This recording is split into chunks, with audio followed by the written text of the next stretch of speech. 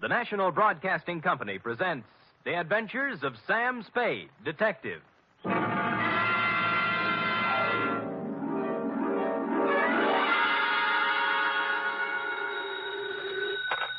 Spade Detective Agency? Me, sweetheart. Oh, Sam. Now, F, all is forgiven, like I told you. How can you forgive me, Sam? I almost killed you. Well, why kick yourself, F? You would have done the private detective profession a great favor. Oh, don't say that, By Sam. removing from its rolls the only operative in San Francisco stupid enough to shake an apple tree for an entire evening trying to pick up an apron full of bananas. But they all can't come out right in the end, Sam. Ah, but you haven't heard the postscript, Angel. Postscript? Postscript, indeed. Batten down the hatches and warn all within earshot that they're about to catch Stupid Sam, the incomparable, in a new act. For during the next 29 minutes and 30 seconds, I shall don the mantle of Don Quixote, shoulder my battered lance, and tilt at windmills in an object lesson to the gullible entitled The Spanish Prisoner Caper.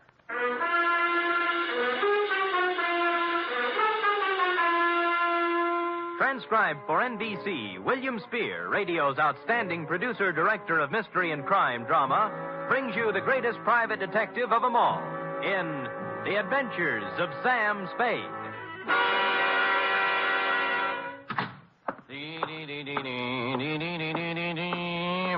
Effie?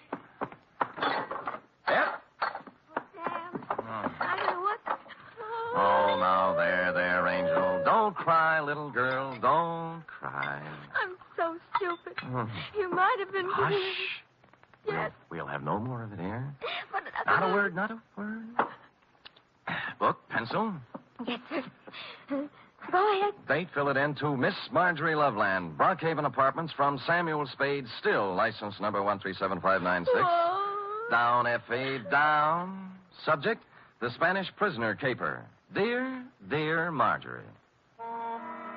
When they made you, darling, they threw the mold away. In this day of the emancipated, self-sufficient, 100% competent female, it came as a fresh breeze and a boost to my masculine ego to run across a lady, white-haired and fragile withal, who needed protection.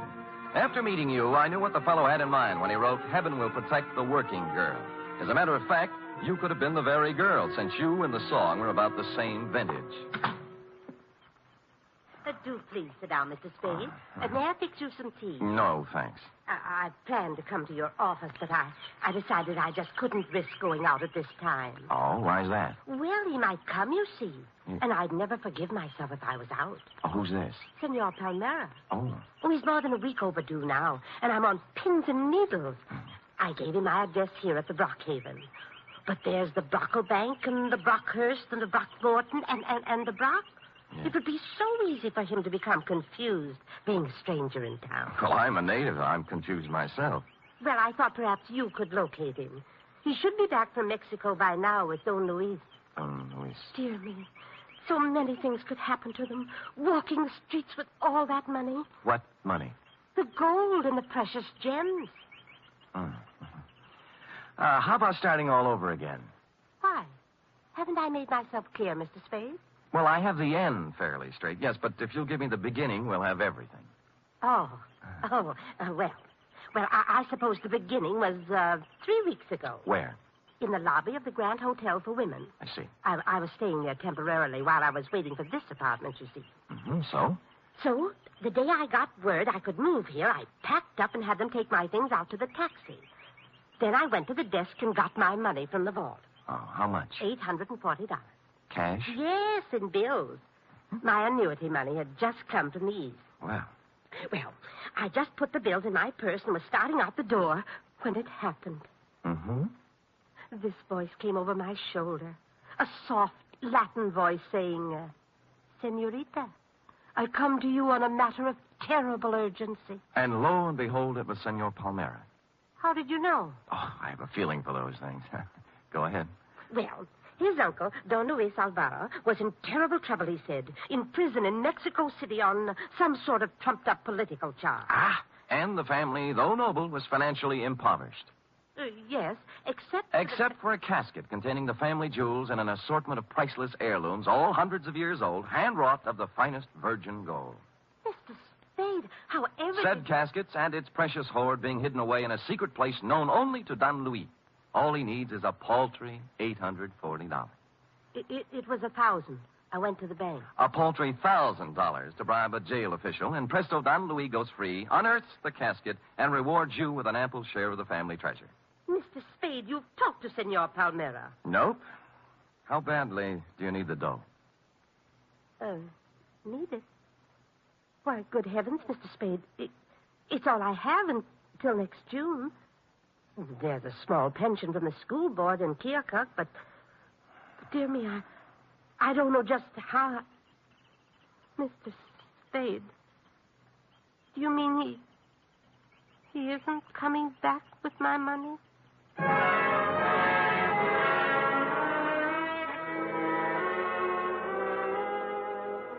The truth of the matter, Marjorie, was that you'd fallen for the Spanish prisoner's swindle. A hoary old chestnut that goes back to the day of P.T. Barnum and before.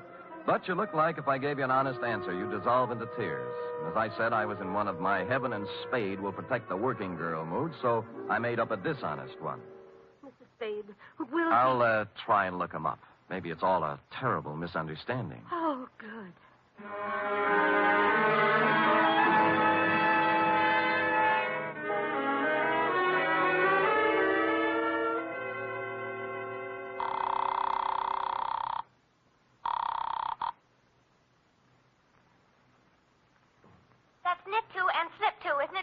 Effie? Free? What'd you say? Miss Perrine. Oh, Sam Spade, Detective Agency. Mr. Spade is... This is Mr. Spade, charming one. Oh, Sam, I'm sorry. Yes. Dorothy's here, and I'm trying to learn to knit argyle socks. Oh, fine. Drop all stitches and look in the file for me, will you? I remember getting a circular a while back on a con man who was running the Spanish prisoner around here. What would it be under, Sam? Spanish prisoner? Con games, obsolete. Get out the file. Oh, just a minute. It's Sam, Dorothy. Count those stitches while I look in the file. Confidence games. Oh, here. You told me to knit two and slip two, I'm sure. Sam! Yeah? I found it. His name's Pedro Rodriguez. Rodriguez? There's no address, but it says he habitually associates with somebody named Lolita Montoya.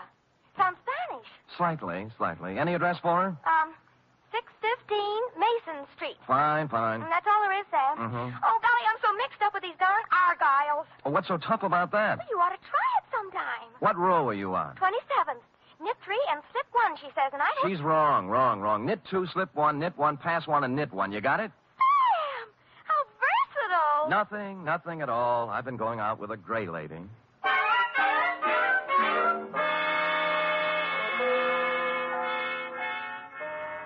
615 Mason Street was a very large apartment building with the usual brass plate in the entry listing the inhabitants, among which I was happy to note was Lolita Montoya, apartment 408.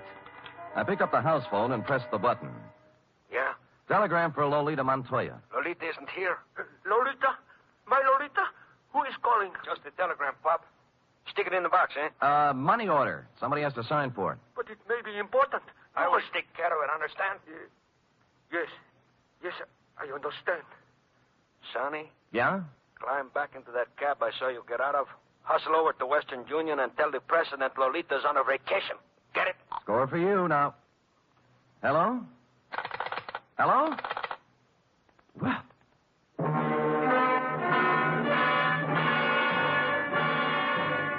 Nothing daunted, I punched a few bells until one of the less suspicious tenants gave me the front door buzz, walked in, and took the automatic elevator to the fourth floor. Or I should say toward the fourth floor, since halfway between the third and fourth, she quit cold. The elevator, that is, but there are devices for such things. I pushed the button marked emergency, and it took me only 50 minutes to get out, assisted by the janitor, the manager, and 12 tenants. The doors on the fourth floor, it seemed, had been carelessly pried open and held that way by a magazine carelessly stuck in the crack. Continuing my stealthy approach to 408, I found my man and his pal had somehow sensed I was coming and run off without stopping to close the door. The apartment was filled with cigarette smoke and not much else, a bed, an empty dresser, and a table on which were one pot half full of foul black coffee, a little pointed gadget that looked like a nut pick, and a handful of metal shavings. I was contemplating what connection, if any, this had with your missing $1,000 when... Yeah? This is Stuyvesant, Pedro. I just wanted to inquire how everything is coming along, if at all. See, great. How much? Well, there's $1,000. Is it good? Oh, gee, boy, what do you think? Pedro, this here is joyous news. Like you said, Pedro, our Spanish prisoner is a valuable man. Huh? I must hustle over to the lighthouse and inform Lolita. The lighthouse? She has been very conscientious in the role, Pedro, very. Oh, see, great. It's not every girl who would sell out her grandfather so readily, Pedro. Nope. We must not take Lolita for granted. I will give it a new rumble, and we'll see her tonight at Simplex. Right? See, right. Au revoir, Pedro. Au revoir? What au revoir? Hooray, Stevie.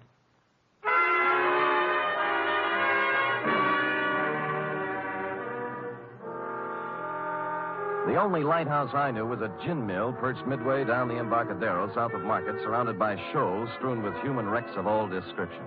A place you might find shell game men and carny grifters, but hardly a habitat for a con man smooth enough to work the Spanish prisoner. The lighthouse keeper, who looked like he'd retired from the sea after a losing battle with Moby Dick, was bent over a pinball machine next to the door. As far as I could see by the one light in the joint, it was empty. Get up, get up. Yeah, get up, get up, get up, get up. Oh. Too bad, lighthouse keeper. Yeah. What do you have? Well, beer when you're ready. Do you know Pedro Rodriguez? Yeah, worked for me once, a couple of years ago. I canned him. Why? He's a swab.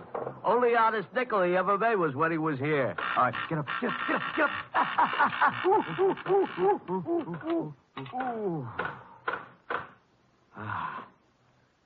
Thanks. No. Yeah, crooked swab is Pedro Rodriguez. He's up to something right now, if you ask me. Spanish prisoner? Oh, you mixed up in it too, huh? Nope, I just want to be. How does it go? Well, I don't know much about it, only it seems to smell. See, Pedro was sitting at the bar the other night with another swab, talking about an old Spanish gent who's going to make him $1 million. Just come over from Spain. Get up, get up, get up, get up.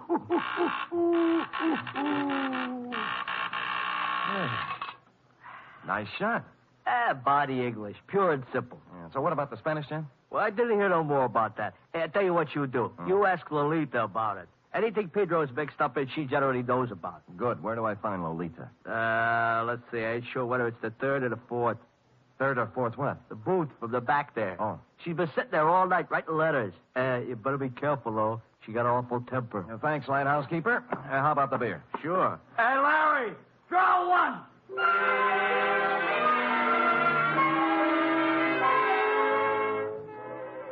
So Larry drew one, and I took it down to the bar to a point opposite booth number 4, which indeed contained Lolita, a fragile little thing wearing a turtleneck sweater marked Stillman's Gym.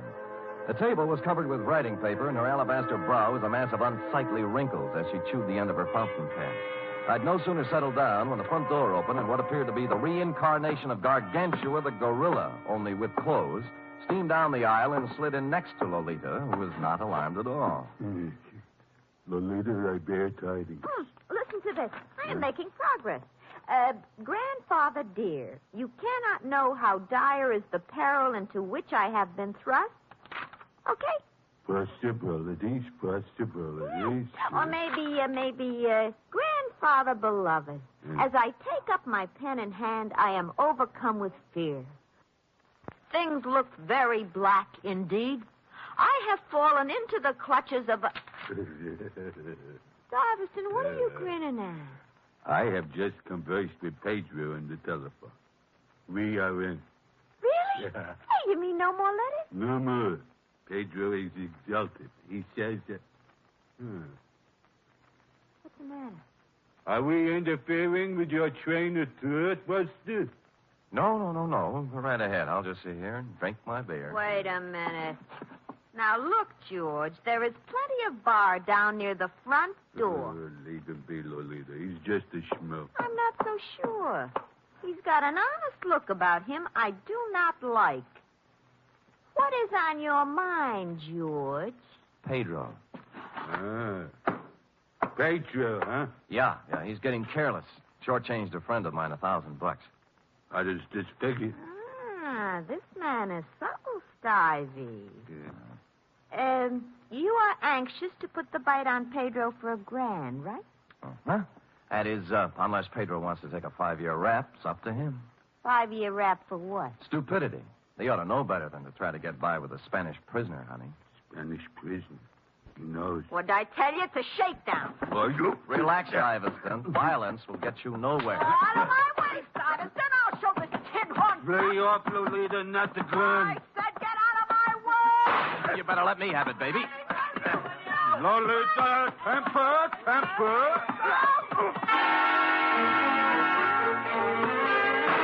I got hold of the gun with one hand while Lolita chewed on my other one. Stuyvesant, meanwhile, catching my head under his arm like a nutcracker and kicking me in the stomach with his knee. This went on for some time, then I became vaguely aware of Stuyvesant's fist, as big as a ham, coming up from the floor. He put me on the side of the head, and I skittered down the marble floor, past the row of booths like a ball in a bowling alley, scoring a 10-strike on the pinball machine, which leaned drunkenly over me, stuck out its coin drawer, and flashed a red light in my face, reading, "Foul ball, try again." Stupid me, I did.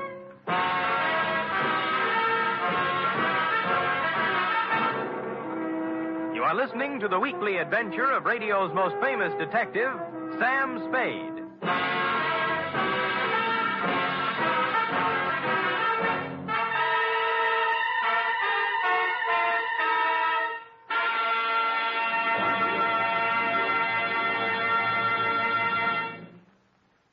Three chimes mean good times on NBC.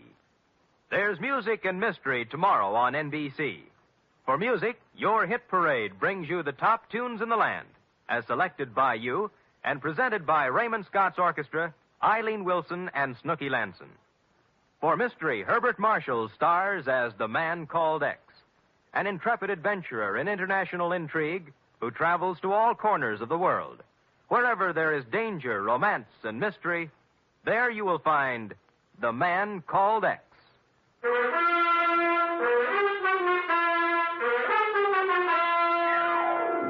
And now back to the Spanish Prisoner Caper, tonight's adventure with Sam Spade.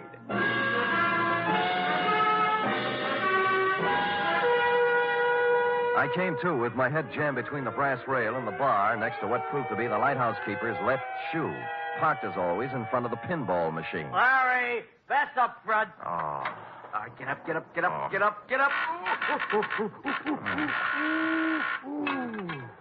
Where are they? Top hole is all filled with 3 balls to go. Congratulations. How about Lolita and the mug? Oh, Deb. All right, get up.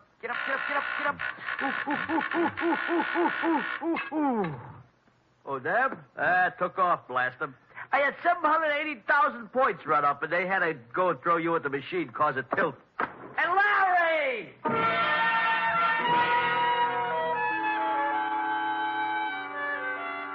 I sat until the buzzing in my ears quieted down and tried to hark back to the phone conversation with Stuyvesant in the apartment. It came eventually, and I pried mine host, the lighthouse keeper, away from the pinball machine and sat him down next to me with the yellow and standard sections of the telephone book. Simplex Bar Supply? No. Simplex, Easy Do Garden Furniture, nope. How about Simplex Printing Company, 509 Sansom Street? Nope. Simplex Office Files. Simplex Service Station, 12th and...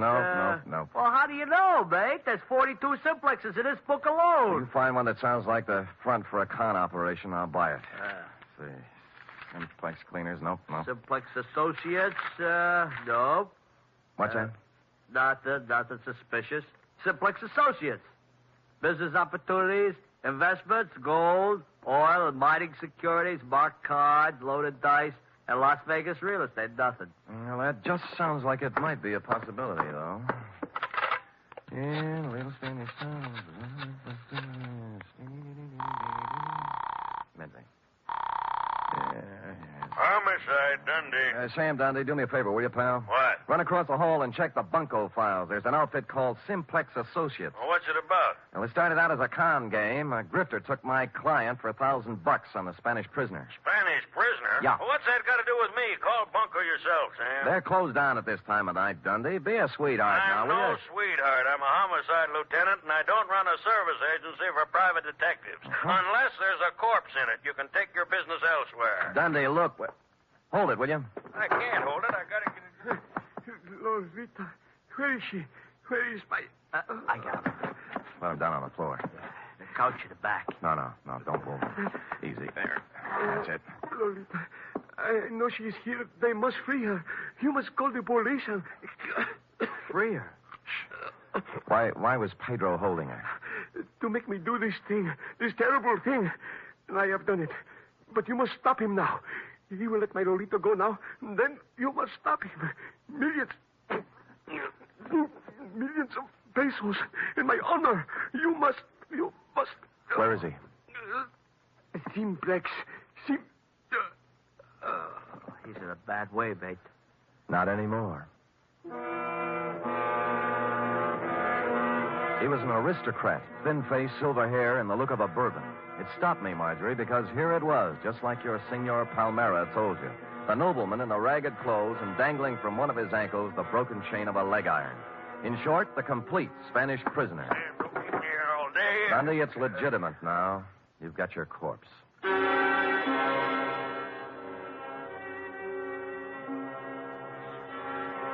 There was nothing on him to indicate who he was or where he came from, but I had a feeling I'd seen him before. After making the lighthouse keeper promise me he'd lay off the pinball game until Dundee arrived, I took off for my office on a very practical errand. Sam! Oh, Sam! Oh, what are you doing? Buckling on my .45, sweetheart. If I had a light tank and a bazooka, I'd take them, too. Oh, Sam, your face is I all... know, sweetheart. Oh, Sam.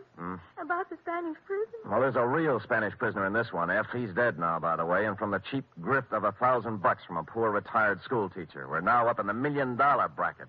They got a murderous ex-Corrine playing like she's been kidnapped and writing extortion notes to her grandpa, and a mug who looks like a monkey's nightmare, and nut picks and metal shavings, and someplace or somebody named Simplex, not to mention... Oh, Sam, stop it. It's all my fault. I was so mixed up with the Argyles. What have the Argyles got to do with it? When you called about the file, the circular on the confidence man. Yeah? I was looking under Kong under the C's, but I got out the one next to it by mistake. No. Yes. The one marked counterfeiters. Only then did I remember where I'd seen the old man before. The paper was still on my desk, and his picture was still on the front page over an article that ran something like this. Search on for ex-Spanish Treasury official. Police today were still without definite leads in the search for Ramon Montoya, former chief engraver of the Spanish Mint. Montoya, who arrived in San Francisco 3 weeks ago to visit his granddaughter, vanished from his hotel room shortly after checking in, etc., etc., etc. Yes, Sam? Call Lieutenant Dundee at the lighthouse on the Embarcadero. Also call the Treasury Department. Tell them both Pedro Rodriguez and his two assistants are even now busily running off currency from plates engraved by Ramon Montoya at the Simplex Printing Company, 509 Sansom Street. Yes, sir.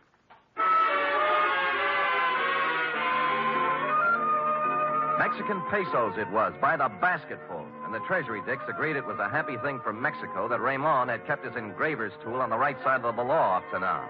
As to the matter of your Senor Palmera and his Spanish prisoner, I had excusably, I hope, lost my enthusiasm. And so it was, Marjorie, that I walked into the Palace Hotel lobby a couple of hours later to call you. Yes, sir? I'd like some nickels to phone, please. Why, sir. Shall I? No. They're phony Mexican bills. Oh, dear. Dear me. Oh, good heavens. You shouldn't show money around like that. I just stuck them in my pockets for evidence. Forgot to turn them over to the Treasury. Here we are. Here's a dime. Yes, sir. And here you are. Thank you. Hey, senor. You dropped some big money. Keep it. Huh? Yeah. Put these back in my pocket.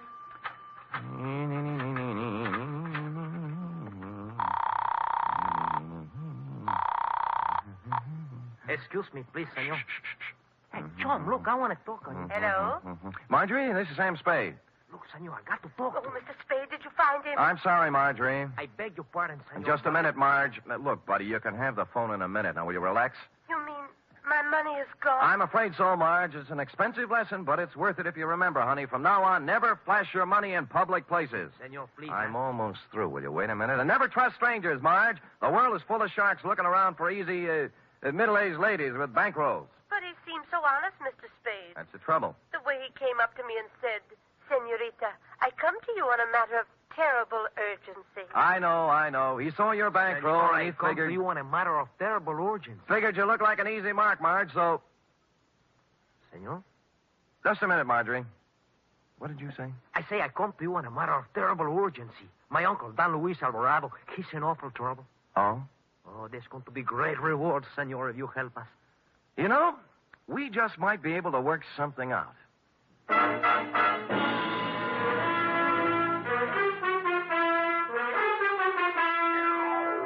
Well, Marjorie, he had $1,358, from which I deducted your $1,000 enclosed herewith, plus $58 representing my standard retainer. Period. End of report. Oh, it must be awful to be gullible like that. Dear, sweet little soul. Yes? Imagine her falling for a transparent swindle like that. You know, that's one thing I've learned from you, Sam. Oh? I have my savings in a real good, solid thing. What's that? An avocado mine. An avocado mine? Where? In Nome. That's in Alaska, you know. Mm-hmm. Well, nevertheless, and notwithstanding, go type that up.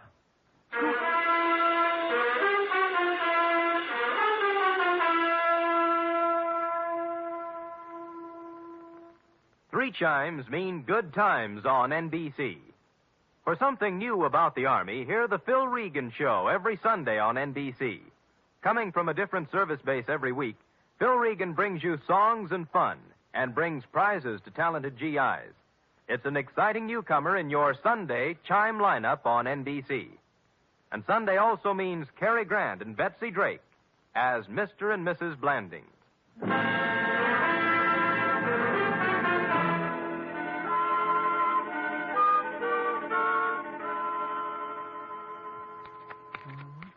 Here it is, Sam. Why, Sam. A knit 2, purl 3, slip 1, and knit 1, you see? How many rows did you do? I'm on 57.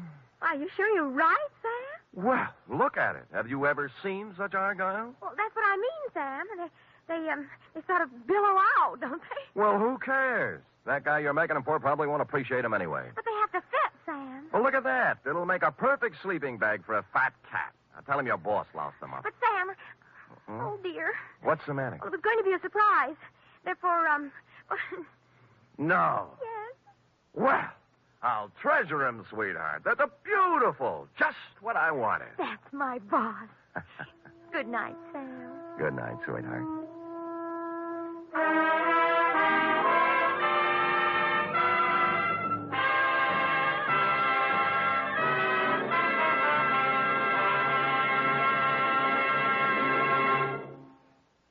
Tonight's transcribed adventure of Sam Spade was produced, edited, and directed by William Spear. Sam Spade was played by Stephen Dunn. Lorene Tuttle is Effie. Also in the cast were Verna Felton, Lou Merrill, Shirley Mitchell, Ed Max, Jerry Hausner, Nestor Paiva, and Tony Barrett. Script for tonight's adventures by Harold Swanton. Musical scoring by Lud Gluskin, conducted by Robert Armbruster.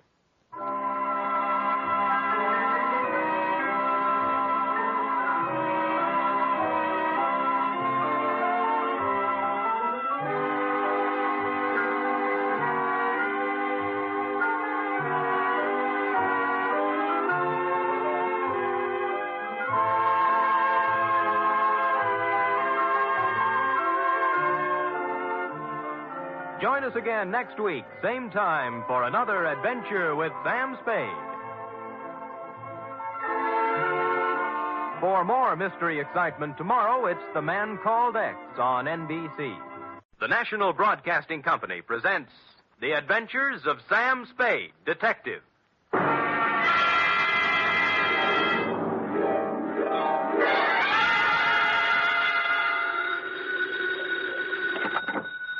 Detective Agency? Me, sweetheart. Oh.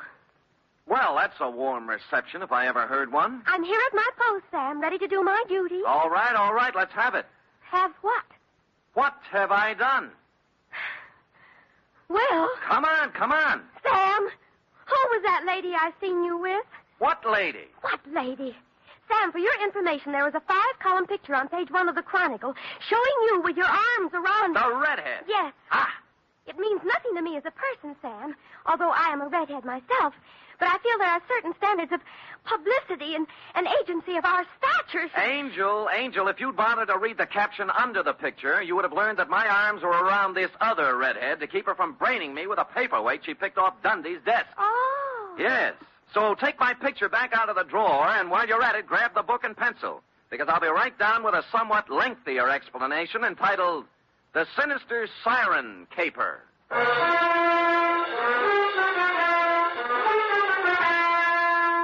transcribed for NBC, William Spear, radio's outstanding producer director of mystery and crime drama, brings you the greatest private detective of them all in The Adventures of Sam Spade.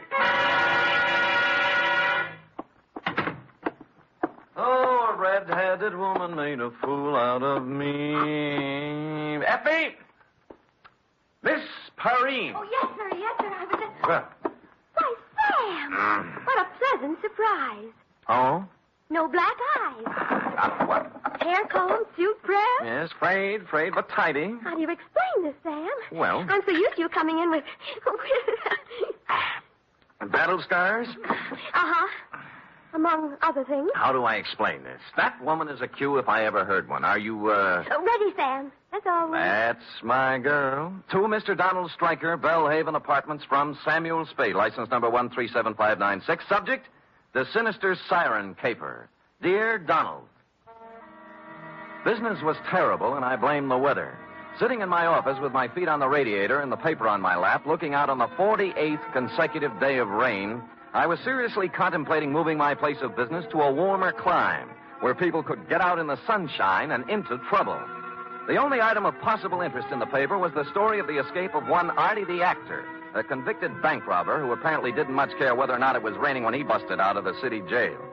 I had reached the part about some good friend and true smuggling Artie a set of keys when something prompted me to look up. And that, Mr. Stryker, is how I found you. Mr. Spade? Yes, sir? I am Donald O. Stryker. Mm-hmm. Stryker. The O stands for Oglethorpe, my mother's maiden name. Oh, well, that's nice. Sit down, Mr. Stryker. Thanks. Whew. Well, now what can I do for you? Mr. Spade, the Strykers, as you may or may not know, are an ancient and honorable family dating back to pre-Elizabeth England, with the possible exception of one southern number who is said to have once nodded by mistake to Jesse James. Mm-hmm. No Stryker has run afoul of the law. Well, good for you. One and all, we have kept our skirts clean, one and all. That is why I am utterly at a loss to explain the situation in which I find myself. And just what situation is that? A quasi-reliable source has informed me that I am a marked man. Quasi? Yes. Why don't you begin at the beginning, Mr. Stryker? The beginning, Mr. Spade, is only 2 minutes from the ending. Oh? Yes, it happened last night. I was sitting home with a book of Plato's dialogues when the bell rang most energetically. Mm-hmm. It proved to be a man named Strutt. George P. Strutt. S-T-R-U-T-T. 2 T's.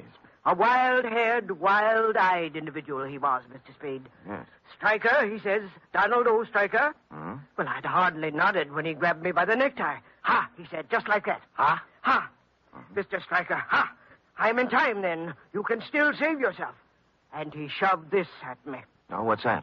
A picture of a girl, a young and rather pretty girl, out from a newspaper. Oh, yeah. No name or identification. Beware this girl, Stryker, he said. Beware the siren song she sings. Stryker, he said, and he cinched up even harder on my necktie. Yes? Stryker, you are number 6. I am 5, and 4 are doomed before us. Beware, Stryker, beware this girl, this sinister red-haired harpy, this handmaiden of the Dark Angel. Well, that's quite a speech. A curtain speech, Mr. Spade. For with that, he let go my necktie and ran off down the hall. Somehow after that, Plato didn't seem quite the same. Yes, I see what you mean. Do you know this girl? Never saw her before in my life. Or Strutt either? No. Mm-hmm. Mr. Stryker, I don't want to talk myself out of a job, but you don't need a private detective. Now, this is probably some harmless chap who walked out of one of the local sanitariums and took the ringing doorbell. But that's just it. He isn't, Mr. Spade. Huh? I did some telephoning this morning. Yes? He has a quasi-successful cigar stand downtown and an apartment on Leavenworth Street. His name is right next to mine in the telephone book. I must get to the bottom of this, Mr. Spade. Here's $50. Well, Mr. Stryker. Are you completely skeptical? No, just quasi.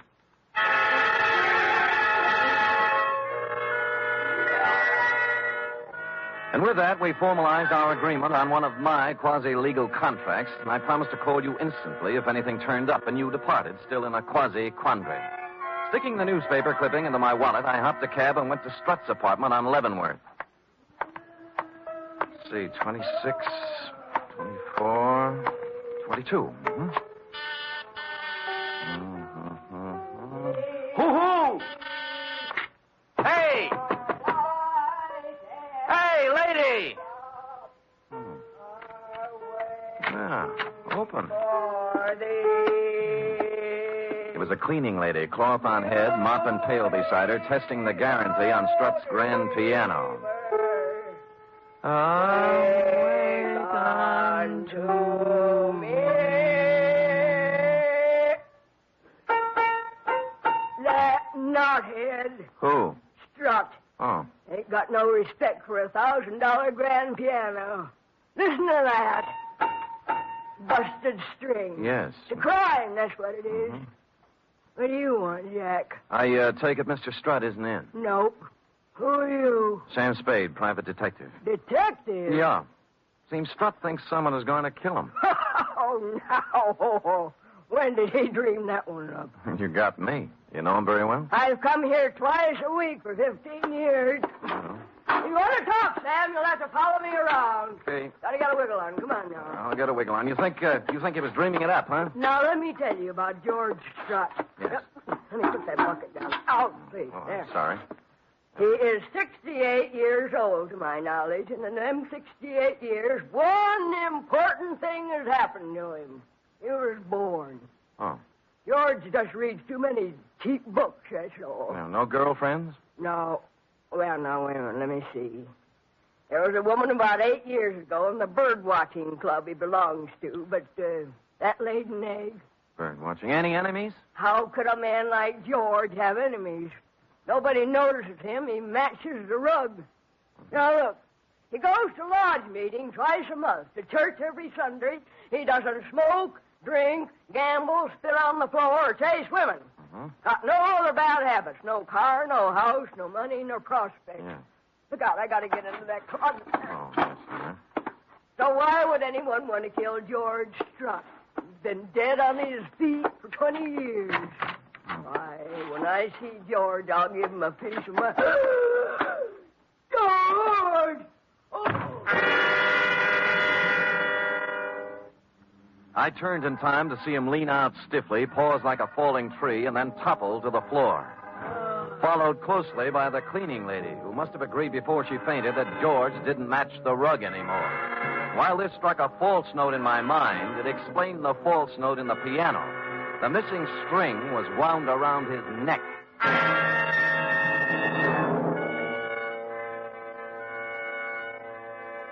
I dragged her into the bedroom and managed to get her onto the bed by making 2 trips. Then I called homicide.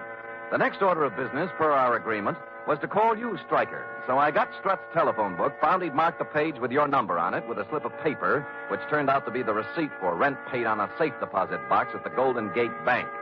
Now, this didn't seem especially important at the moment, but something else did. He'd made a circle around a group of 6 names in the phone book, marking each one with a check. Strubble, Strudwick, Strum, Strutherton, Strutt, and Stryker. I postponed calling you for the moment and dialed the number just above Strutt's. Strutherton, Harvey J., 156 Santa Ana Avenue, St. Francis Wood. Yes? Is Mr. Strutherton in, please? No. Mr. Strutherton isn't in. This is his wife. My name is Spade, Mrs. Strutherton. I'm a private detective. I don't want to alarm you, but... Alarm me? Do you happen to know if your husband has received any threats recently? Why, not that I know of. Any contact with a strange young woman about 30, red hair? Why are you asking me this? Well, I'd rather not say until I know more about it. What about the girl? Yes. Yes, he did meet a girl like that. Oh, when? She came to the door one night about a week ago. She said her car was stalled down the street a ways. Harvey went out to help her. They were gone about a half hour, and then he came back. Well, did he tell you anything about it? No. Just that he'd gotten her started. Uh-huh. Is he a mechanic, or...? He was a lawyer. Was? Harvey is dead, Mr. Spade. His car crashed through a rail on the Skyline Boulevard night before last. Burned. I just been to San Mateo to identify the body.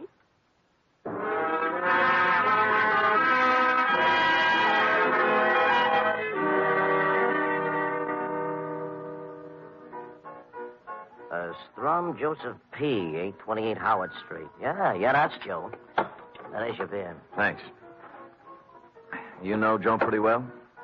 I might not. Why? What do you mean you might not? This is 828 Howard Street, isn't it? The number's over the door. Don't you like me bartending? What's eating you about, Joe Strum? Look, you see this?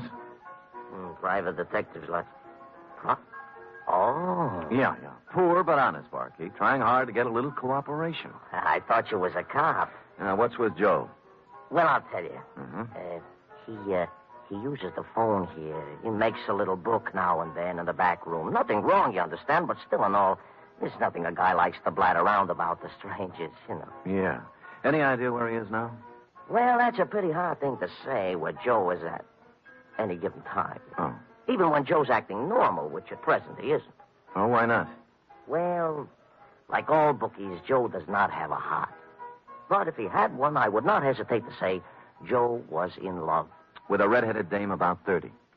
How did you know? Here, look at the picture. Let me get my glasses. Oh. Glasses. Yeah. There they are. This is the dish. You know her name? No.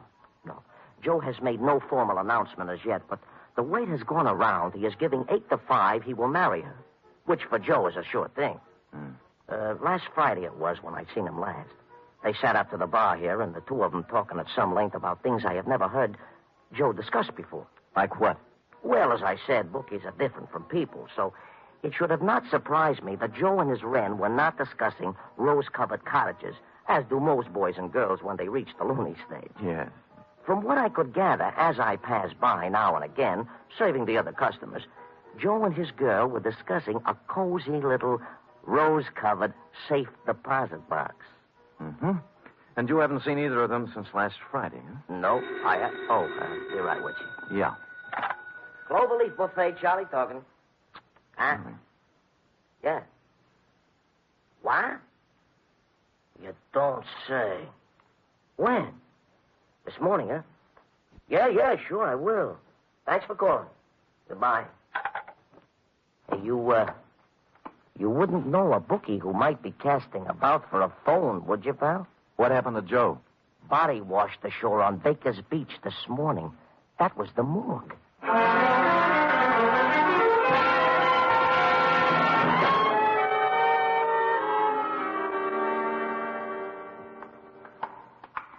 I know what you mean, Sam.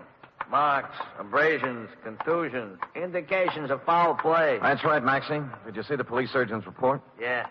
Shot of dope and shoved into the briny. Person or persons unknown. Well, pretty hard to do by yourself, huh, Sam? Yeah. Oh, you wish to look on Joe Strum, I take it. Yeah. This it? Yeah, let's see. Yeah. Oh, no. This is the wrong one. This is Strudwick. Wait a minute. Strudwick.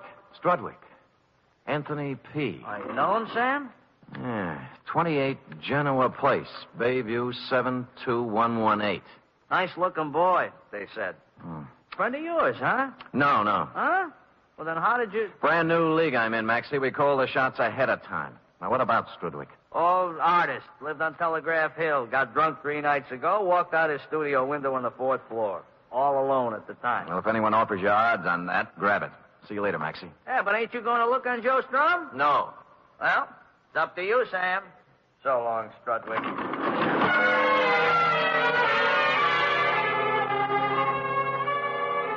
Top man on the totem pole was James A. Struble, a barber who lived on 18th Avenue.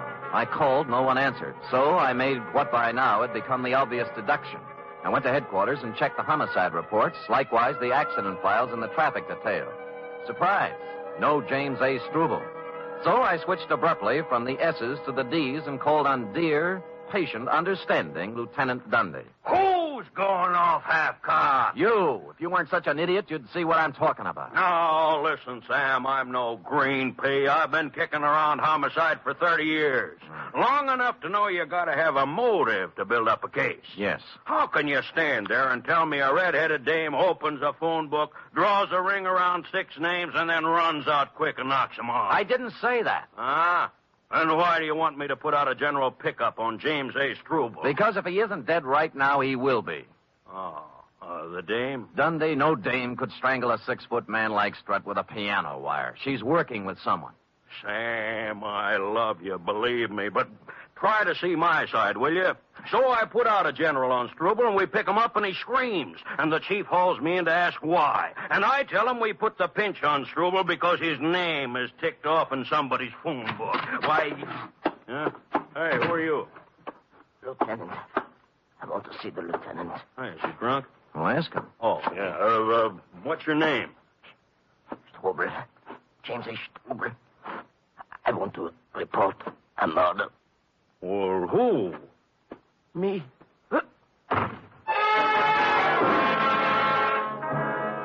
That's the last we got out of him. 10 seconds after he hit the floor, he was dead. A .38 slug had taken him just under the left shoulder blade, and instinctively, Dundee grasped the point. A squad car was dispatched to your office, Mr. Stryker, to pick you up and stow you safely in the poke when I checked out.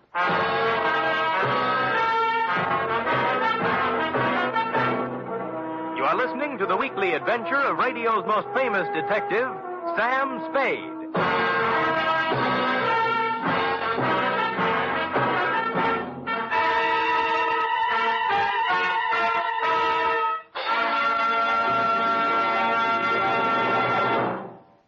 3 chimes mean good times on NBC. This Sunday, the glamorous and very unpredictable Tallulah brings you another gala broadcast of The Big Show. Among Tallulah's guests for this Sunday's Big Show are Fred Allen, Eddie Cantor, Phil Baker, Eddie Fisher, and many, many more. It's an hour and a half of the very best in comedy, music, and drama. Every Sunday, it's The Big Show on NBC. For drama this Sunday, Theater Guild on the Air presents the heartwarming play Jeannie, starring Barry Sullivan and Margaret Phillips.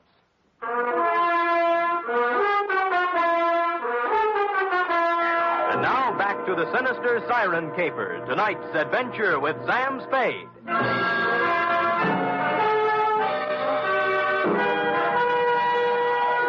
The next move looked like a tedious one. To take the clipped-out picture of the redhead and try to identify her by matching it up in the files of one of the town's 4 newspapers. I'd gone a half a block when someone saved me the trouble. It was the bartender. Sam, I got news for you. Where can we talk? How about the Blue Fox? Okay, I'll meet you there in 5 minutes. Wait a minute. Why can't we talk here? 5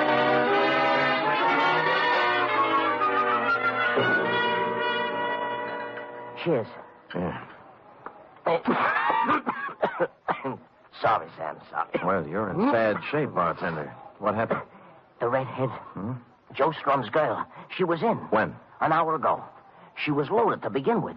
And when I poured her a couple of stiff horns on the house, she begun to talk. Oh? Sam, crime is rampant. Yeah, for instance? Well, from what she told me, Joe Strum was dwelling in a fool's paradise. Much talk, many promises, and an occasional smooch. But when the score is added up, Joe never gets past his own 10-yard line. Whose girl was she? Whose girl? Prepare for a jolt, Sam. I'm holding onto my chair. Artie the actor. Artie the actor? Artie the actor. The picture you showed me was taken at his trial. Oh. She was sitting right behind his lawyer. Wait a minute. The safe deposit box. Yeah? How much is Artie supposed to have stashed away? She told me. A solid $500,000. Now, numerous insurance officials and a hatful of private dicks are openly curious as to what happened to the dough. Yeah. And the ranks of the curious have just been joined by Artie himself since he busted out of the jug. No dough? The cupboard is bare. Why'd he take the box out in Joe's name? She says Artie's a whimsical type guy. You know what he does? What? He flips the phone book open when they pull into town with the dough and picks himself 5 names in 5 banks. 6 names, you mean? No, 5, she says. Well, Stryker was on. Huh? Never mind. So Artie figured with the money in 5 different legitimate names, it couldn't be traced to him if he got tapped, huh? Which he does get. Tapped. And convicted besides. Now, the dish looks upon Artie as in the deep freeze and hustles around to each of the 5 guys with a proposition. So? Artie becomes wise to this and takes them up in order when he busts out. Cheers. Yeah.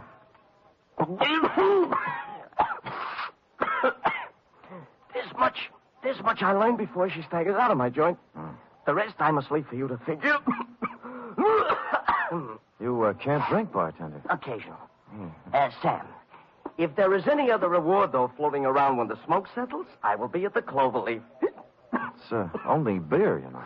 And if you run across an honest, hard-working book who needs a phone... Yeah, thanks a lot, Charlie. So long, Sam.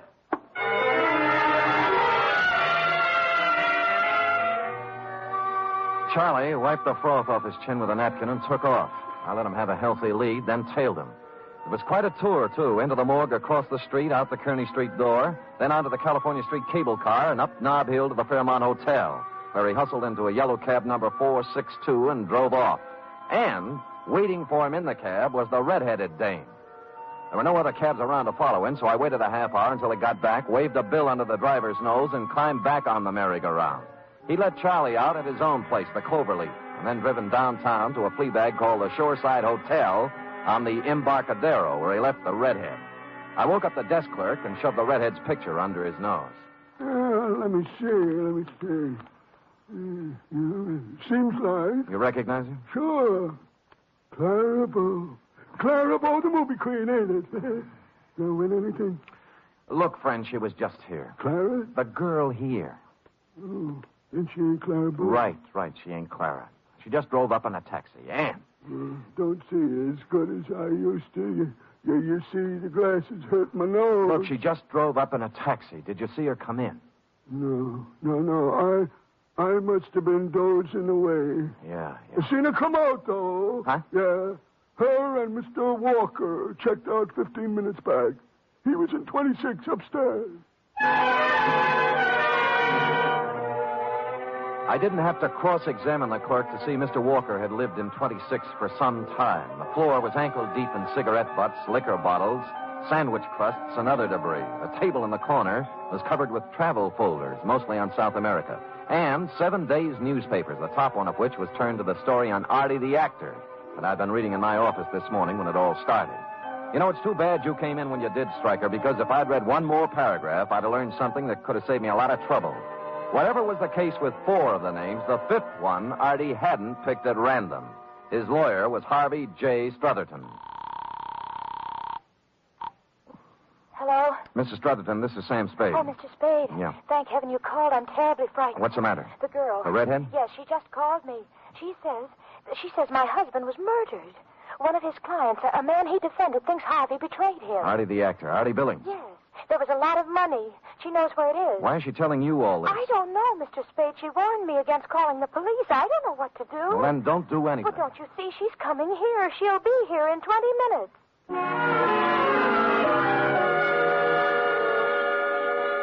I made it in 15, left the cab a block away, and walked down Santa Ana Avenue to number 156. The night fog had moved in, making it tough to follow the path through the high shrubbery to the door of the house.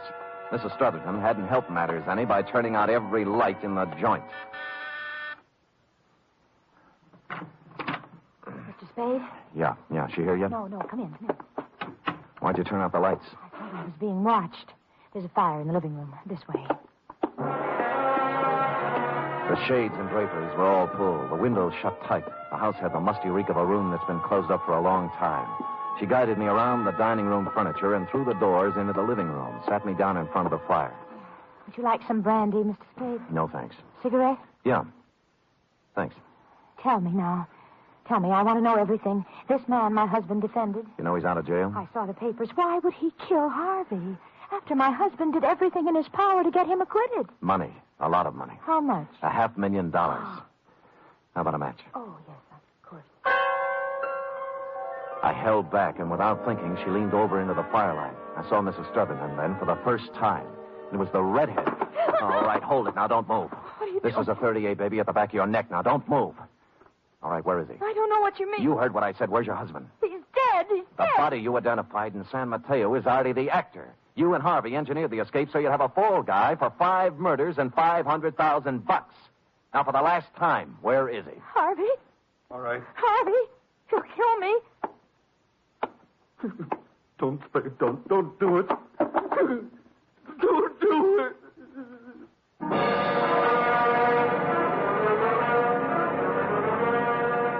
I didn't have to. A few months hence, the state of California will do it the legal way. It was a long ride round Robin Hood's barn, Stryker, but you wanted to get to the bottom of it, so there it is. Period. End of report. Well, Sam, What about the money? They're still looking for it, F. Harvey has thus far chosen not to talk, but Dundee hasn't really turned on the persuasion machinery yet. Who knows? Maybe he's opened the phone book at the P's and put his finger on Perrine, Effie. Oh, don't even think of it, Sam. I'll settle for $26.87, which represents the shortage in my check covering the period. Effie! What, Sam? Can I believe my ears? What? I look back upon the past 12 hours. How to keep our little organization together, to stave off the bill collector. Oh, Sam. I place my life in jeopardy, tangle with a murderess, use my poor, tired body as bait for her savage conspiracy. Sam, I'm sorry. Ferreting my way through morgue and crime-ridden alley to finally win the fight, and then to come home expecting a cheery welcome and to get instead scurvy innuendos and a bill for $26.87. Oh, forget it, Sam. Don't ever mention it again. I'm sorry. Well, that's my girl. Here, 10, 20, 5, 6, 7. $27. Now we're all square. Thanks, Sam. Thank Now, you. come here. Now, you can bring me the 13 cents tomorrow. That's my boss. Good night, Sam. Good night, sweetheart.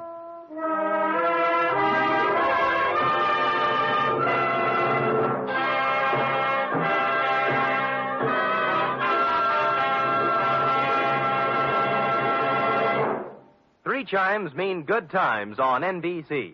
The National Broadcasting Company presents The Adventures of Sam Spade, Detective. Sam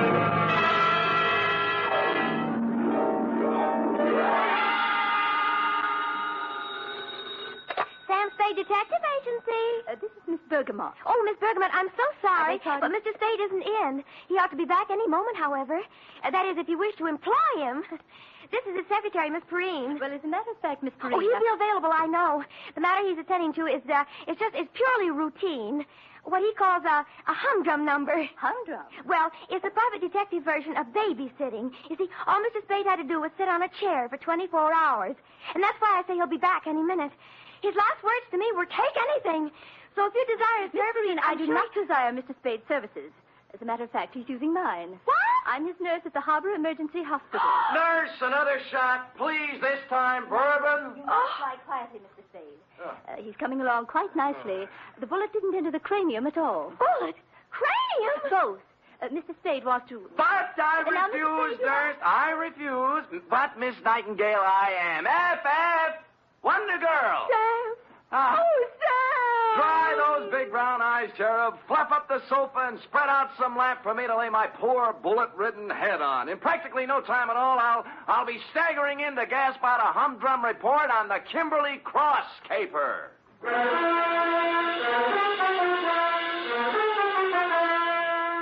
For NBC, William Spear, radio's outstanding producer, director of mystery and crime drama, brings you the greatest private detective of them all in The Adventures of Sam Spade. Hospitals, milk. Enough to break down your whole constitution, give you fits. Sam?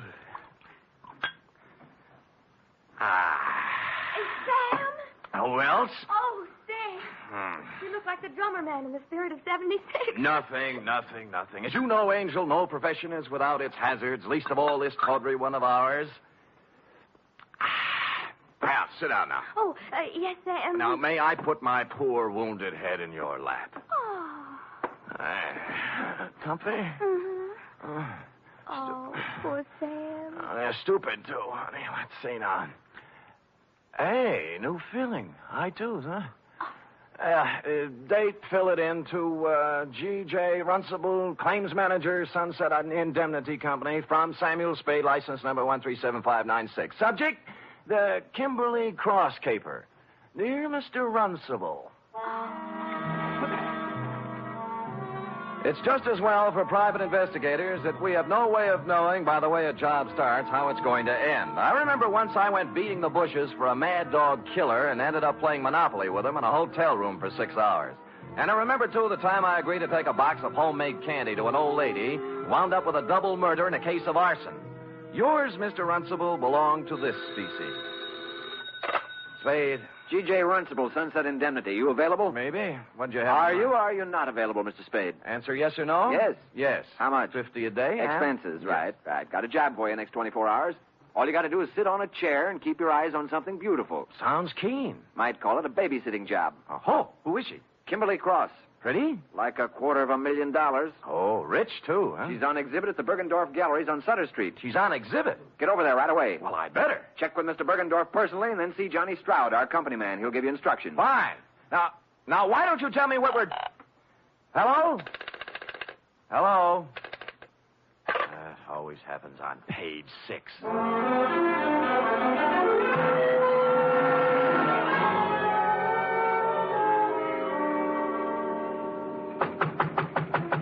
Mr. Bergendorf! Mr. Bergendorf, you!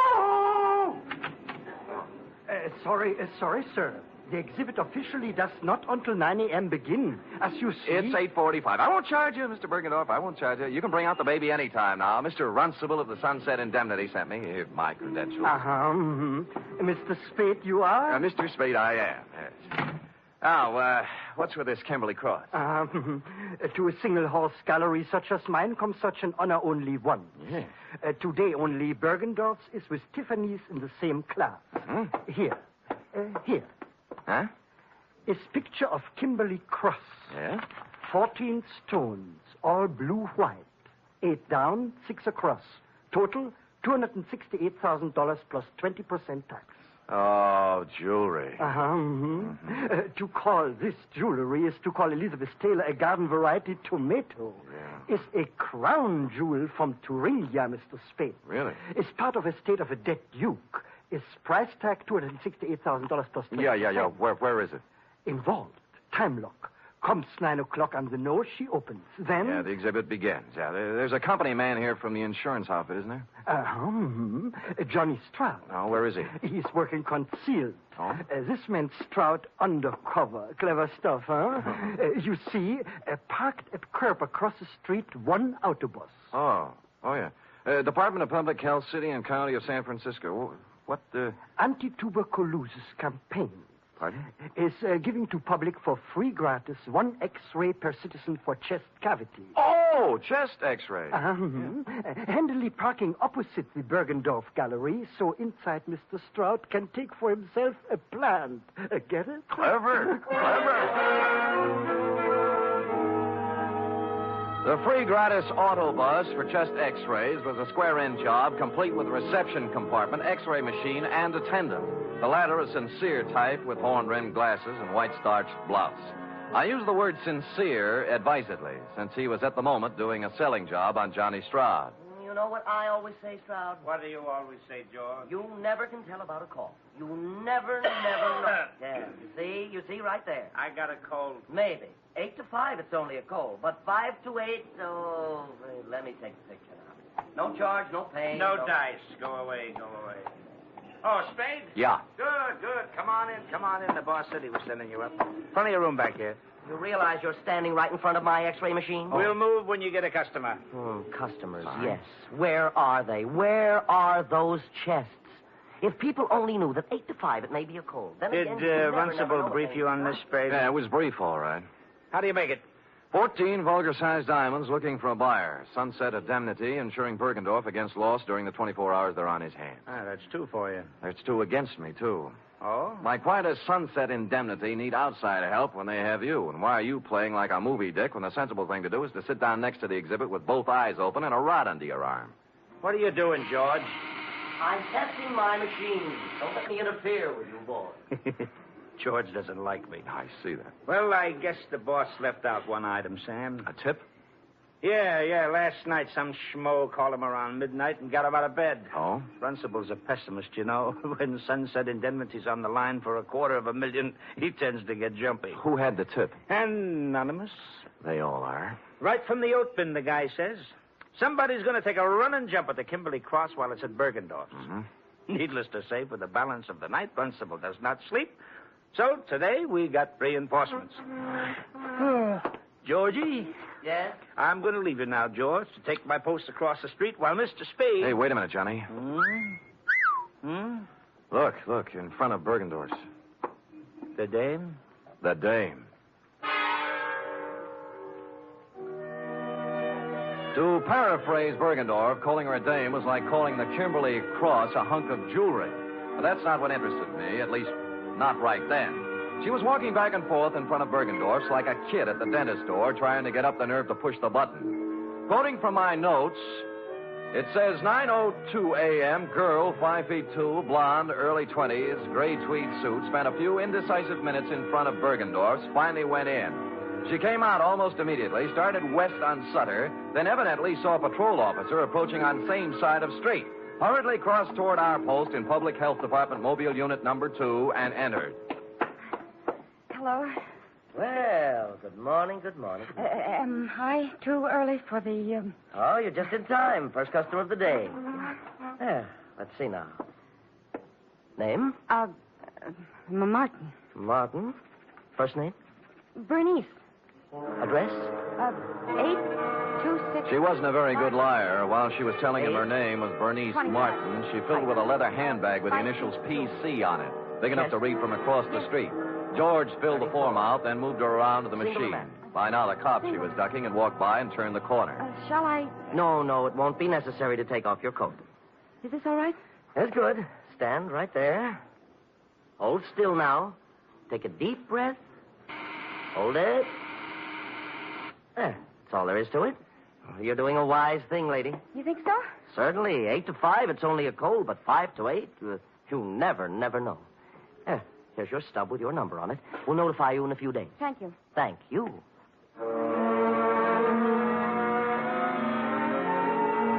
Whereupon Miss P.C. hustled down to the corner and into a drugstore. 5 minutes later, she still hadn't come out. Stroud was beginning to champ at the bit. So what, Sam? So she's worried. She's ducking cops. She's using a phony name. Or her girlfriend's handbag.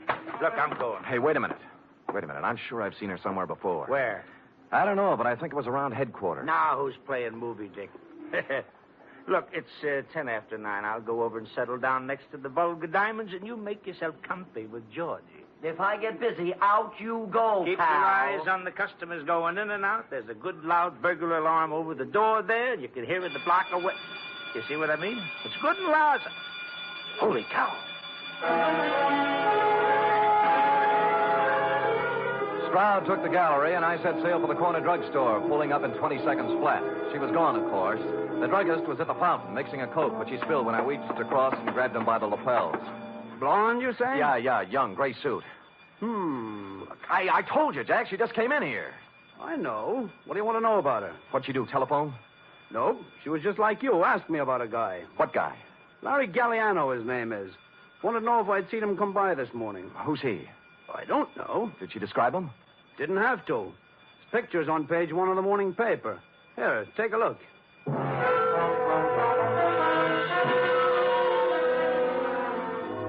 It was no time to dawdle, but I gave it 10 seconds. Larry Galliano, a one-time gas station stick-up artist, had just been released from Quentin after doing 5 years.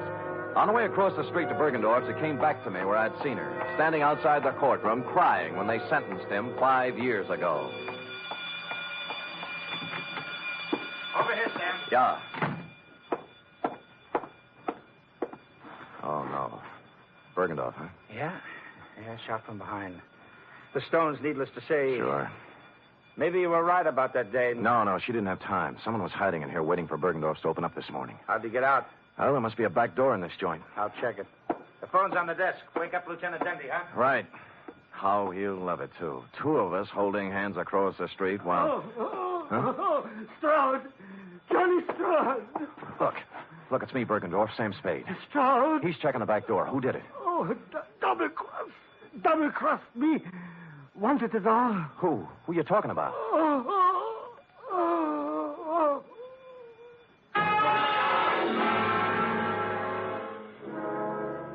It was as plain as a man in his condition could have made it. Obvious to anyone with average intelligence. But for stupid Sam, it was still a long voyage home.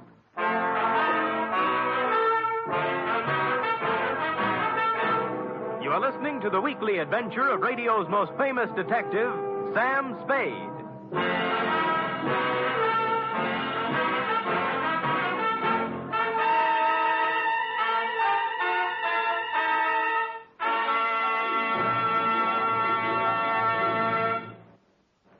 Three chimes mean good times on NBC. There's music for you tomorrow on NBC with the distinctive four-keyboard styling of the First Piano Quartet. This widely acclaimed and unique musical organization brings you a melodic blend of classical and light classical selections in four-part harmony every Saturday. And tomorrow there's also a one-hour concert by the NBC Symphony Orchestra under the baton of Walter Duclos. Featured in tomorrow's symphony performance are works by Sibelius and Schumann. It's the best in music every Saturday with the NBC Symphony and the First Piano Quartet.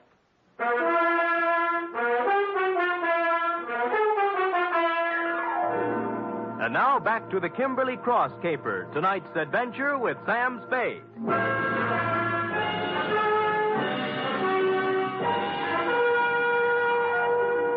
It was a dirty, selfish trick, but I left Johnny Stroud at the Bergendorf Gallery to play Porchese with Dundee and Company, knowing in advance pretty much how the patter was going to run. Then called the Chronicle and found the picture of Larry Galliano had been taken yesterday as he walked out of a flea bag on Mission Street called the Aeolian Hotel. You're, Galliano? Yeah. Sure. I know him. Stayed here night before last. Until I found out about him. Oh, found out what? That he was an ex-con. Wow. This here's a respectable joint, a house, mister. Uh-huh. We don't cater to felons, misdemeanors, or any other members of the Demon. Demon? Yes, indeed. So, when I found where Galliano come from, why... Yeah. Now, look, did he give you a forwarding address? I don't know. Let me see, son. Yes. Oh, yeah. Christopher Apartments on Jones. See. See, you're in luck, young man. Yeah, my girlfriend's a landlady over there. Now, looky here. Don't you sweet talk her now.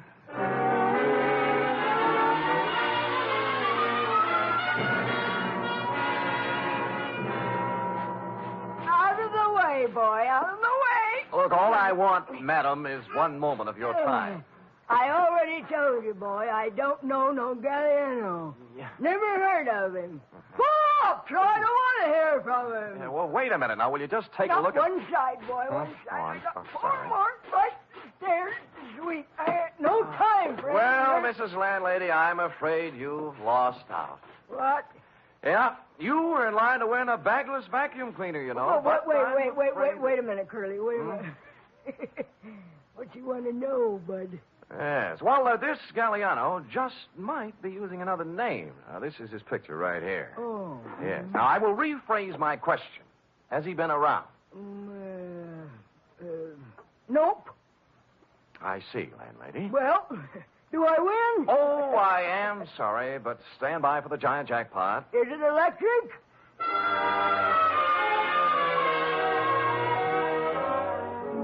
I patted her cheek, made a detour around her, and left, figuring to check with the parole board. But as I was climbing into the cab in front of the building, a stray thought hit me, and I went back to the doorway and cased the nameplates again. This time for someone with the initials I'd remembered seeing on the blonde's handbag, PC. I did better. Patricia Conroy was living in apartment 402. I buzzed 4 times, then tried the door. It was open. I gave the living room and bedroom a fast toss, moved on to the kitchen, and cased a hamper full of laundry on the back porch. Result, nil. I'd about decided I was in the wrong apartment when I noticed something that changed my mind.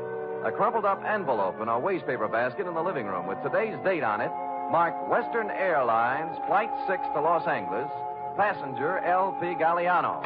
I had the phone in one hand and a finger on the dial when... Put it down. Huh? Oh. Are you going to put the phone down, or do I have to shoot? You mean there's no third choice?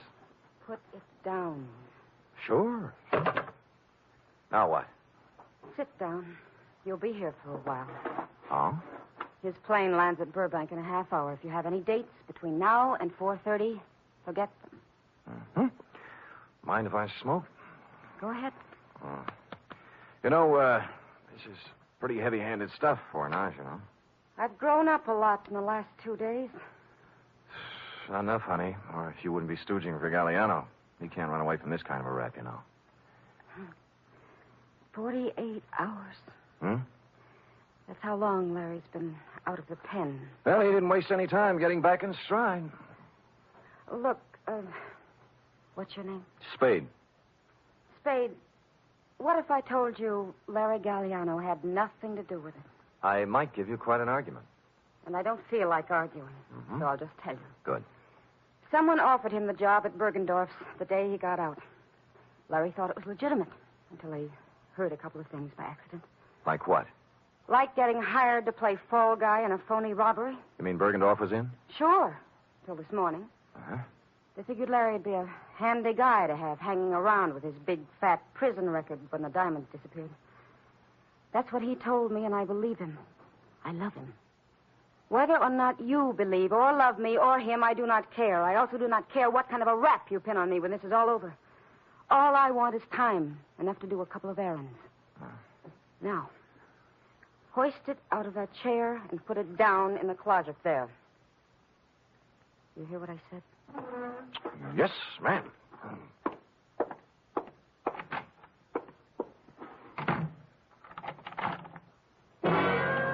I was wrong. She was no ingenue. Happily, the closet had a light in it, so I settled down on a hat box and read some old copies of Mademoiselle until 5:30 when I heard the door close. What with soundproof outside walls, no window, a double slab door with a lock she thoughtfully filled with gum, it was almost 7 when I got back to my office. The next move, of course, was to call Lieutenant Dundee and wise up the Los Angeles police on Galliano. I picked up the phone and put it down 4 times. There was no use kidding myself. The yarn she told was pretty wild, but there was something about the way she told it. And I believed her. Spade. In here. Mr. Spade. Yeah. You remember me this morning? Oh, George, yeah. the technician from the X-ray mobile unit? Yeah, George, what's on your mind? Funny thing, that girl, 34 chest, you remember the blonde? Oh, yeah, I remember her very well, George. What about the blonde? Well, I tried to call her. Operator says there's no such number, and the company has no record of a Bernice. She was using a phony moniker, George. Her name's Patricia Conroy. Oh, now why would she do that? Well, a girl's got to be careful, you know. She does, for sure. How come? How come? I kind of took an interest in her case, you know. I rushed the pictures through as soon as we closed up tonight. She's an incipient case. Oh? Yes. I wanted to wise her up right away. You see, here. Oh. This is... No, this one's Johnny Stroud. I took it when he wasn't looking. Told him I was testing. He was right at that. Nothing wrong with him. But I always say you never... Yeah. How about the girl? How about the girl? Cold. Oh, yes. Here, now, look. You see this shadowy part here? Yeah? Hey, wait a minute. I wasn't looking at the shadow part. I was looking at something at the left side of the picture, right where the inside coat pocket would be. The clear black outline of the Kimberly cross. You mean she had the thing? Yeah. Give me the phone. Well, I thought it was one of those clip gimmicks the girls wear on the phone. Oh. Spade? Johnny Stroud. Look, I got news for you. I got news for you, too. I spotted that blonde again. Where? In a bar on Kearney Street. Talking to guess who? You mean Galliano? Who's he? Never mind. Who was she drinking with? Papadopoulos, the biggest jewelry fence on the coast. Where are you now? Outside her apartment. Jones near Post. I think the number's... I'll be up in 5 minutes. Look,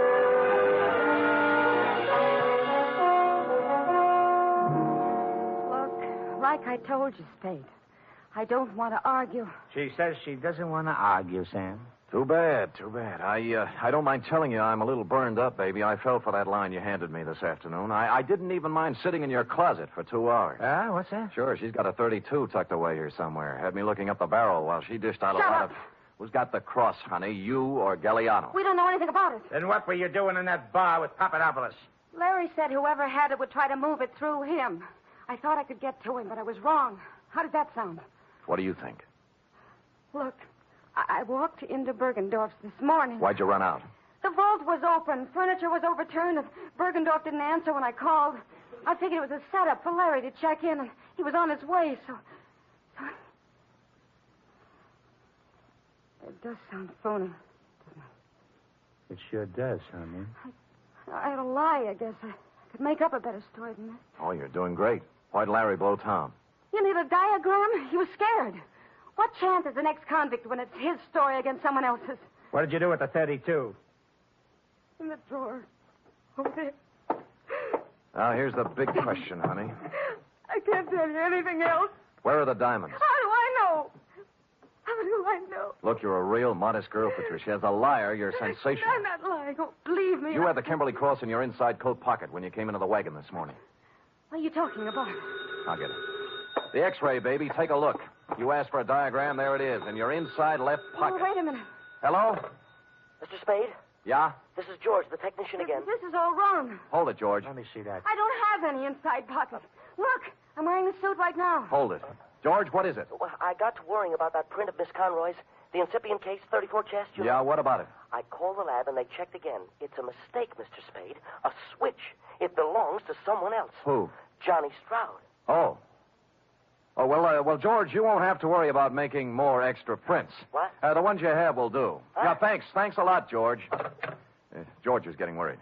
Extra prints? Yeah, I had him run off a batch. Evidence, trial, DA's office, you know. Now, let's take her in, huh?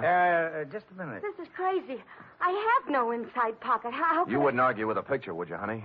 Give me the gun, Johnny. We'll take her in together. No, wait. I want to settle something else. Johnny, you're pointing that thing at me. It might go off. Yeah, it might have that. What's eating you, Johnny? I know what's eating him.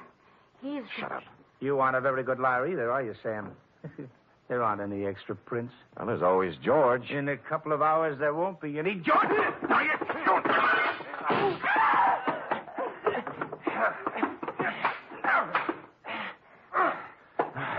Okay, Johnny, on your feet. Let me go, Sam. Let me go. We can work out a deal. Shut up. Sam, your head. You're shot. Here, take the gun. Call Dundee. Get it? Dundee. Homicide.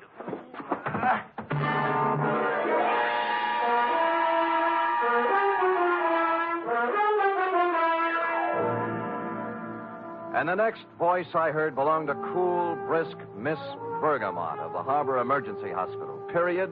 End of babysitting session. How intrepid, Sam. What's your wound? Nothing, sweetheart, nothing. As Hopalong Cassidy always says in Reel 6, don't worry, honey, it was only a scratch. Now... Wait. Now, Can't you get up without moving your lap? No, but Sam, there's one important omission. Oh? The Kimberly Cross.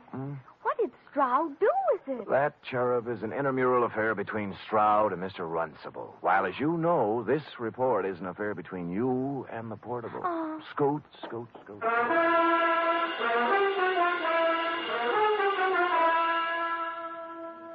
Three chimes mean good times on NBC. There's music and mystery for you tomorrow evening. For music, it's your hit parade bringing you the top tunes in the land with Eileen Wilson, Snooky Lanson, and Raymond Scott's orchestra. For mystery, it's The Man Called X, starring Herbert Marshall as an intrepid adventurer in international intrigue who travels wherever there is mystery, danger, and romance.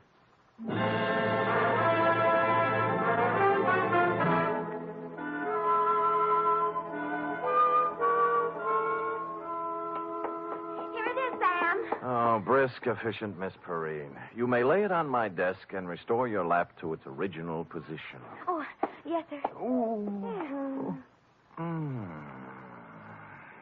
Comfortable, Sam? Loving every minute. Sam, Yeah? a girl can't help wondering sometimes. About what? Well, the way you described the blonde in your report. Glamorous, like the Kimberly Cross and all. You like that? Oh, I just wish sometimes someone else could be your secretary. And I'd be the one you'd meet in a room with velvet draperies and a long cigarette holder and slanting glasses and a black lace negligee. Hold it, girl, hold it. You've gone quite far enough. I know, but it's only natural for a girl to want to be glamorous, Sam.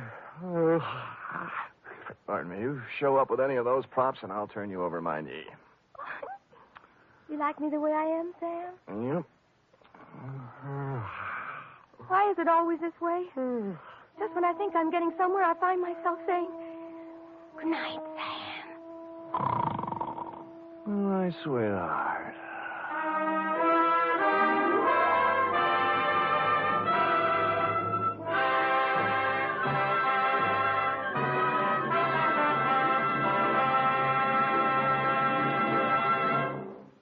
The Adventures of Sam Spade are produced, edited, and directed by William Spear. Sam Spade was played by Stephen Dunn.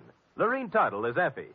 Also in the cast were Wally Mayer, Fritz Feld, Georgia Ellis, Sidney Miller, Olin Soule, Alice Wellman, and John Monahan.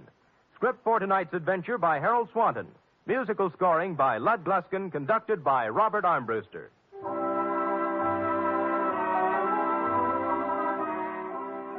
Join us again next week, same time, for another adventure with Sam Spade. Don't underestimate the danger of tuberculosis. Although great strides have been taken toward stamping out the disease, it still remains a menace. Last year alone, it caused 50,000 deaths in the United States. 50,000 needless deaths, because TB can be controlled and cured if caught in time. The key to the complete defeat of the disease is the chest X-ray. You'll find that in many communities, chest X-rays can be obtained free of charge or at a nominal cost. The National Broadcasting Company presents The Adventures of Sam Spade, Detective.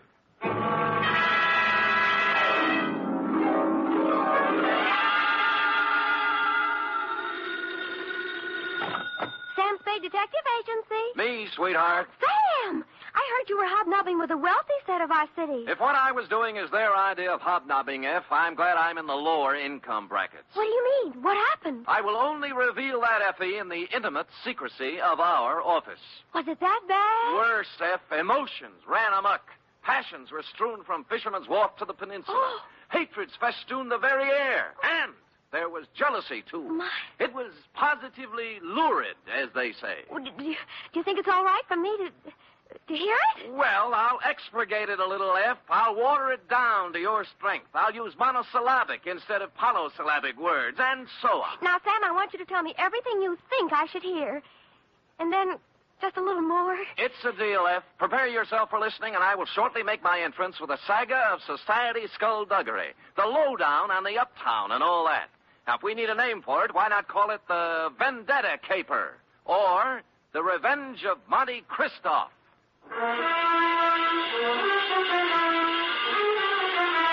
Transcribed for NBC, William Spear, radio's outstanding producer-director of mystery and crime drama, brings you the greatest private detective of them all in The Adventures of Sam Spade.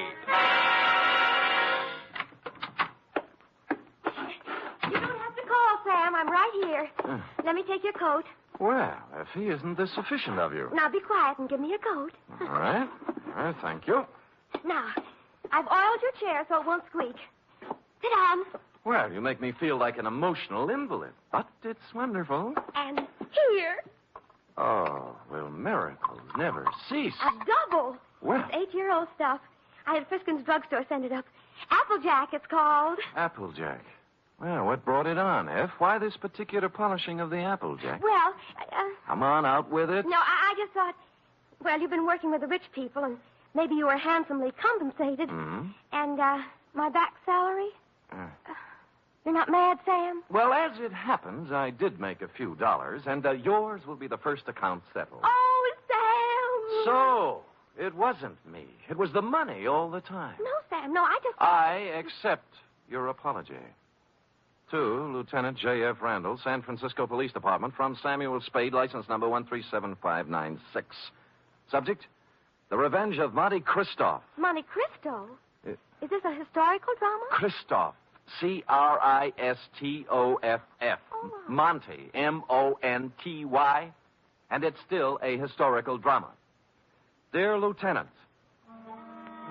revenge is an old-fashioned motive, but when you get it raw and distilled, as in the Gosden affair, it's new all over again. This was the slow-burning, deliberate kind of passion that starts smoldering way back in the forgotten days and explodes among some people who never knew they were living over a keg of dynamite. It was yesterday morning that the distant sputtering of the fuse began to be heard by a man named Chandler Gosden. You know him, the hulking rich boy, the electrical appliance scion who took up professional boxing for a while. I think he was billed as Gold Plate Gosden, a society scrapper. And he was doing well, too, until a right cross by someone who needed the money more than he did sent him back to clipping coupons. Spade? Yeah? I'm Chandler Gosden. Well, I recognize you. What do guys like you charge? Well, it depends on the job. Investigation. $60 a day, and any unusual expenses. Cheap? Well. Do you guys have some kind of a code, huh? Code? You know, like doctors. Do you keep things in confidence? Well, most of us do, including me. I don't suppose it'd make any big difference if it got out. I'm not afraid of him. I'd just as soon punch him in the mouth as look at him. Who? Monte Cristo. Heard of him? No. Moved into the peninsula, my neighborhood. Bought the Major Dunhill place. Oh, yeah, I know the estate. Must have cost plenty to buy. $250,000, I hear. But what's money these days? Everybody's got it. Yeah, isn't it awful? It's a tax scheme, I suppose. Ever since he moved into that ark of a house, he's been throwing parties. They're A cross between the last days of Pompeii and a Polish wedding. He invites hundreds of guests, everybody who is anybody. Disgusting. But it seems legal so far. He's been there 4 months throwing parties, inviting everybody in the phone book. Everybody but me. Well, maybe he just doesn't like you. What are you talking about? I'm one of the best-liked guys in the peninsula. Everybody likes me, little kids, cops, the guys at the country club. I never had an enemy in the world. Besides, I got Virginia. Oh, who's she? My wife. Oh. One of the sweetest little girls that ever came down the pike. Well, my apology. She was a bald one. Oh. The year I married her, she was the social catch of the year among the women. Really? Yeah. So was I among the men. Well, look, I got to tell you some more. A month ago, one of my company warehouses burned down. Somebody slipped up and the fire insurance hadn't been renewed. I lost $350,000. Mm-hmm. Guess who had lunch with my insurance man a week before the fire? Monte Cristo. You got it. Next thing is, the rumor gets around that the Gosden Electrical Company is on the verge of bankruptcy. No, of course it isn't. Absolutely not. Uh-huh. A gossip columnist reports that I'm going to close up shop and beat it to South America with what dough is left. Then when the stock prices start dropping, somebody suddenly buys them up so fast they disappear overnight. Some corporation I never heard of called the Dantes Corporation. I see. And then all my friends start getting unfriendly. As soon as I show up, everybody stops talking. Act as if there's some big secret about me that I don't know. And they've all been to Monte Cristo's parties lately. That's right. The week after he arrived in town, all these things started happening. Now, what I want to find out is why. I don't even know the guy, but he's making a big change in my life. Well, it sounds like you're entitled to know. I don't know how far I can get. The best I can do is find out who he is, where he comes from, who his friends are, all those things. Okay, you're hired. Now find out everything about this Monte Cristo. I got to know what's going on. I'm sorry, Chandler. I wasn't able to get here when you said. The traffic was absolutely unbelievable. Cars everywhere. They must be giving cars away these days. Everybody has one. I think we should get a helicopter. Mr. Spade, my wife, Ginny.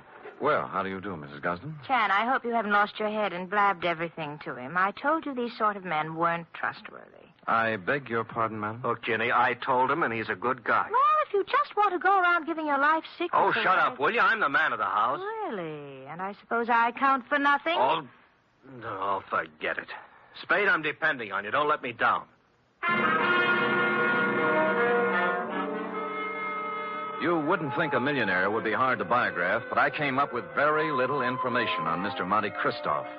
He'd arrived in town 4 months ago, stayed 10 days at the St. Mark Hotel, then bought his house. He had a bank deposit running into 7 figures. He had no known business connections, just money. The register at the St. Mark said he came from Chicago, and an airline company verified that he'd been a passenger aboard one of their ships from the Windy City. This was as far as I'd delved when my place of business was entered by a man in powder blue livery. You Spade? The same. Mr. Monte Cristo sent me to pick you up. I see. Up for where? For his mansion on the peninsula. Oh. He said he knew what a rough time you must be having at your present job, and that he'd be glad to make the whole thing simple to you. Oh, he really said that? That's what he said. Oh. But I don't know what it means exactly. Well, I don't know what it means exactly either, but there's one good way to find out. Home, James? My name is Bertuccio, sir. Bertuccio? I see. How long have they been calling you that? Well, let me see. It's about... Oh, what do you mean? I mean, it's my name. All right. We'll talk it over in the car.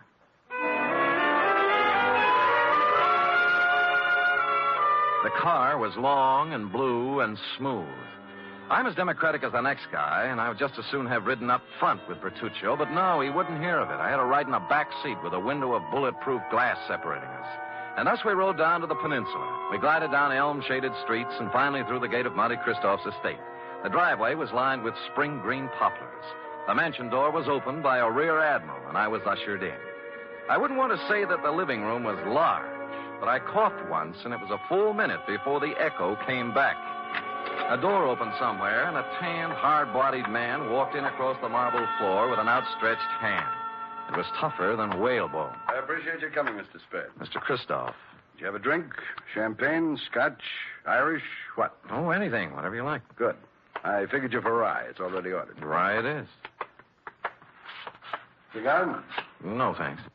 They're custom rolled Havanas, made expressly to my own taste. No, thanks anyway, but I have some beat-up cigarettes here, son. Well, try mine. The King of England, I did him a favor once. He ships them over. How is George? You drink, Mr. Spade. Oh, thank you, Bertuccio. Now, you've been investigating me. Yes. And you haven't found out anything. How'd you know, Mr. Cristo? There was nothing to find out. Well, you're red. I'll do you a service and save you time and money. Well, that's a handsome offer. I accept. I was born in Michigan to a prosperous lumber family. I went to Phillips Andover and Harvard. Well. Mark's fair. I served with the Army in the recent war. Major. Military police. Wounded twice. Uh-huh. Parents died while I was in Italy. I inherited enormous lumber holdings, which I sold. Hence my bank account. I like San Francisco. Came here, settled down. Well, you're very kind, but I don't need all this. I have more money than a man can spend in a lifetime. And by that, I don't mean to boast. It was an accident of birth. Yes.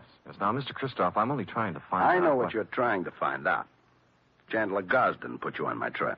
Well, there's no need to deny it. And what would you take to get off my trail, Mr. Spade?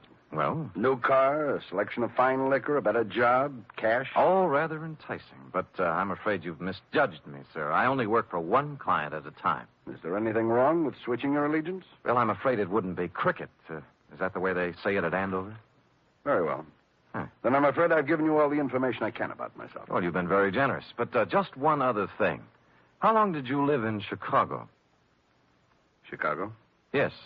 I never lived there. But you flew here from Chicago. Oh, that. I was just there on business. Uh-huh. Well, if you say so. Bertuccio is outside with a car. He'll drive you back to your office. And with that, he turned and left me. Outside, Bertuccio was waiting. Impassively, he ushered me into the limousine and started out. Only we didn't head for my office. Instead, we seemed to be leaving town. I banged on the glass between us, but Bertuccio didn't choose to answer. When we stopped at a light, I tried the doors, but they were both mysteriously locked. I was a prisoner in a moving jail. I made desperate signs to passers-by and traffic policemen I knew, but they just smiled and waved back at me. It was all very jolly. So I sat back and waited. About 20 or 30 miles out of town, we pulled onto a lonesome road and stopped. Here we are. Well, just where are we and why? Now, don't blow your top. Christoph told me to take you out here and to give you this. Oh? What's in the envelope? Money. $2,000 to be exact. Well, that's a lot of grands. They're going to do a lot for you. You're going to take it and keep going north. 48 hours will be long enough, just so you keep out of Frisco. Well, just so you know how I stand, I'm going back. You know, I was hoping you'd say that. Now I can do things my own.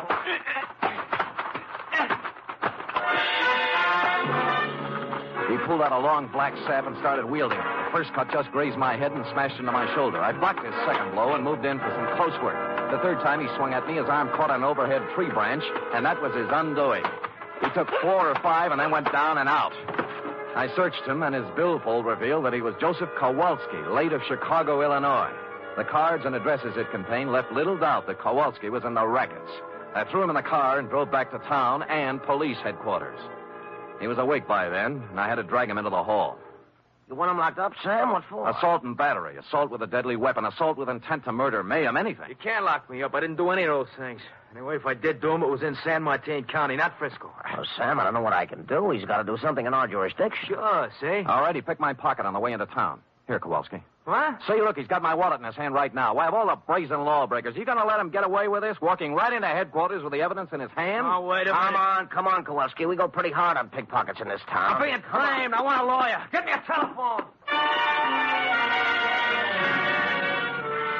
He was dragged away, protesting. He got no sympathy from me. He started. Lieutenant Randall then teletyped Chicago to find out more about him. In about an hour, the report came back. I won't read his whole record, Sam, but he's paid for everything, they say. He's clean. Huh? However, it does say he was the bodyguard for a man named Barney Moffat. Says Moffat was a shady business operator. Picked up several times. Nothing hung on him. He left town about the same time Kowalski did. He's listed as undesirable, but he's not wanted. Oh, thanks, Lieutenant. If a man named Barney Moffat had a hood named Joseph Kowalski as a bodyguard, and they both disappeared from Chicago at the same time, the obvious conclusion was conclusively obvious. I drove the limousine back to Christoph's estate. But as I parked the car, my headlights hit another car. There was someone getting into it, Mrs. Chandler Gosden. Oh, you, what do you think you're doing? Remember me, Sam Spade? Oh, detective. Yes. What are you following me for? What were you doing in Christoph's house? I thought he wasn't a friend of yours, or your husband. Mr. Spade, get in, please. Let's talk. Okay, spill it. It's none of your business what I was doing in there. Whatever it was, I want you to forget you ever saw me. That'll be pretty hard to do. Would money help you? In this case, no. What do you care what happens to my life or Chan's or Christoph's? Because your husband's paying me to worry. All right. But if I were you, I'd just forget that you ever met any of us.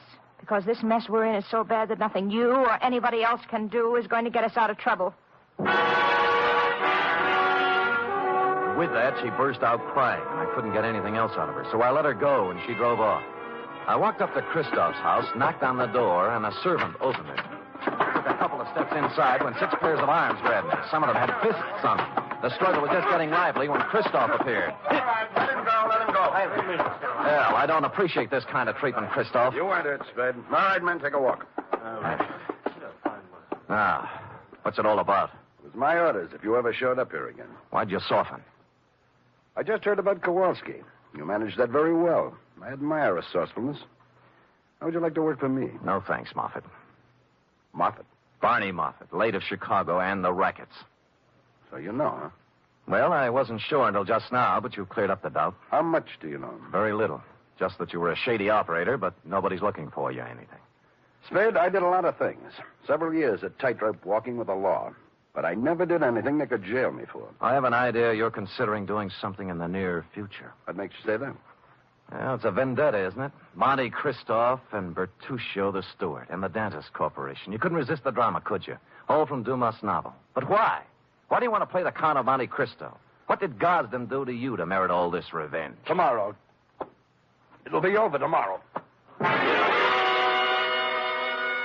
And with that, he clutched at his heart and fell forward at my feet.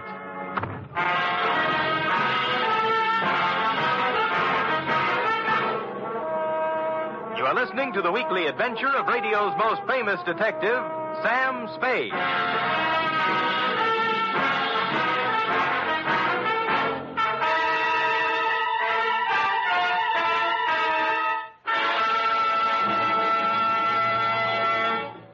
3 chimes mean good times on NBC.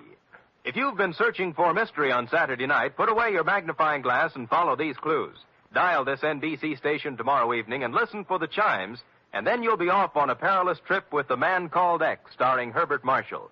And if you've been searching for music, too, on Saturday, then Eileen Wilson is your dish as she stars in Your Hit Parade with Snooky Lanson and Raymond Scott's orchestra.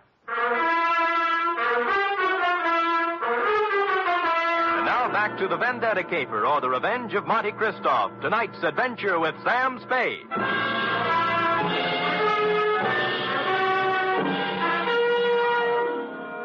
I bent over and listened to his heart. It was okay. Monte Christoph had just keeled over, apparently, from a crescendo of emotion. He blacked out. I didn't want to be held up by his henchmen, so I left the room and walked out of the house without calling anybody. I walked down the road, and good luck, there was an empty cab cruising along. At Chandler Gosden's, I found him pacing the living room in a state of physical and mental disorder. I told him what I knew. Vendetta? Why? I never heard of him. I never did anything to the man. Why would your wife go and see him? I don't know.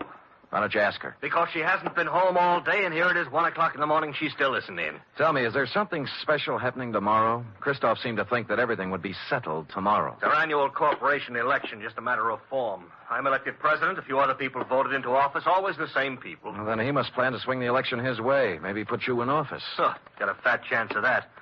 I don't care how much stock he buys. Ginny owns 10%. I own 41. That's 51%. If he bought 49% in the open market, that still wouldn't be enough. We could still outvote him. You're sure you've got the stock in your possession? I saw it last week when I was down in the hall looking for my birth certificate. Stupid me, forgot I don't have a birth certificate. Huh? No, that must be Edson, my lawyer. Called and said he had something on his mind. Chandler, I have bad news for you. It can wait. No, it can't. This is Sam Spade, Ralph Edson. How do you do? Spade. Now, Chan, listen to me. All right, what's biting you? Just this. We're liable to lose that election tomorrow. What are you talking about? We can't. I just found out that Monte Christoph has 59% of the voting stock in Gosden Electric. 15? He can't have it. Oh, look, wait a minute. If my wife sold her stock, he could have 59, couldn't he? He could. Spade. Huh? Are you positive you saw her coming out of Christoph's house? I'm afraid I did. I'm going to find her. And if she sold any of her stock to Christoph, I'll kill her. I tried to dissuade him, but he brushed me and the lawyer aside and ran out of the house.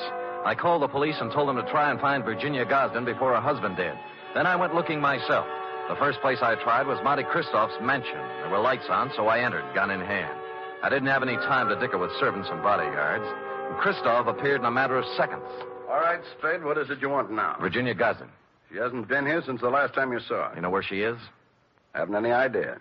Well, if you know, tell me. Her husband's looking for her with homicide in his eyes. I can't say I'm sorry. Well, that's a nice sentiment. She sold you her stock in the Gosden Company, didn't she? Since you seem to know about it, yes. Why? She in love with you? I think maybe she is. And you're in love with her? She's a stupid, empty-headed nothing. I can't stand the sight of her. I hate her. Now, hold it now. You'll knock yourself out again. Yes. Yes. Come over here.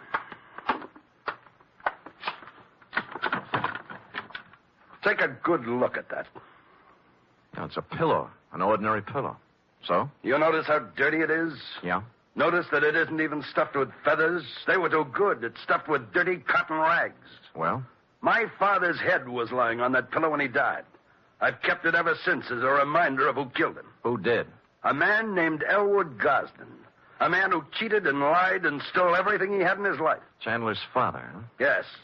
My father and Elwood Gosden had a hardware store once. My father invented an electric iron. Ever heard of the Gosden iron? Yeah. It should have been the Moffat iron. Elwood Gosden stole the plans from my father, registered them first, and then drove my father out of business. He made a fortune out of it, and then went into other electrical appliances.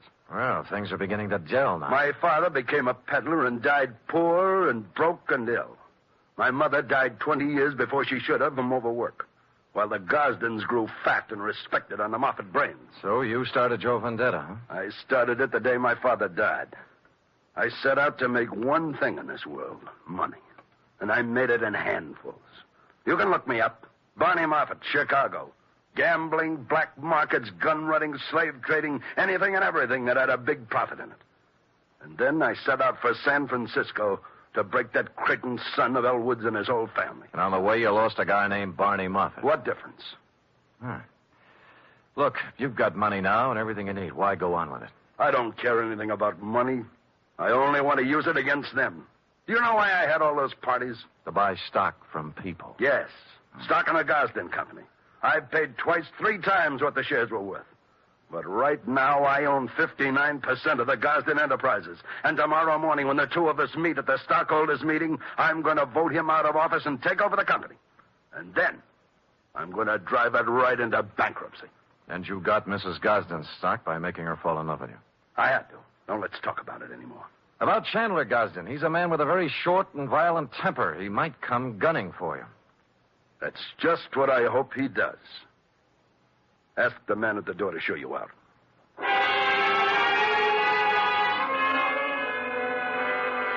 I spent most of the night trying to find Virginia Gosden with no luck. Chandler didn't return to his house, so I didn't know what he was up to. It was early the following day when I got my first report. Lieutenant Randall called me down to police headquarters. We found her, Spade. Dead or alive? Oh, about halfway in between. She was shot in the chest at close range. Gun right up against her. But she's still living. And what are her chances? Fair. Where'd you find her? In a walk-up apartment on Polk Street. It was registered to her. Looked like a love nest, a place where she met a boyfriend or something. No weapon. I see. I figure murder attempt. Her husband. We have a pickup on him right now, but so far he's vanished. Shame. Fine old San Francisco family. What do you know, Sam? Well, give me a free hand for a couple of hours, will you? Maybe I can do something for this fine old San Francisco family.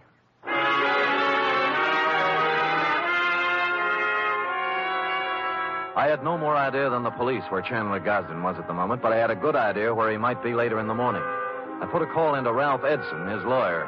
The stockholders' meeting of the Gosden Company was to be held at 11 o'clock at their executive offices. Edson got me in, and at 5 minutes to 11, Monte Christoph walked in. There were 3 of us. None of us spoke. We just sat around a long, polished table, alternately watching the clock and the door. At 11:03, the door opened. Chandler Gosden stood there, rumpled, red-eyed, vicious. He had a gun. The first man who moves is going to get a bullet right in the face. Chandler, for heaven's sake. Shut up! Is that the gun you tried to kill your wife with? It's the gun, but I didn't try to kill her. She did it herself because he drove her to it. Me? Yeah, you, Christoph. You were meeting her in an apartment. Don't think I've been dumb. Put that gun away and let's get down to business. Are you kidding? I got the same gun she used on herself, and I'm going to use it on you. Well, stop talking and get it over with. You act as if you want me to do it. All right. Edson, Spade, clear out of here. Doesn't use your head. I said get out of here. Now go on. Okay, but don't take your eye off him. He's got a gun in his pocket. Don't worry, I won't. You were working for him. Working for him all along. Everybody was. No, now listen to me. He wanted you to kill him. He doesn't care about himself. He just wanted you to be put away for murder. Spade, this is our affair, not yours. Now, look, both of you shut up and listen. This is a tough thing to try to settle something that's been boiling up in you, Moffat, ever since you can remember.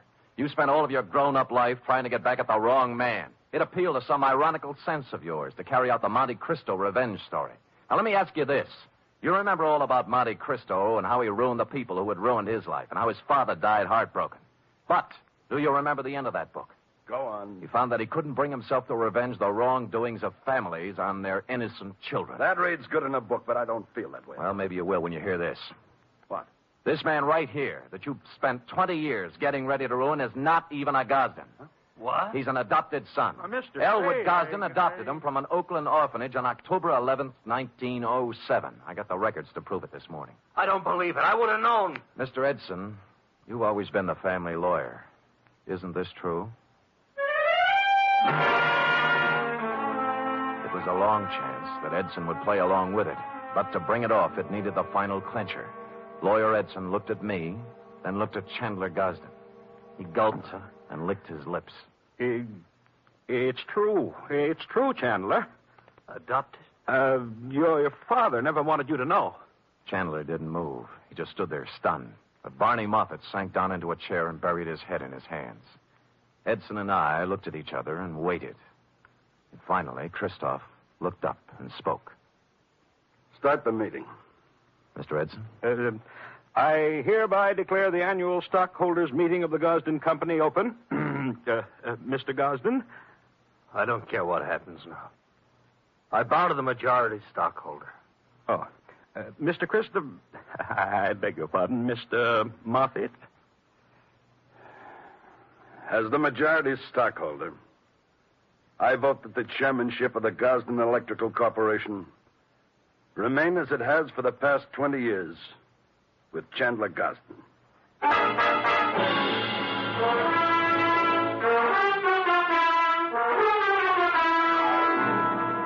Period. End of report. Oh, Sam, you were magnificent. It was rather a stirring scene, wasn't it? I was good.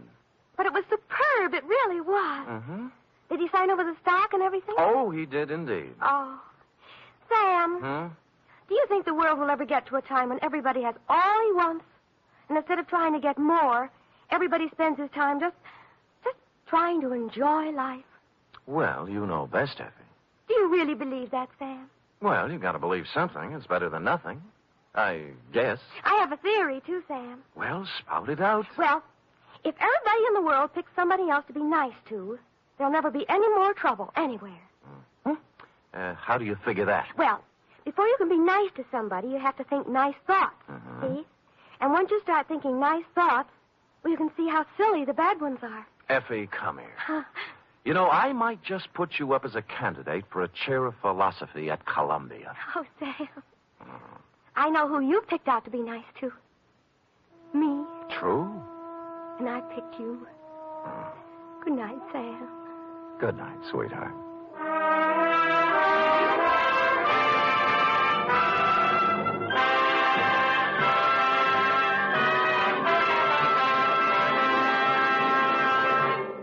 Tonight's transcribed adventure of Sam Spade was produced, edited, and directed by William Spear. Sam Spade was played by Stephen Dunn, Lurene Tuttle as Effie. Script for tonight's adventure by John Michael Hayes. Musical scoring by Lud Gluskin, conducted by Robert Armbruster. Join us again next week, same time, for another adventure with Sam Spade.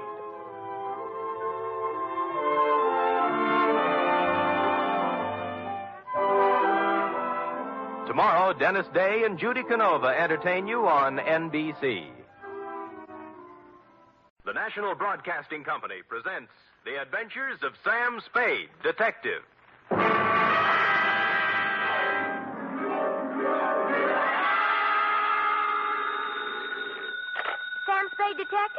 see? Hi. Sam? Who else? Did you wind it up, Sam? Is it all over? If you're talking about the usual happy ending with the villains dead and buried and the lovers joining hands while the camera does a slow fade, it is not all over, sweetheart. What do you mean, Sam? The villains in this piece are for real, still doing business at the same old stand from one end of the country to the other. Oh, Sam, you sound so grim. Only because I have a grim tale to tell, little one. So warn all within earshot that if they seek bluebirds of happiness, sweetness, and light, and love conquers all, to try another detective. Because even now, I am on my way with something that might butt into your sleep for the next few days. To wit, my report on the Denny Shane caper.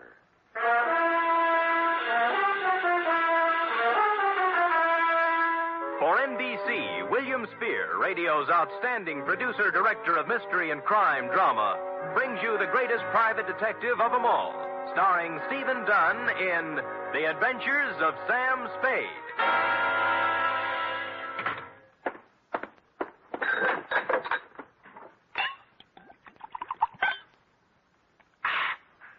Effie! Sam? Yeah. Oh, I'm sorry, Sam. I didn't hear you come in. Ooh. Oh, tired, Sam? Yeah. You look pale. I guess maybe I'm a little sick, too. Now, Sam, I warned you about heavy lunches when you're on a case. Not that kind of sick, Angel.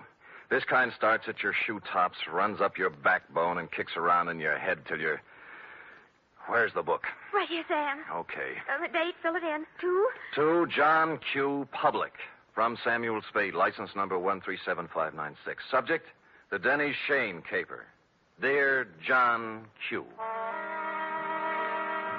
She was sprawled in the corner chair when I got back from lunch. A kid of 16 or so, complete with bobby socks, hair ribbons, and shoulder bag.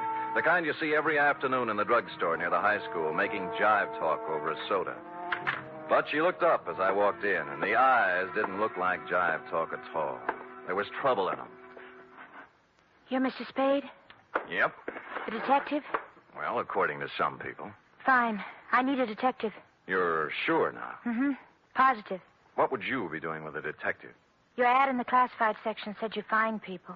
Well, sometimes. They're not too badly lost, that is. Who do you want to find? Did you ever hear of Denny Shane? You don't really want to find Denny Shane, do you? Why not? Well, most people want to lose him. Then you do know him. I'm glad. Here's $20. Now, wait a minute. Hold it, honey. Don't get anxious. What's the matter? Don't you want to be paid for this? Not if I don't do it. What do you mean? Let's talk about you. What's your name? Mary Johnson. Does it make any difference? Mm-hmm. Mary Johnson. Where do you live, Mary? Well, I've never been in San Francisco before. I just got in yesterday. Staying with a friend out in the marina. My home's in Denver. Denver, Colorado. 2028 14th Street. Okay. Here you are. You want to sign the contract? Oh, all right. Where do I sign? On the line here. Oh. No. The right name. Sally Joan Michaels. How did you know that? Next time you use an alias, leave the identification bracelet home. Oh. Don't tell people you're fresh out of Denver when your coat label says it's fresh out of Ruse Brothers, San Francisco. Now, let's try it again, huh? What about Denny Shane? Well, I want to find him, that's all. Well, that's a lot. Why? I'd rather not say. Well, in that case, Sally, I recommend another detective. You'll find there's an ad in the classified section just below mine. You mean you won't do it? Sally, if I may get pontifical for just a moment, Denny Shane is not the kind of character I would pick out for a kid like you. He has a reputation for booking horses, which is illegal, and welching his bets, which is worse. He is associated at one time or another with almost everyone in the files of the Kefauver Committee. And as for the girls he runs around Stop with... it, will you? Oh, so that's it. No, that isn't it. I've never seen Denny Shane in my life. If we do find him, you'll have to point him out to me. Really? He's been good to me. You see, all my life he's been good to me. Mm-hmm. And you've never seen him? No. Denny Shane is my brother, Mr. Spade. My mother died when I was born. I was adopted, but Denny went to an orphanage, and I guess he sort of ran wild after he got out. Yeah. What do you mean he's been good to you? Sent me money on birthdays and Christmases, sometimes in between. He always said if I needed help to tell him, but I never knew where to find him. We need help right now, Mr. Spade. My stepmother has to have an operation, and I know Denny will give me the money if I can find him. Why did you tell me all those black lies? I was afraid you'd call my folks. They'd be horrified if they found out. Oh. This is the truth now. Girl Scouts honor. Yes, Mr. Spade. Okay, you run home and study your algebra, and I'll look up Shane in court. No, I've got to talk to Denny myself. You're sure you want to come along? Oh, yes. Okay, but I'm going to have to leave you outside while I talk to his friends. Let's go.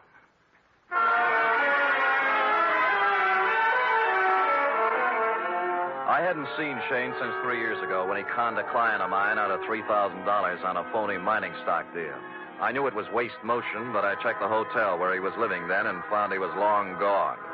Came next in the following order: one gambling joint in South City, one saloon in the Mission, and one very dubious apartment on Turk Street, run by a charming wench wearing wedgies, culottes, and peach brandy.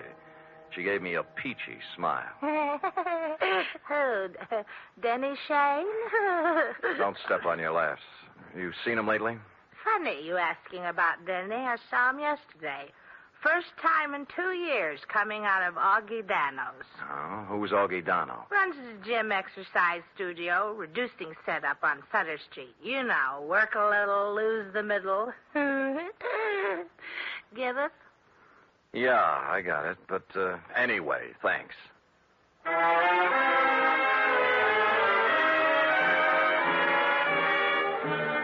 So we took off for Augie Dano's. We'd been together 2.5 hours so far and exchanged maybe 2.5 sentences. She just sit quietly in her corner of the cab with her hands folded on her lap, looking straight ahead. Sally. Hey. Oh, What's the matter, honey? nothing. Oh, now, come on. You can tell your Uncle Sammy something's eating you. Now, what is it? I told you. You're sure it has nothing to do with Denny and you? We settled that. I don't know, did we? You know, I got an ache in my bad knee. Is that good? Nope. I only get it when things are going sour on me. Well, here's Augie Dano's. Come on, you can go in, too. This place looks respectable for a change. The gold lettering on the door said Augustine Dano, Masseur, Scientific Reducing. And inside was an expensive-looking reception room with birch paneling, potted palms, and antique leather chairs, into one of which I stored Sally while I made bold to enter a door at the rear marked private.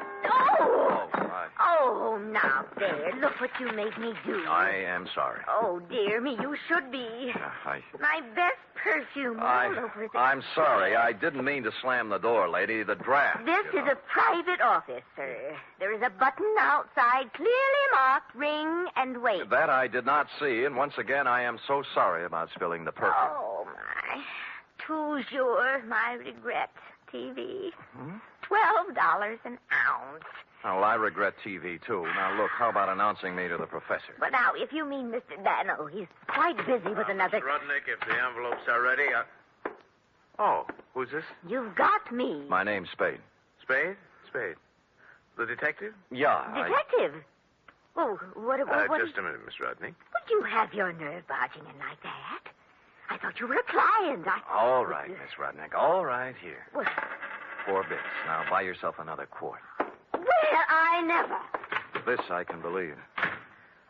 Well, what do you want, Spade? I'm looking for Denny Shane. Someone saw him walk out of here yesterday. Shane? That's right. Well, what's the matter? Some trouble or something? No, his kid sister's trying to look him up. Oh. That's funny. What? Well, that someone saw him coming out of here. I'd never heard of the guy. Of course, we got people in here all the time, salesmen, agents, friends of clients, But no Shane. Not that I know of. What's he look like? Oh, about my height, blue eyes, pale complexion, too thin to be coming here as a customer.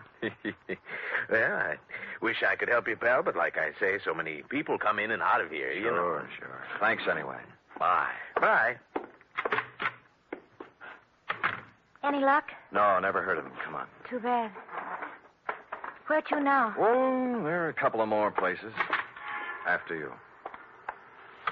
Cab's gone. When I told him not to wait, I thought we might have something to eat across the street. I'm not hungry, thanks. Look, you better call your parents. No, don't. I told them I was spending the night with a girlfriend so they wouldn't worry. That's another big black lie. Look, I'm tired of playing this way. I want it all. I told you. You're eating your heart out over something, and it's not Mama's operation. Now, it's something bigger, and it hurts worse. And don't tell me any different because it's written all over your face. Please don't ask me any more, please. Oh, skip it. Where's the cab? Don't take me home. That's just where you're going, honey. Well, What's the matter? look, coming up the street. Is that... Yeah, Denny Shane. You're sure? Of course I'm sure. I've got to be positive. I'll prove it to you. Denny? See? Yes. Denny, come here a minute. Oh, Sam Spade, isn't it? Yeah. Well, you recognize the kid? No. She's your little sister. Sister? What are you talking about? I haven't...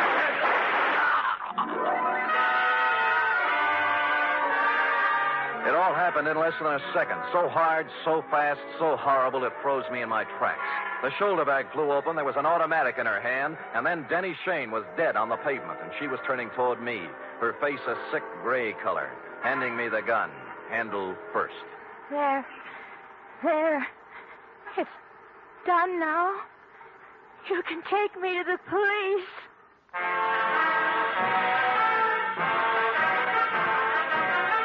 You are listening to the weekly adventure of radio's most famous detective, Sam Spade.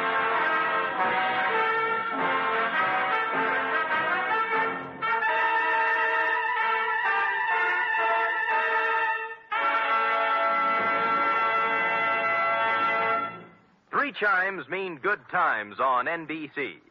Whether it's comedy, music, or drama you're after, you'll find it on The Big Show this Sunday. The dynamic Tallulah is your hostess, and her guests include Fred Allen, Jimmy Durante, Vivian Blaine, Jane Morgan, and Rudy Valley. You're invited every Sunday to The Big Show. And this Sunday also brings you a 1-hour adaptation of F. Scott Fitzgerald's exciting novel, This Side of Paradise, presented by Theater Guild on the Air and starring Richard Widmark and Nina Foch.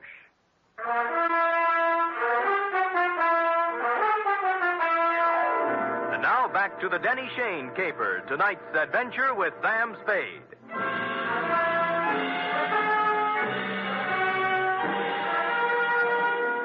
I won't try to give you the play-by-play for the hour following the shots on Sutter Street because I was in no shape to remember things in sequence. In less than a minute, we were in the center of a milling crowd. Cars jammed up. Horns began to blow. Then the morgue wagon and a squad of homicide dicks and flash bulbs going off like firecrackers. And Sally standing them all off with a frozen gray expression on her face that never changed. While I stood at her elbow, me, Sam Spade, who'd seen Lord knows how many murders, with rubber in my knees and a feeling in my stomach like I was going to be sick. Finally, the squad car picked us up and headed for Dundee's office. Mr. Spade, Yeah? I've been waiting for you to ask me why I did it. I thought I'd leave that for the professionals. It won't do any good to ask me, Mr. Spade. Please tell him that, will you?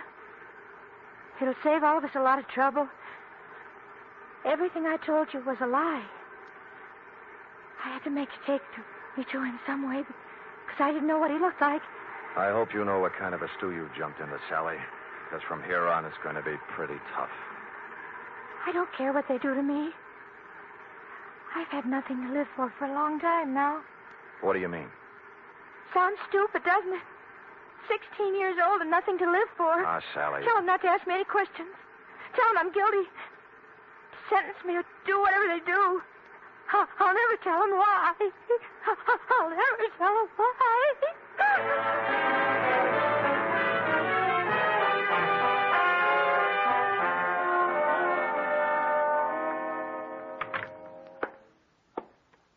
Give me a cigarette, Sam. Yeah. Why did I have to grow up to be a homicide, Dick? No dice, Lieutenant? No dice. It's her old man's gun. Hooked it out of his drawer this morning before she left for school. I still think she's mixed up with Shane some way. Dundee, believe me, that's one thing I can guarantee. She didn't know Shane from Hopalong Cassidy. Well, I'm only falling back on the standard answer to this kind of a clam bake, Sam. This is not a standard clam bake. You're telling me. You know, Sam, it kind of scares you. What the Sam hell's happening to our kids? A 16-year-old girl still in high school walking up to someone on the street? Shut up, Dundee. Oh, I'm sorry. It's got me, too. She's resting on the couch in there. Stick around till I get back. I gotta go down and wait for her folks.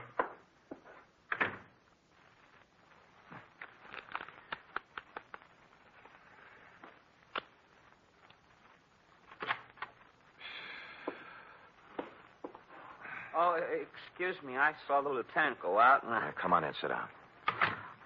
I'm a friend of Sally's. Do you think I could talk to her for a minute? Well, I don't think she feels like talking. Look, I got to, mister. I got to talk to her. What's your name? Eddie Tucker. I go to school with Sally. I've been waiting for 3 hours outside for a chance to talk to her. Can't I, please? What's it about? It's kind of personal. Okay, through the door there. Oh, thanks. And leave it open. Yes, sir.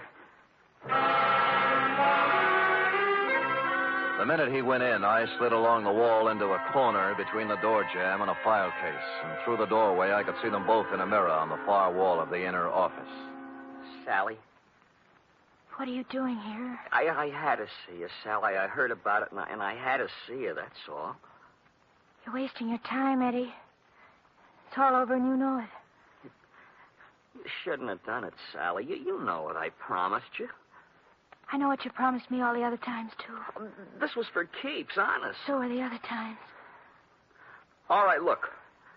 Look at this, see? Out the window. Watch. Now do you believe me? Eddie, it's not your fault anymore. I don't blame you, honest. All those promises... I'll keep this one, Sally. Honest, I will. No. You're a zombie, Eddie. You know what a zombie is? Someone who moves and walks around, but who's dead inside. Go away. Now. Go away. He got up slowly and walked past me out the door, rosy-cheeked, 17, with a tired, old man look in his eyes. A few minutes later, the matron came by, and I left her with Sally. The window in Dundee's office opened onto a second-floor roof below, and directly beneath it, I picked up what Eddie had tossed out. A set of car keys in a leather case, plus a third one that looked like it belonged to a school locker with the number 339 on it. And written in ink on the leather inside, like a memo, was Denny Shane, 778 Turk Street, apartment 4.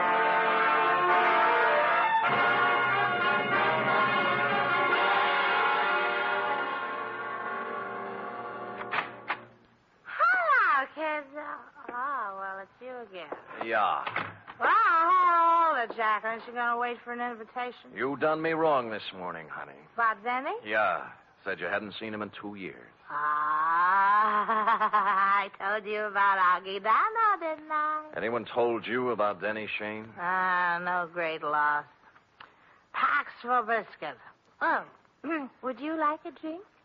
Thank you, no. Now, what about... I had it coming to him sooner or later. Never made an honest buck in his life. How did he have it coming to him? Like he got it, like they all get it. What was his racket? Numbers. You know how it works? You buy a number Yeah. How do you know all this? Curiosity, intellectual curiosity. I want to know things. All the time I want to know things. Follow?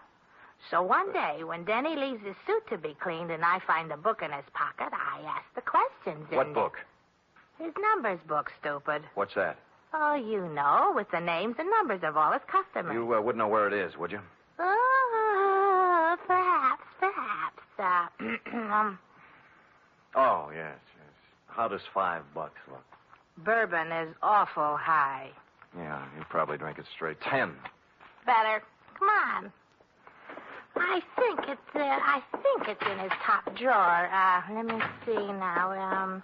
Pies. There you are. That little black book. See?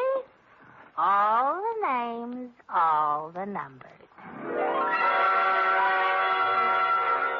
All the names, all the numbers, and one other feature. It was divided into sections, labeled Galileo, Balboa, Lowell, George Washington, and a couple of more fellows who passed on long before the numbers racket was invented. Under each was a list of names. Eddie Tucker's was on the page headed Thomas Jefferson, and after it was number 339-7th Street. At this point, several bells rang. The odd key in Eddie's case didn't belong to a locker. It went with a box in the main post office on 7th Street. Hey, now look, fella. It's 11 o'clock Yeah, at my night. name's Spade, clerk. Look. See? The license. I don't care about the license. The rules and regulations of the United States Postal Service. I know, through rain and sleet and snow and hail. But there's been a murder, you see. Murder? Yeah. Oh, well, in that case, I suppose we Great. Where's the mail for the boxes? on the table over there, but it isn't distributed. If you'll wait a shake. I'll wait a shake. It took more than a shake, but we got to it just before midnight. A scented envelope it was, addressed simply to Eddie Tucker, Box 339. And in it was the answer to everything. The tired old man eyes on the kid Eddie, the zombie. And Sally, who figured her life was over at 16 because Eddie was through. But who had sent it to him was something else again. Just a plain white envelope, the kind you get for a nickel a pack in the dime store. I looked at it a little closer, wondering what manner of stationer would deem it fitting to sprinkle perfume on the kind of envelope most people mail their bills in. And finally, a possible explanation took shape in my mind. You don't have to hit Spade on the head with a baseball bat. Any large-sized mallet will do. Not just a minute, Spade. I deserve an explanation. You'll get it, Augie. I'm in bed asleep. Where do you get off buzzing my bell this time of night? Patience. But look. You're alone? Yeah. Good. Well, what are you taking your coat off for? Just relax, Augie. Yeah, there's the coat. Tie. And now the shoulder holster. Shoulder holster? Here we are. Wait a minute now. What is all this? Well, you know the old saw, Augie. Work a little, lose the middle. What I need is exercise. Great. All right, you come around to the studio sometime. Hey, what's the matter with you? Are you crazy? Yeah, get up. I want to try it with the right hand. Look, Spade. They got ground rules over at headquarters now, Augie. No white lights, no rubber hoses, but they don't apply to private dicks. Get up! Listen, if you're looking for trouble, The right's even better. Okay, up you go now. Come on! Up against the wall. Now. Hey, let go of me, Spade. Let's talk, huh? Talk? Yeah, about Denny Shane, about the kids he smeared with his filthy hands. High school kids from Balboa High and Lowell and George Washington. Good kids, straight kids. I don't know nothing about Your outside man, wasn't it? Your roper. Turning up in drugstores and jive joints with those dirty little packets of heroin he passed out as headache powders. No, I don't know nothing. So he got him hooked hard, huh? Hey, There was no more, and then they got a mailbox number and a key. Then they raised money any way they could. I got nothing to do with it. My studio. Yeah, your studio's a front. Does the dame down there know what's in those envelopes she mails every day, or does she think they're statements? Come on, talk, Donald. Talk!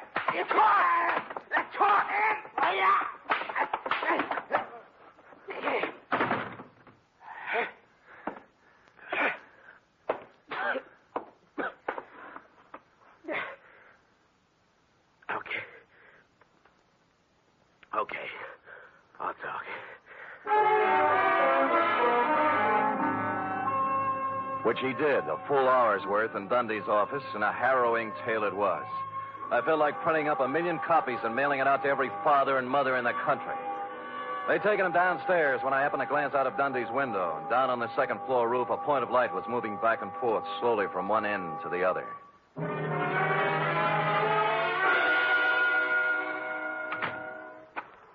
Eddie. Where are they? Where are those keys? I've got to have them. Here. Oh, thanks. My car. I couldn't get home in my car, you see. You don't need to kid keys. me, Eddie. I know all about it. Oh. I can't do anything about myself, Mr. Spade. I'm helpless.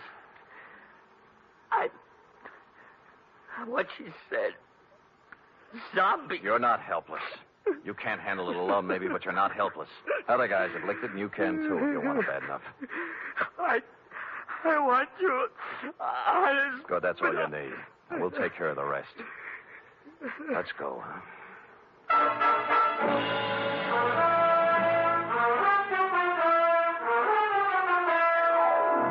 Like I said, this one doesn't have bluebirds at the end. Not yet, anyway. The bald fact is that Sally Joan Michaels is facing the juvenile version of a murder rap.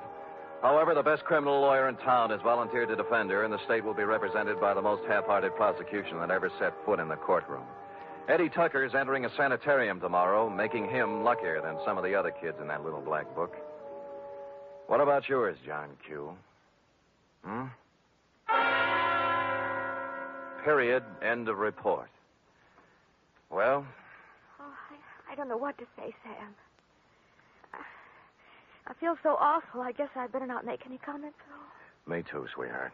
Let us lose ourselves in our work. Me in this cheap novel you were reading, and you in the merry chatter of that 1906 model Oliver. Scoot.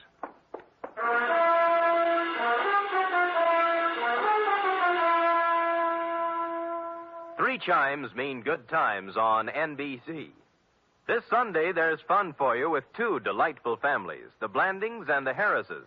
Mr. and Mrs. Blanding stars Cary Grant and Betsy Drake as the troubled but proud owners of the famous Dream House. And the Phil Harris Alice Faye Show brings you Phil and Alice, plus Brother William, darling child Julius, and the ever-present Frankie Remley. Here it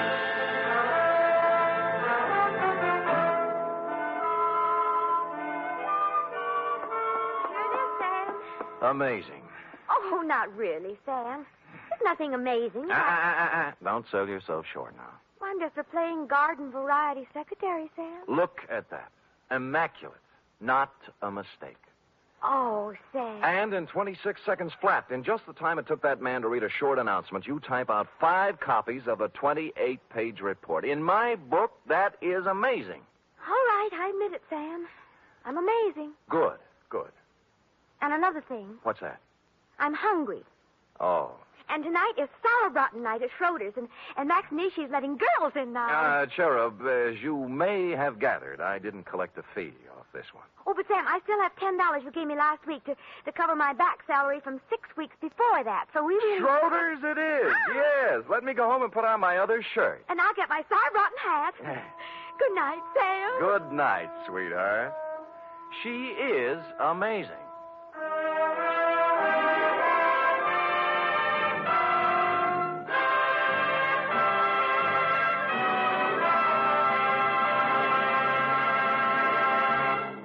The Adventures of Sam Spade are produced, edited, and directed by William Spear. Sam Spade is played by Stephen Dunn. Lorene Tuttle is Effie. Also in the cast were Kathy Lewis, Paul Frees, Kathleen Freeman, Lou Merrill, Bill Tracy, and Jerry Hausner. Script for tonight's adventure by Harold Swanton. Musical scoring by Lud Gluskin, conducted by Robert Armbruster.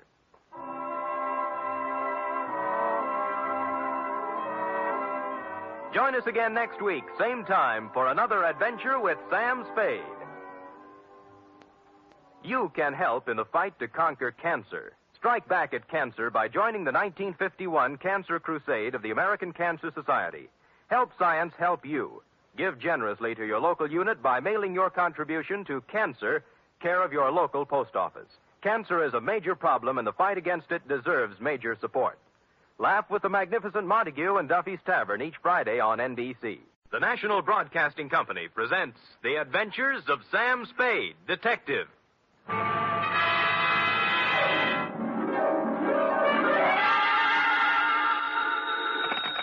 Sam Spade Detective Agency. Me, sweetheart. Oh, you. What's the matter now? Oh, nothing.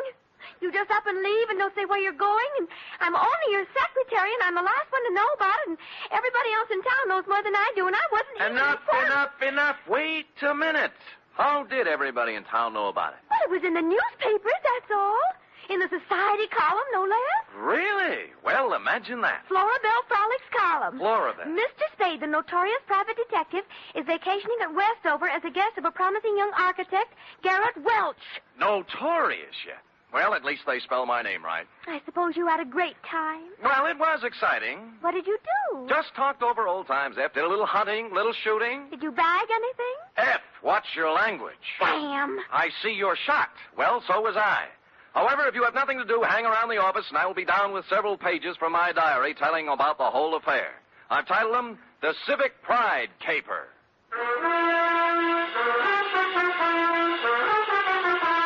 For NBC, William Spear, radio's outstanding producer, director of mystery and crime drama, brings you the greatest private detective of them all, starring Stephen Dunn in The Adventures of Sam Spade.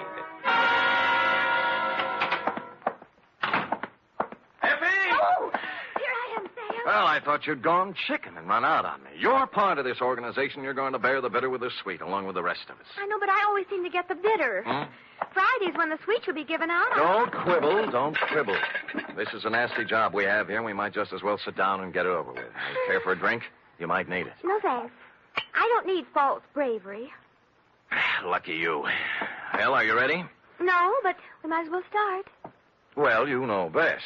Date, fill it in, to Garrett Welsh, room 212, Fairchild Building, Westover, California. From Samuel Spade, license number 1375596. Subject, the Civic Pride Caper. Dear Garrett, I'd never been in Westover before, and I found it, on the surface at least, an attractive, bustling little city. The streets were clean, and the girls were sun-kissed and friendly. Add to that the $150 you sent me by mail, and you can imagine with what pleasant feelings I arrived. I found the Fairchild Building easily enough, and room 212, well, I couldn't miss it. There were sounds of vigorous activity coming out through the transom. And when I opened the door, two men were engaged in a fight. One was big and one was little. I didn't know which one was my client, so I automatically reached for the big guy. Go on me. What do you think you're doing? What's it all about? Ask him. He'll tell you. All right, what's the story? I was being foully and unreasonably attacked by this misguided citizen. I ought to kill you. That's what I ought to do. That's what everybody ought to do. Hold still. Oh, you. Why? Oh, let him go. Let him go. Beat it, Carlson. Wait until you can catch me alone in some dark alley. Don't think I won't. Don't you think I won't. I'm sure you will. I'm going to catch you every place and every time I can. Well, I take it your name is Garrett Welsh. It is. And I want to thank you, friend. Nothing. You rescued me from a rather unhappy breeding. And your mouth is kind of cut up. Huh? Oh, there's nothing I can't take care of. Drink? Never touch it. Oh. You might have noticed I've already had a few drinks today. Well, it helps me forget. And it also keeps me from thinking.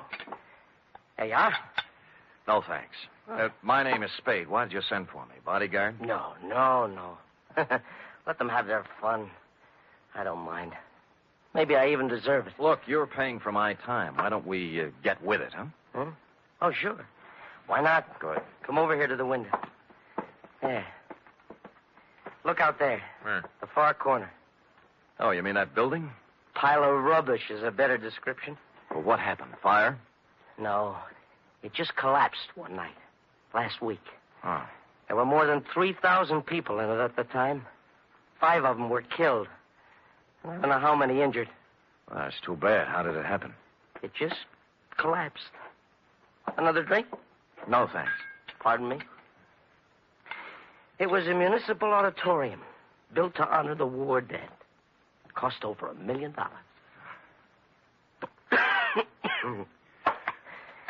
I was the architect. Oh. Yeah. I was picked by the townspeople for the singular honor of designing the fond memorial. Well, now they have something to remember. What'd you do wrong? Nothing. Somebody cheated in the building of it. Somebody didn't follow my plans. I don't know who it is. I don't know who it was. Or just where to place the blame. So, you're a private investigator? What can you do? Get you some black coffee and ask you some questions.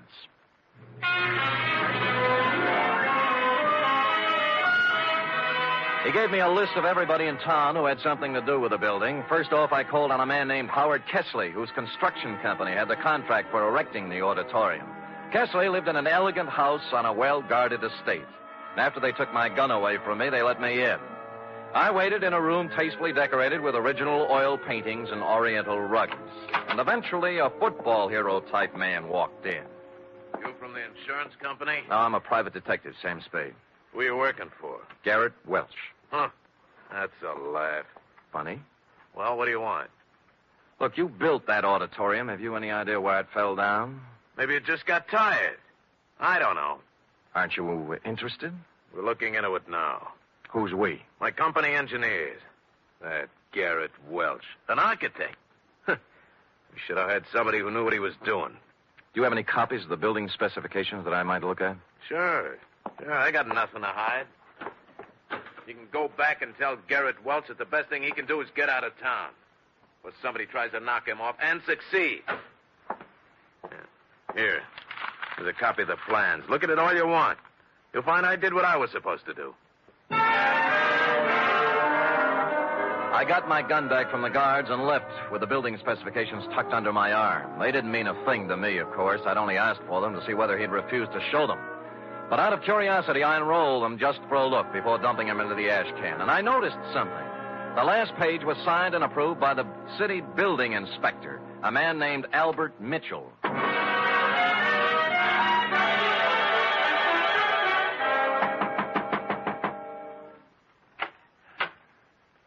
Well? I don't usually receive callers at this hour, but you're a little better looking than the ordinary callers. Come in. She was slim and auburn-haired and wore an insolent smile that was interesting, and a clinging silk thing that was interesting. She looked me up and down, and she took so long at it. Okay, what is it? Magazines? The gas meter? Or did you just lose your way? I'd like to talk to Albert Mitchell. Oh, he's a dull conversationalist. You wouldn't have any fun. Well, I wasn't exactly looking for laughs, Mrs. You are Mrs. Mitchell? More or less. Right now, less. Soda or water? What? And your drink. Oh, thanks, but I took the pledge last Halloween. What did you want to talk to Al about? Well, what else? The auditorium that collapsed. Well, he stepped out for a while. Why don't we just make ourselves comfortable? I have a standard answer when I'm on duty. Thanks anyway. Duty? You a cop? I've never seen you around this town before. Private-type investigator. Sam Spade. My name's Kitty. You don't have to worry about Al busting in on us. I don't think he'll be back this week. That's what I thought, you holding open house and all. What's the matter? The pressure get too heavy for him? Look, Sam, they had a hearing a couple of days ago. It was all decided. Nobody was to blame. I think Al went fishing or something. Where is he? How should I know? I'm only his wife. Well, you know what they say about a man who runs. Yeah, so why don't you stick around? You don't look like a coward to me.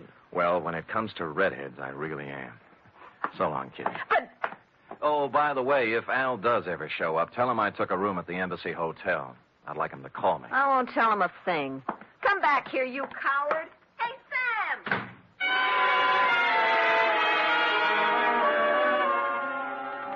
I went down to the wreckage of the auditorium. It was late, and the streets were quiet and deserted. I walked through the twisted shell of the building, striking matches and looking around. I didn't know what I was looking for, but apparently I wasn't the only one visiting the scene of the crime. I was standing just inside the gutted remains of what was once the lobby when it happened. Gunfire cut loose at the back of the building. I ran toward the noise, and when I turned the back corner, I saw a cloud of plaster dust where the shots had apparently been fired. There were no people or cars in sight, but on the sidewalk, on hands and knees, was a man. Rats. Double-crossing dirty rats. Save me. Don't let me die. Kitty. He grabbed my legs and tried to pull himself up. His face was a gargoyle of pain. I reached down to help him, but he slipped back to the sidewalk, dead. 4 bullets had gone through his back. A billfold fell out of his pocket. It was loaded with identification, and everything said Albert Mitchell, age 40, occupation, building inspector.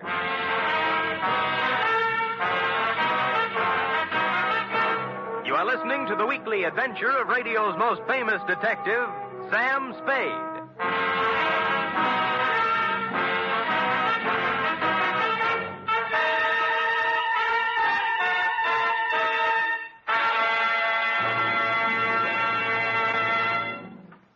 Three chimes mean good times on NBC.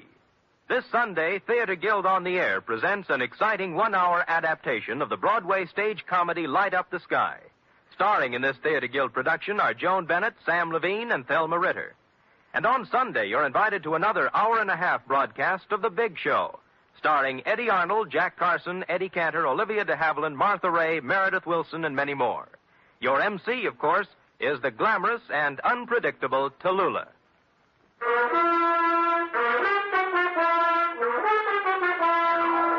And now back to the Civic Pride caper, tonight's adventure with Sam Spade.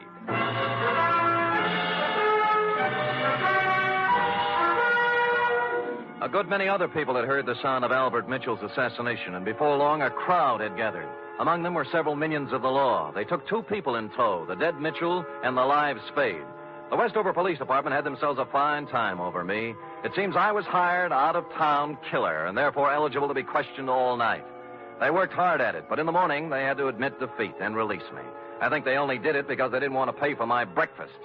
By then I was pretty mad, and at 10 o'clock I walked into the mayor's office and demanded an interview. I got it. The whole thing, Mr. Spade, was regrettable. But after all, you are a stranger here. And when a man is killed and someone happens to be in on the scene, questions have to be asked. Your Honor, I'll let it pass in the interests of law enforcement. Good. Our report on you from San Francisco gives you quite a reputation as an investigator. Do you have any theories that might help us in this murder of Mitchell? Well, I could hazard an expert guess that it's tied in with the building scandal, the auditorium collapse. By the way, what's being done officially to fix the blame for that? The city council held its investigation of the unfortunate affair last week, and as far as we can determine, no one is directly responsible. No one? Oh, come, Your Honor. Are you questioning our civic procedure? Oh, well, maybe you're right. Maybe we've been too easygoing. We're all neighbors here. Yes, I'm conducting an investigation for a client who certainly has a right to know what's going on insofar as a good many citizens seem to feel he's to blame. Oh, yes, Mr. Welch. Well, he's not to blame. No one is. You must pardon my abruptness, Mr. Spade, but the events of the past week have been a little more... Yes, I know. Tell me, Albert Mitchell, as building inspector, must have approved the building of the auditorium. Now, was he a reliable man? Yes. Wait a minute. You don't think... I think he was killed by somebody who wanted him to keep his mouth shut. Now, what about the contractor, Howard Kessley? Kessley? Born here. Brought up here. He's built about one-third of the structures in Westover. Uh-huh. Every one of them, except the auditorium, is standing today. No, I don't think you can build up a case... I'm just examining the possibilities, Your Honor. You have to begin with the people who had something to gain from this thing. Where there's graft, there might be murder. Where are the purchase orders for the materials used in this building? That was the first question I asked. I was told they were destroyed with all the other useless paperwork that accumulated from the construction job. Oh, great. That certainly makes it convenient for somebody. Mr. Spade, I don't wish to... And I can't believe, as you apparently do, that this town's population is crooked and rotten. So if I come across any information that will help clear the good name of Garrett Welch, you can be sure that I'll be happy to bring it to your attention. Until then, I bid you good day, sir. I could understand Mayor Sullivan's desire to protect the fair name of his city, but I had to take a meaner view of at least one Westover citizen. I found out where Albert Mitchell did his banking, and misrepresenting myself as a collection agent, pried into his holdings. Let me see now, Mr. Humboldt. I really shouldn't give out this kind of information, but in your case, when you have a claim against the estate, I'd... Oh, yes, here it is. He has $300 in his account, that's all. What kind of deposits did he make? Oh, just paychecks mostly. He was a $7,500 a year man. Every Friday he deposited $150. Any deposits larger at any time? Oh, yes. 4 deposits of $5,000 each in the past year. Well, what do you know? As I recall Mr. Mitchell saying, there were payments from an estate he inherited. Yeah, thank you, Mr. Carter. You'll hear from my company soon, I'm sure. Yes. Oh, what was the name of your company again, for my records? Amalgamated Whistle. Oh, yes. Preferred. Oh, yes, of course. That inheritance gag was right out of the Kefauver investigation. An inheritance is paid in a lump sum, practically never in 4 payments of $5,000 each. I didn't know whether Mrs. Mitchell was receiving, but I decided to find out. When I knocked at her door, all was quiet inside, but a second after my knock, there was a burst of sorrow. When she came to the door, there were 2 rather impossible-sized tears flowing down her face. For widow's weed, she wore a black dress, tight, satin, and low cut. Oh, Mr. Spade, I'm in no mood for talking now. Oh, just for a moment. May I come in? I guess so. I'm really kind of alone and lost. What is it you want? I must apologize for intruding on your bereavement, Mrs. Mitchell. I'm not usually as callous. Oh, that's all right. But I'm not sure I can help you any. I'm so broken up. What is it, camphor? What? Whatever you used to make those tears. All right, so I can't really cry. I never have, but it's expected of me. Yeah, all right. In that case, I sympathize with you. What do you want? Kitty, your dear departed husband made $7,500 a year and deposited $20,000 in 8 months. Now, what about it? I don't know anything about his money.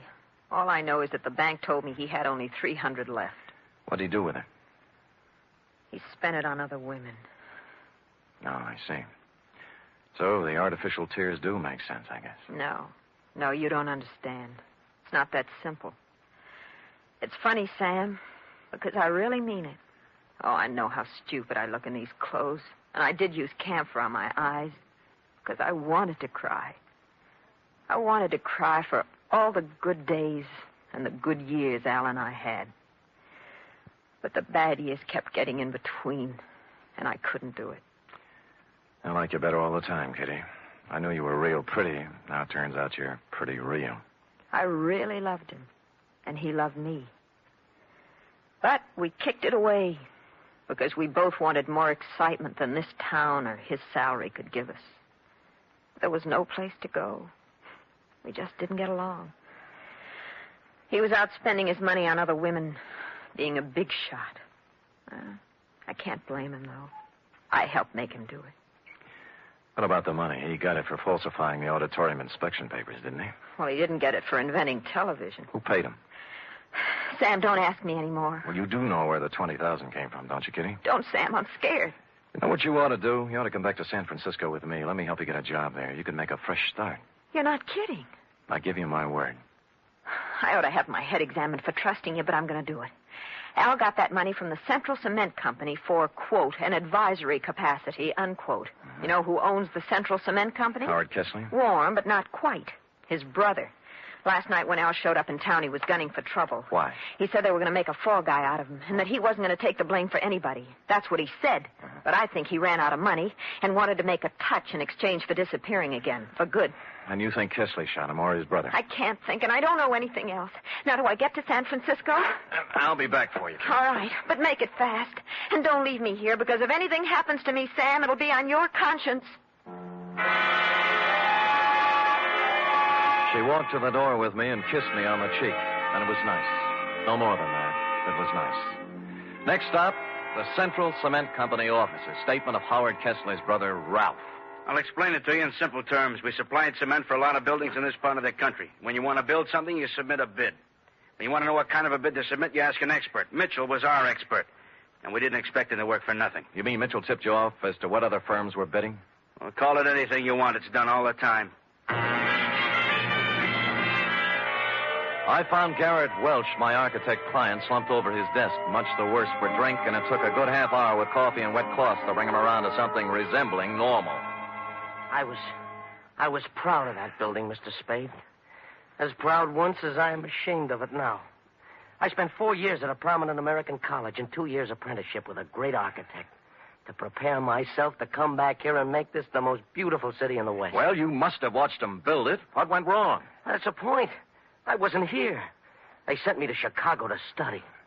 And I bid for it. What they really wanted was for me to be out of the way. Who are they? The city council. Oh, why bother? Just tell me how much I owe you, and we'll just forget it. Nobody's going to indict anybody for anything. Well, somebody's responsible for the building and for Mitchell's murder, and we'll find him. We? Yeah. If you'll lay off that bottle for a while and work with me, maybe we can do it. All right. All right. No more booze. I'll stop feeling sorry for myself and start getting mad. Hey, where you going? I'm going to start at the top. I'm going to try to get the mayor to help.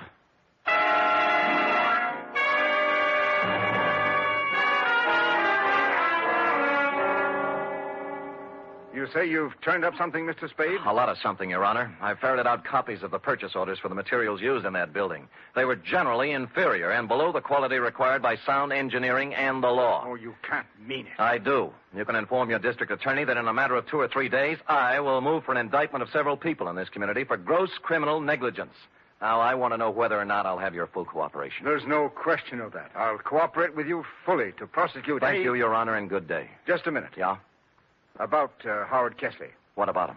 Do you still consider that he is subject to suspicion? The families of the 5 people who died in the ruins would think anybody who was concerned in the building project were subject to suspicion, Your Honor. Mr. Spade, you know about politics.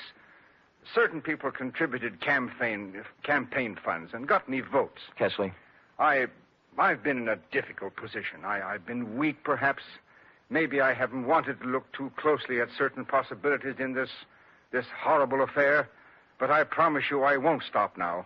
It doesn't matter what happens. My first duty is to the citizens of this town. Well said, Your Honor. Just tell the same thing to the other members of the city council. Tell them that if I kick the lid off this garbage can, it's going to make Westover smell pretty bad. You'll hear from me, Mr. Spade. I guarantee you.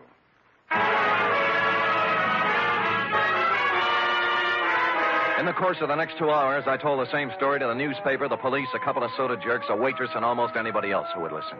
And before the day was out, the results started coming in. Garrett Welch's office and my room at the Embassy Hotel were both ransacked. Somebody started shadowing me, and I had a mysterious phone call offering me money to get out of town. I refused and hung up. During that day, I stayed mostly out in the open, in conspicuous parts of town. But when night fell, I knew I'd need to watch my step. Garrett Welch and I holed up in his office with the door locked and my gun out on the desk. Around 11, we got a little action. Well, speaking. Yeah? Yeah, okay. It's for you, Spade. Hello? Sam, this is Kitty Mitchell. I'm in trouble. What kind? 3 men were just here. They said I gave you some purchase orders. I don't know anything about them, but they said if I didn't get them back from you by midnight, they'd kill me. Who were they? I don't know. Just men. If you've got them, give them to me, Sam. I don't want to die. Look, hang up, call the police, and ask them for protection. Sam, I'm afraid. Why don't you give me the papers? Get in a taxi cab and come up to Garrett Welch's office. We'll talk it over. I'm afraid to do that. Well, you'll have to. I can't leave here. I'm waiting for somebody. Who? I'm not sure yet. Somebody threatened Mitchell's wife. She's coming up here. Well, I think we have enough to do taking care of ourselves. Who's that? Go on, you answer it. Then step to one side. I'll keep you covered. Okay. Don't make one wrong move. I'm not going to, Spade. I came here to talk. Kesley? Yes. Who's with you, Kesley? Nobody. I'm alone and unarmed. Come in. I'm watching you from behind, Kesley. I know it. I just came to talk. All right, talk. Spade, you allegedly have information as to why the auditorium collapsed, killing 5 people. Suppose I do. Well, I came to make a deal with you. We're not making deals. I think you'll like this one. I'll give you all the positive information you want for one thing. Namely? A 48-hour head start out of town. Why should we give you that? Because nobody, least of all myself, thought the building would collapse. It's true I used inferior materials, but I had to. What does that mean? There's a man in this town.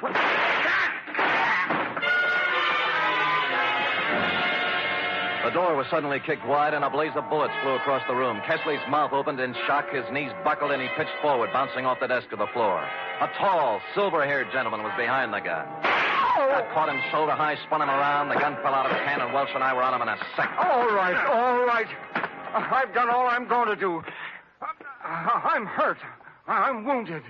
Well, Your Honor, you're better off than Kesley. Kesley didn't want to do it, but I had something on his brother and told him I'd send him to jail. We saved $100,000 on the cheap supplies we used in that building. Yeah, when I showed up, Kesley was afraid he was going to take the rap alone. He was afraid he'd end up like Albert Mitchell, right? Yes. I killed Mitchell. He wanted more money. You killed him, Kitty, don't put it down. She had come in while we were talking and picked up the gun Mayor Sullivan had dropped. Her one shot hit him in the chest. Then she let the gun slip through her fingers and just stood there. Then you know what? She cried. Real tears. Period. End of report. Sam, what an awful tragedy. It was indeed, F. Of course, in a few minutes, the place was full of police, and we turned her over. What do you think's going to happen to her, Sam? I'd rather not think about that, Effie. Now, how about typing it up?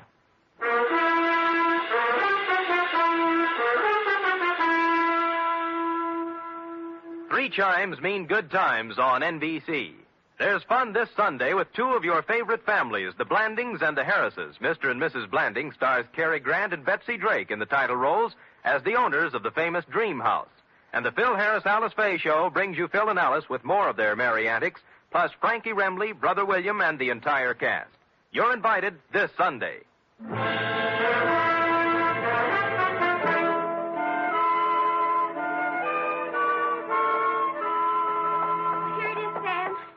Well, I'll take your word for it. I'm not going to read it again. Why did the mayor come in and shoot the building contractor in front of witnesses? Why, you threw away everything you worked so hard to steal. Why? That is a good question. Saved by the knock. Come in. This is Sam Spade's office. It is? I'm Lyle Rooks.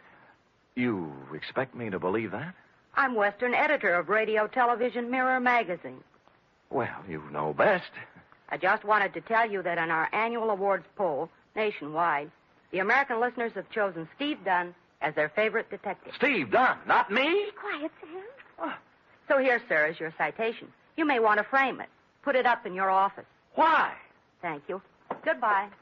Well, Steve Dunn, who He's the man that plays you on the radio, Sam. Oh, he's handsome. Well, do you love him better than you love me when I'm burning up with passion for you? Are you really burning up, Sam? Well, I'm beginning to smolder a little. Come here and tell me about love. Oh, well, I don't know much about it, Sam. Not as much as I'd like to know. Well, I'm sorry. Sorry, I don't have a teacher's permit for the state of California. Good night, Sam. Good night, sweetheart.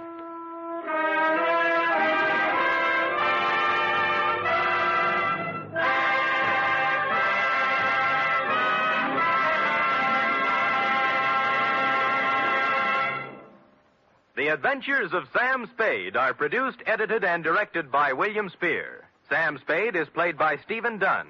Lorene Tuttle is Effie. Also in the cast were Shirley Mitchell, Jack Crucian, Sidney Miller, Paul Frees, Herb Rawlinson, and Lou Merrill. Script for tonight's adventure by John Michael Hayes. Musical scoring by Lud Gluskin, conducted by Robert Armbruster.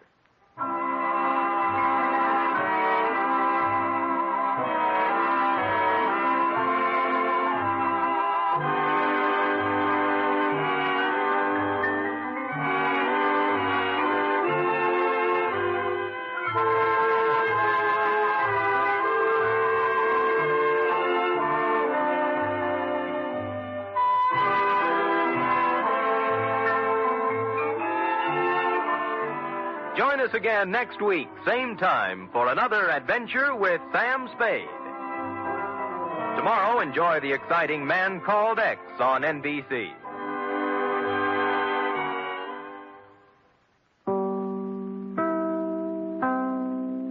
The National Broadcasting Company presents The Adventures of Sam Spade, Detective.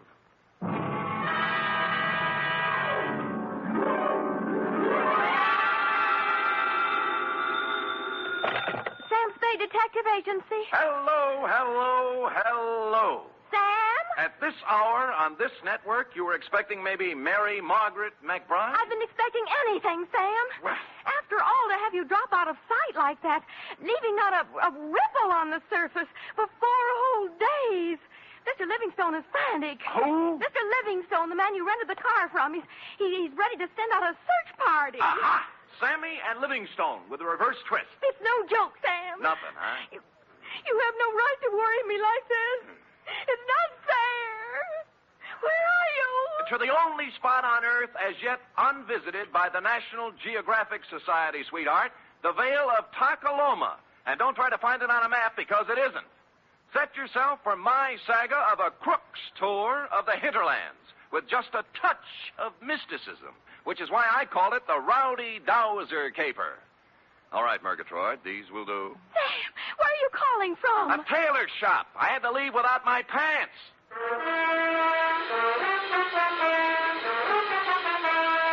For NBC, William Spear, radio's outstanding producer-director of mystery and crime drama, brings you the greatest private detective of them all, starring Stephen Dunn in The Adventures of Sam Spade. Dum-da-da-dum-dum-dum.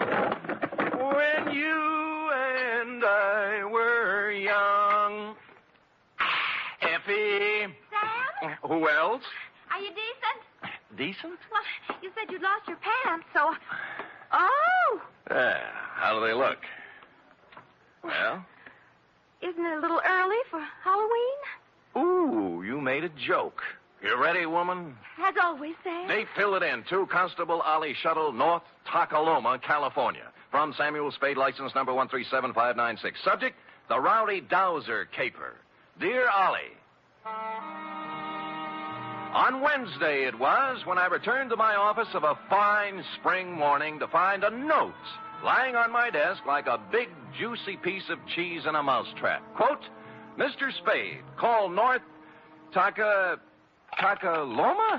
3, unquote. North Tacaloma. Where have I... Long distance. North Tacaloma 3. Yes, sir. One moment. Would you repeat the number, please? North Tacaloma 3. North Tacaloma 3. Nice diction. That is North Tacaloma? I'm not kidding. Look it up, girl. Look it up. Yes, sir. North Tacaloma 3. Well, she must have found it in the book because soon we had encouraging buzzes and clicks. 6 operators later, we had punched our way north to the farm at Slattery Flat. Then we knocked off for lunch while Slim Slattery repaired the windmill that made the juice for the last lap. At 2:07 p.m., victory was in sight. Yeah? Sam, this is Operator Nyan for the 10th time. Oh, fine. How we doing, Millie? Sam boy, I am actually ringing North Tacaloma 3. Oh, good girl.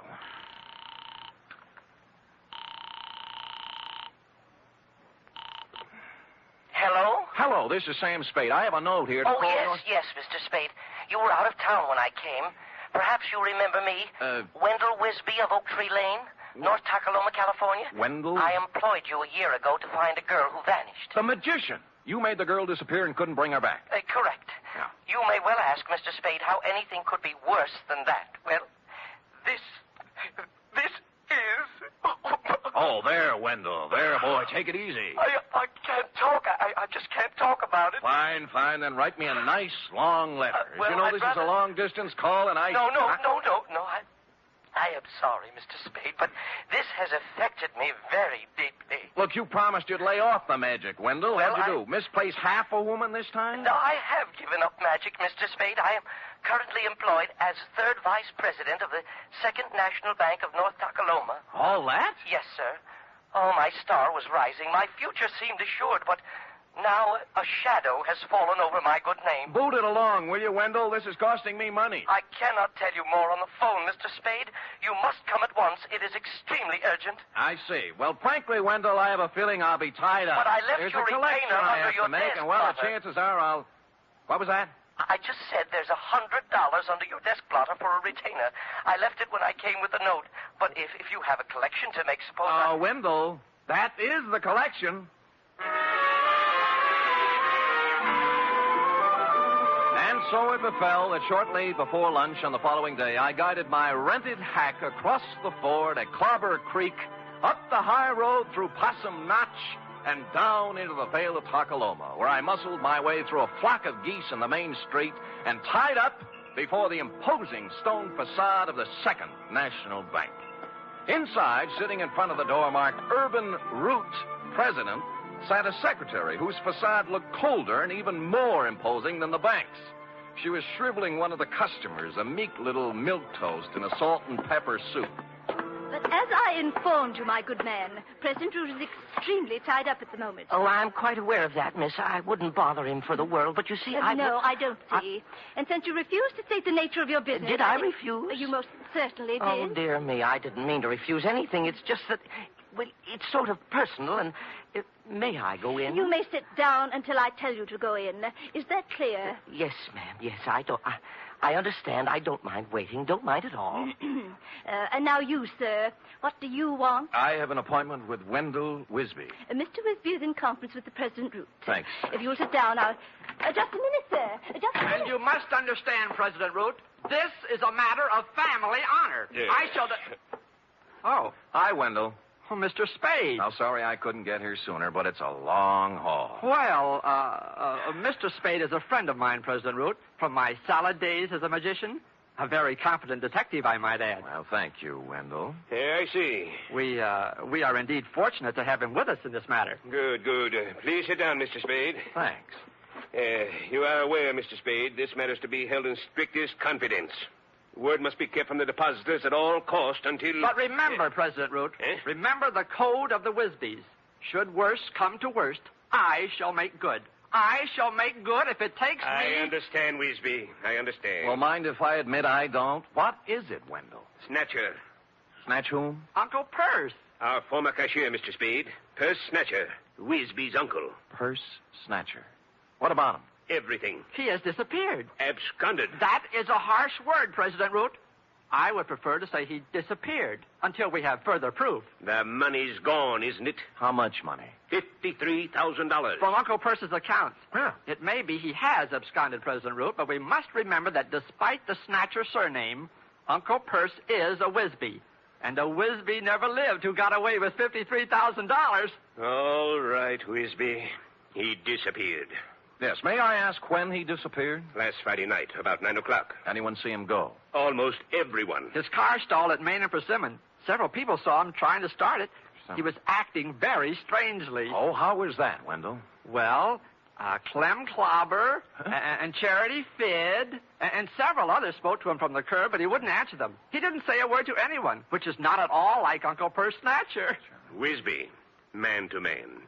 Would you feel sociable with a satchel full of stolen money on the seat beside you? Well, there you have a point, President Root. I can't blame you for the way you feel, President Root, but I must continue to believe the best of Uncle Purse until Mr. Spade discovers the worst. Oh. And in that dismal eventuality, please know I intend to pay off the $53,000 plus interest on the installment plan.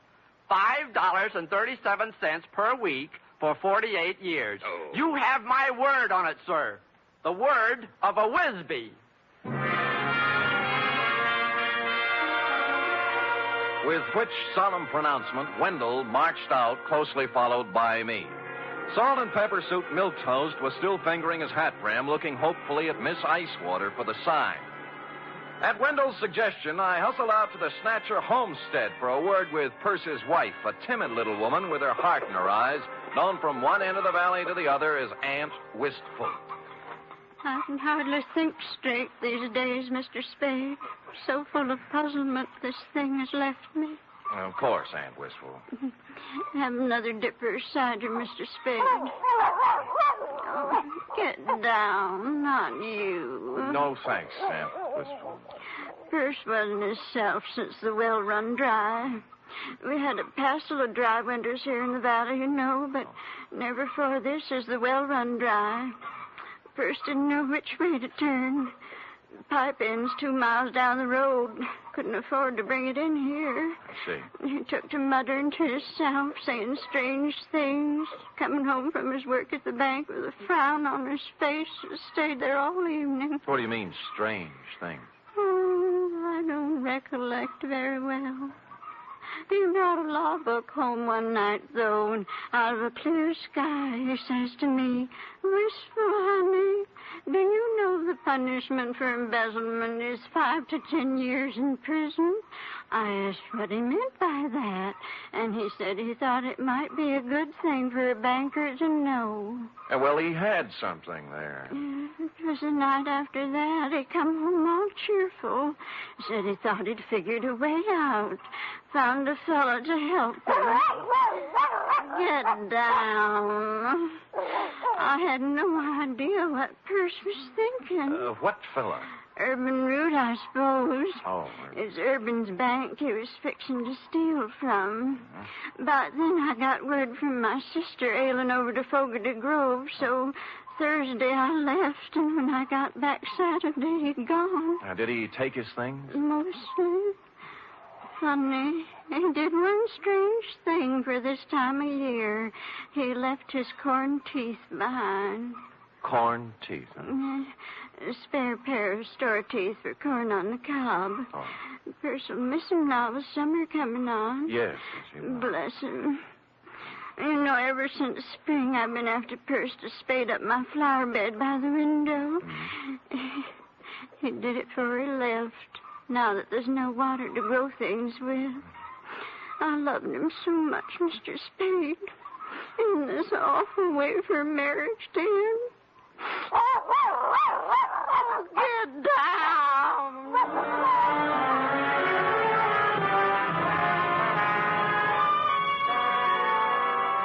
Well, I started at Main and Persimmon Streets and worked south, farm by farm. Everyone seemed to have been sitting on his front stoop Friday night because all remembered Purse Snatcher driving out on the South Road in his 1919 Winton 6. Up to a point, that is. Somewhere between North Takaloma and Fogarty Grove, I ran out of witnesses.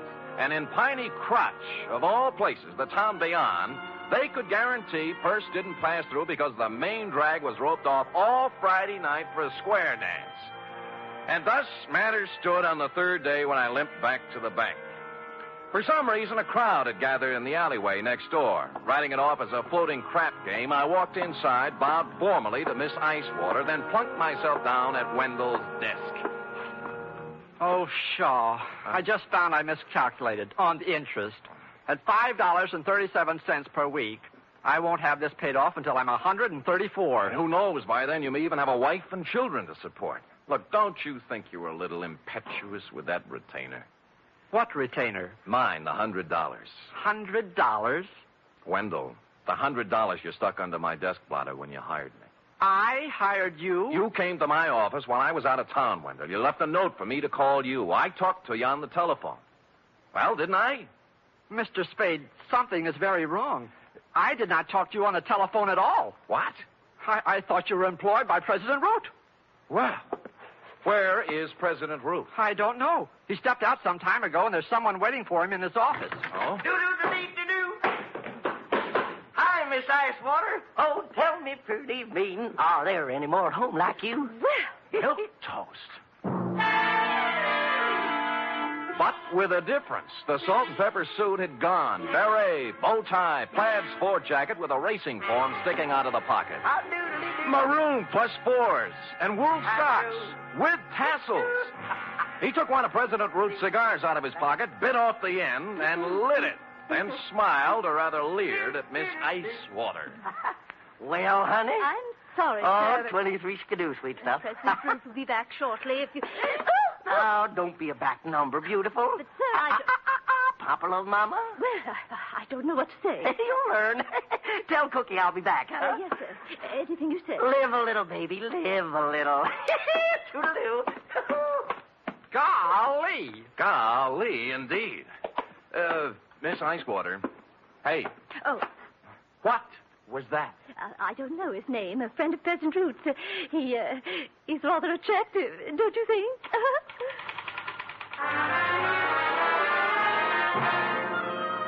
Only now, as I went outside in his wake, did I see what had caused the crowd in the alleyway.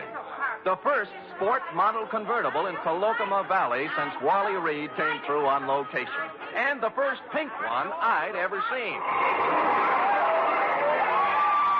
Pondering the new milk toast, I walked into the drugstore, found a phone book, and checked all 25 names.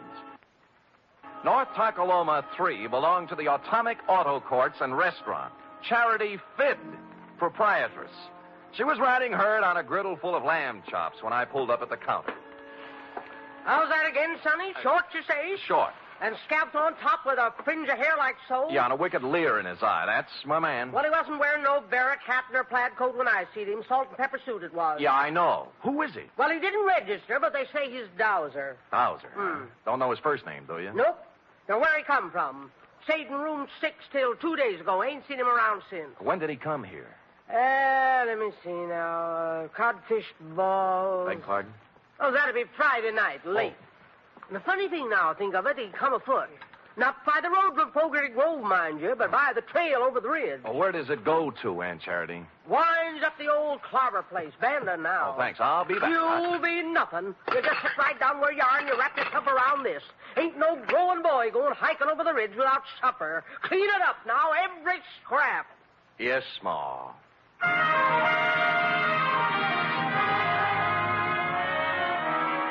It had been dark about 2 hours when, carrying one of Aunt Charity's best coal oil lanterns, I topped the ridge and looked down on Clem Clobber's abandoned barn, nestling in a grove of ancient oaks at the very foot of the hill. The moon was bright enough to show up the pair of grassy ruts leading from the rear of it down the gully toward the road to Fogarty Grove, a couple of miles away. On general principles, I blew out the lantern, then scrambled down the side hill and up to the barn door. I couldn't make out anything inside at first, and then finally something took shape. A dark hulk in the middle of the floor. Stupid me, I lit a match. It was an automobile. To be exact, it was Purse Snatcher's 1919 Winton 6. His hat and the tweed overcoat everyone saw him wearing Friday night were lying across the front seat. I held the match higher and bent over for a closer look. Whereupon Spade and the match went out together.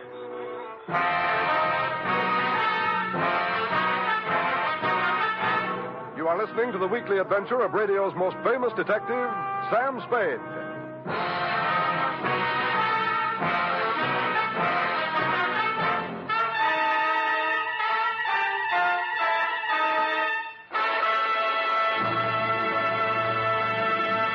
Three chimes mean good times on NBC. There's fun for you Sunday with two of your favorite families, the Blandings and the Harrises.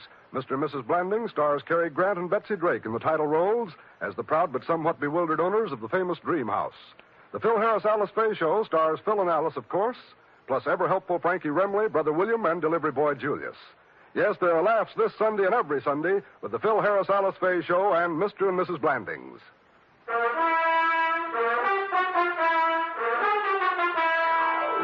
And now, back to the Rowdy Dowser caper, tonight's adventure with Sam Spade.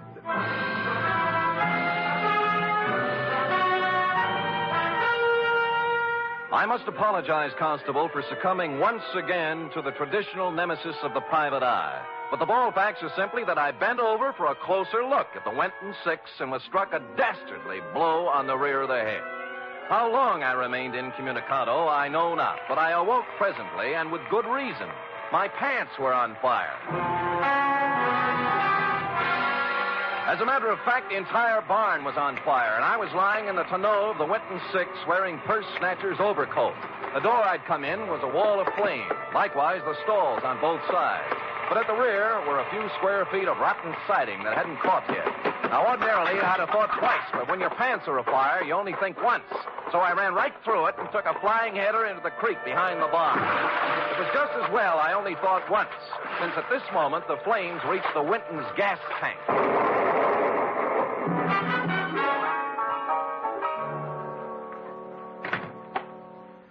Hi. Good laws almighty, what have you been up to, boy? Smoking corn silk behind Clobber's barn. Match got away from me. Well, stay right there till I find my goose grease. No. Later, Aunt Charity. How about the key to 6? The Dowser fella? Yeah. Won't need no key, son. No door open? If he left it open, he's in there now. Barrett hat, plaid coat, and a 25-cent cigar. Help yourself.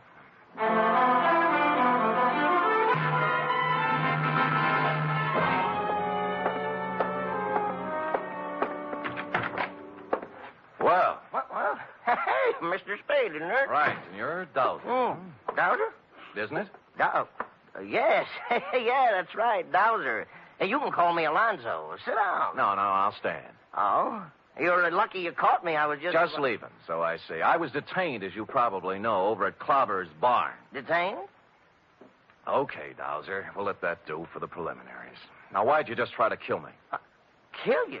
Well, good heavens, man, I did not get careless at a weenie bake, Dowser. I just woke up in the middle of a 3-alarm fire, and I don't like it. As a matter of fact, I'm a little burned up, to use the phrase loosely, and I just might kick your teeth in. Now, believe me, I haven't been near Clobber's barn since Friday. I had nothing to do with whatever happened. Sure, and you had nothing to do with a $100 retainer in the phone call from Wendell Wisby. Well, as a matter of fact, You figured with a curious city fellow like me on the premises, urban root might shake down easier. Bigger apples from the same old tree, right? Yeah. All I did was negotiate a personal loan. Stop it, will you? Root had his hand on the till at the bank. A big hand, $53,000 worth, and Snatcher found out about it. What about you? How'd you get into the act? The loan. The shakedown. Where's Uncle Purse, Alonzo? Out of town somewhere, I suppose. He... look, I can't tell you, Mr. Spade. Purse got as far as the road to Clem Clobber's barn last Friday night. Or did he? No, he didn't get that far. You know, I'd begun to suspect as much. How far did he get? I'm sorry, I can't tell you any more. Root killed him, didn't he? No. You Now, saw let him. me go. How come? I don't know anymore. Please. Come on, let's have it down there. What did he do with the body? Root wore the coat and drove Percy's car out of town so everyone would see him. Now, where's the body? Let me go. Let me go. Dowser! Dowser!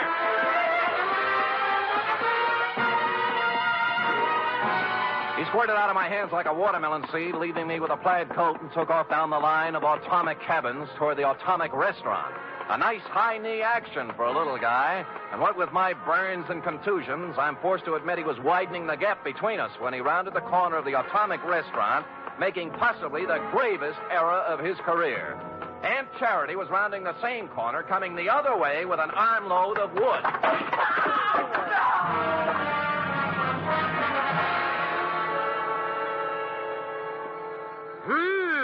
You don't reckon he got himself a brain conclusion, do you, son? I don't know, but he's a weak witness, Aunt Charity, a weak witness. What you got there?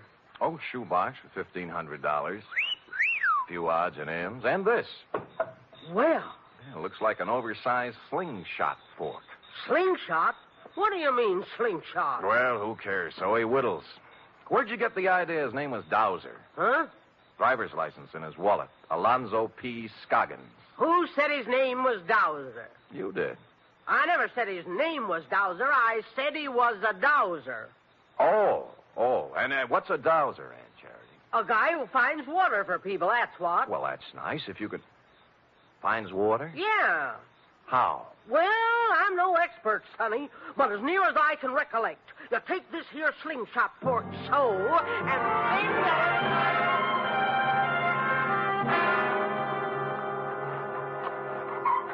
Mr. Spade, I can't go through with it. Get hold of yourself, Wendell. Remember the code of the Wisby. But this sinister revelation has virtually prostrated me, Mr. Spade. And you must remember it is now over a year since my salad days as a magician. Tut, Wendell. Stout fella, stiff upper. And further, even at the peak of my career, I was only sketchily acquainted with the field of dowsery. Hold it. There they are. Aunt Wistful is sitting on the back porch with President Root. Mr. Spade, The code of the Wisbys, Wendell? Yes, sir. Let's go.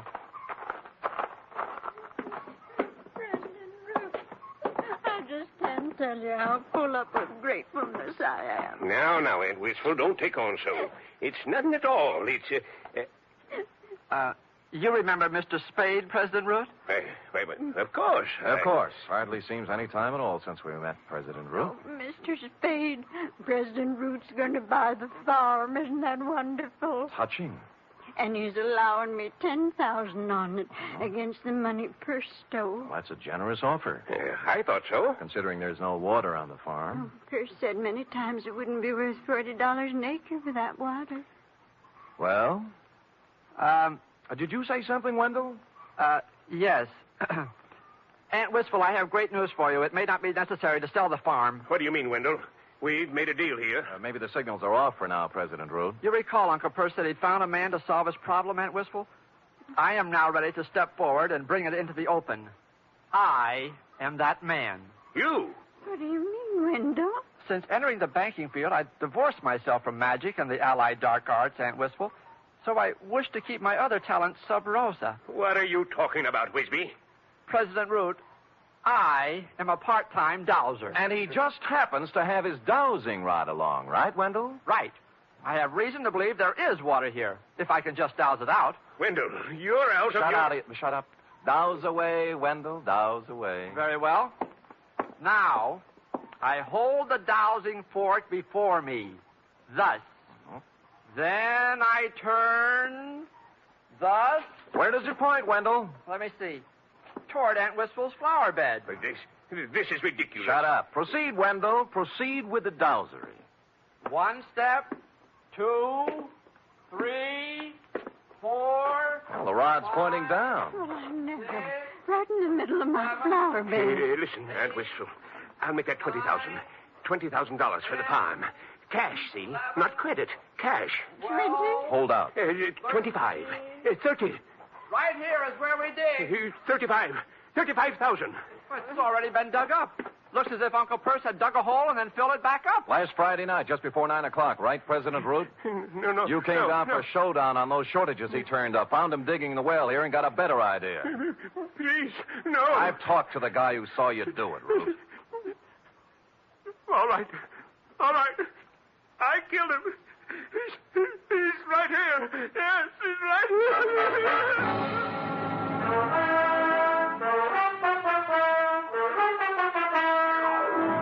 Which is where you came in, Constable, and since you can take it from here, I shall close, as always, with... Period. End of report. Right.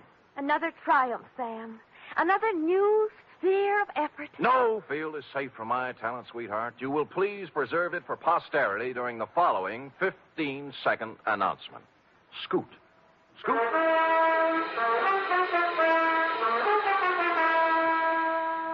3 chimes mean good times on NBC. This Sunday, the glamorous and unpredictable Tallulah brings you another hour-and-a-half broadcast of The Big Show, starring Fred Allen, Judy Holliday, Joan Davis, Frank Warren, and many more. And this Sunday's Theater Guild on the Air production is the Broadway comedy The First Year. Starring in this Theater Guild presentation are Richard Widmark and Katherine Grayson.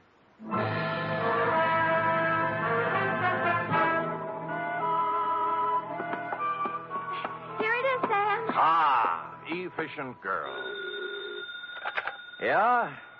Yeah, Millie, this is Sam, boy. What's up? Oh? Oh. Thanks, Millie. Well, what is it, Sam? They just relayed a message from Fogarty Grove, F. Wendell is being installed as second vice president tomorrow night at the Moose Hall. Oh? He wants me to come. Oh! And bring a girl. Are you game, little one? Well, that's one way to get the report to Constable Ollie Shuttle. I'll do it, Sam. Good girl. Pack up an emergency ration of sorghum and hominy grits. I'll pull up at your doorstep in the morning at 8 o'clock. Well, I'll wear my sunbonnet and Mother Hubbard. Oh, good night, Sam. Good night, sweetheart.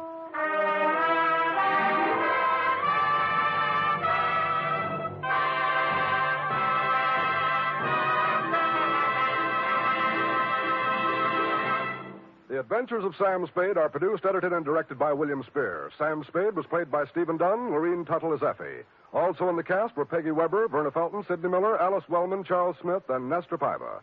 Script for tonight's adventure by Harold Swanton. Musical scoring by Lud Gluskin, conducted by Robert Armbruster.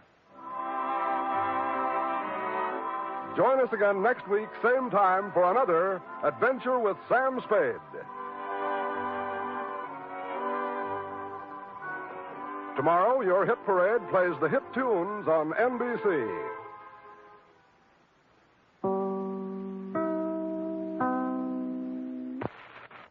The National Broadcasting Company presents The Adventures of Sam Spade, Detective. Sam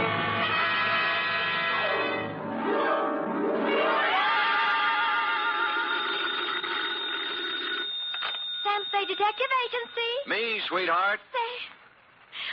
Now, Sam. take it easy. The papers are on the street. I saw them. So did I. There'll be some red-faced editors ducking behind their green eye shades tomorrow. What do you mean, Sam? You don't print up the score until the returns are all in, F. This applies to presidential elections, boxing matches, and executions at San Quentin Prison. Sam, you mean Willie? I mean Willie. Batten down the hatches and turn over your foam rubber cushion, Wonder Girl, for even now I'm homeward bound with a stride-by-stride account of a 12-hour marathon, which I shall call, for obvious reasons, the Hail and Farewell Caper.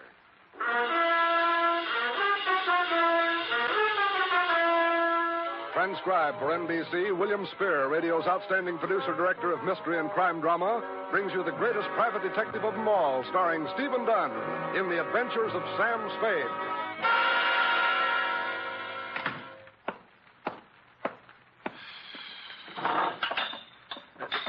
I've been robbed. Effie?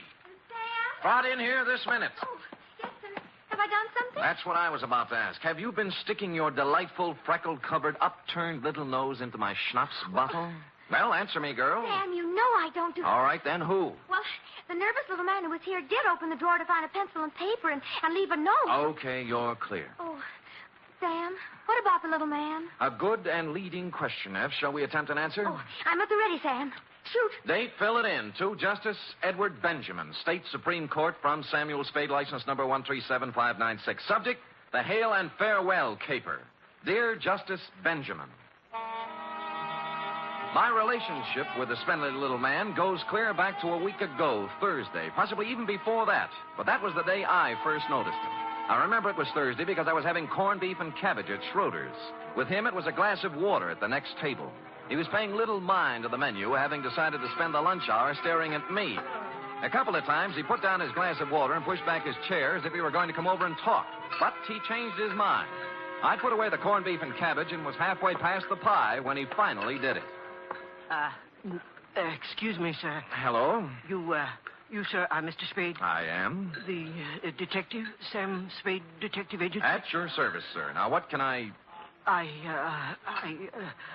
You see, do you have a match?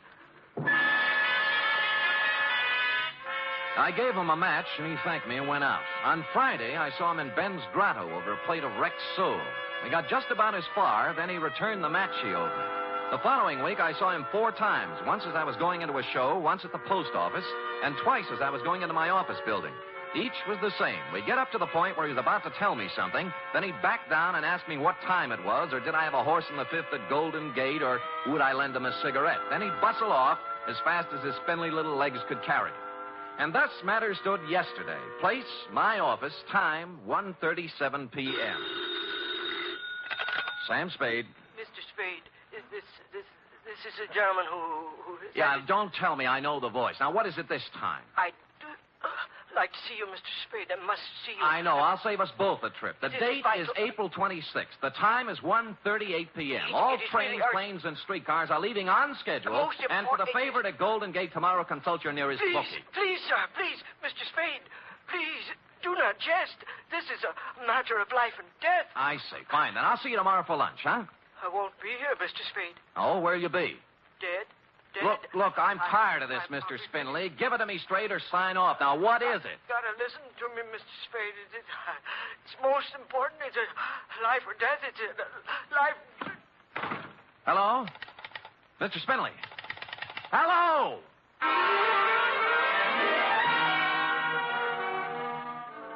It almost seemed as if he were in earnest this time, so I didn't hang up. I hustled down the hall to the next office, found another phone, and sweet-talked the supervisor into tracing down Mr. Spindley. It was a pay booth in a drugstore opposite the Park Emergency Hospital. The clerk in the drugstore was just getting over it when I punched in. Spindley had collapsed in the booth and had been hauled across the street to the hospital. On the bed there. Oh, thanks, Doctor. Life and death, Mr. Spade. Terrible. You've got to stop it. It's murder. He's been Legal muttering murder. like that ever since we brought him in. Yeah, hop, huh? The legal kind.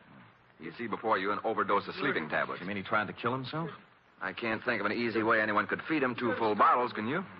Pull through? Probably. We gave him a good pumping. Don't let them do it. Don't. All right. It's murder. Now, Mr. Doe, don't carry on so. But I know who did it, sir. You must stop him. All right. I know who is Take it easy.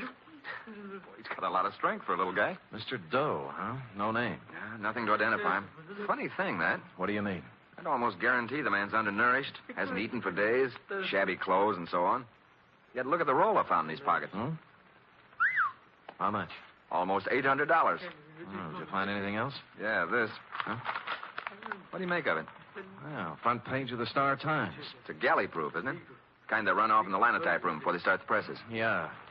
Killer dies tonight. Willie Johnson, hitchhike murderer, to enter gas chamber at midnight. Innocent man. All It's murder. It's murder. Down you go, Mr. Doe. But I know who did it, sir. I know everything.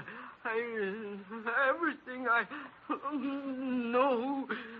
A frame. It's a skillful frame. You mean Willie Johnson? Yes, sir. Yes, sir. I know who it was. It was hail and farewell, sir. Hail and farewell. Who was it? Come on, Mr. Doe. Wake up. Mr. Doe. Yeah. I was waiting for that. Hit him? Like a ton of bricks. He'll be incommunicado for the next 24 hours or longer. Hail and farewell. A broken-down actor. Huh? Only an actor would think more of an exit line than an innocent man's neck. You mean you believe he knows? I don't know what I believe. The guy's been trailing me for 10 days, driving himself nuts, tries to knock himself off. It's a cinch he believes it. Well, there's no chance of bringing him around before tomorrow. Yes, and Willie Johnson dies tonight. So what happens? So I'm stuck for taxi fare to San Quentin.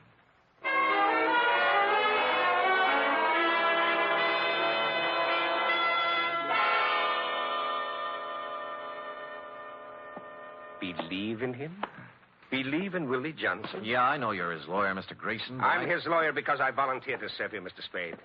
I've been in the law a long, long time. I've defended a lot of phonies. Sometimes you've got to if you want to eat.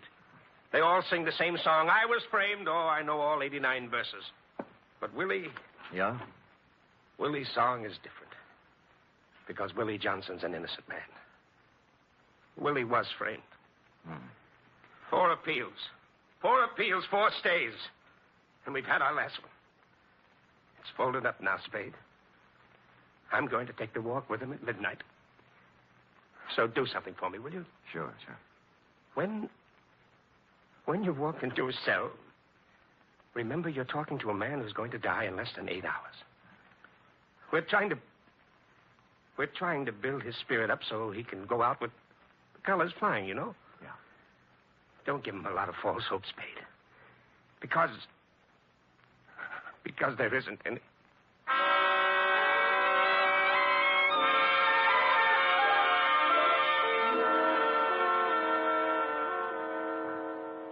I don't quite understand, Mr. Spade, sir.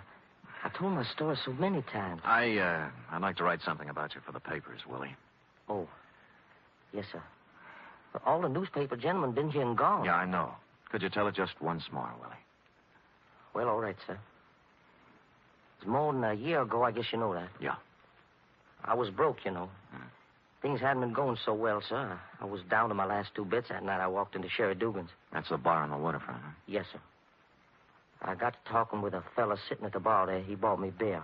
Who was he? I never did find his name. I ain't seen him since that night. If I could find him, I don't reckon I'd be where I am, sir. He had a paper with him.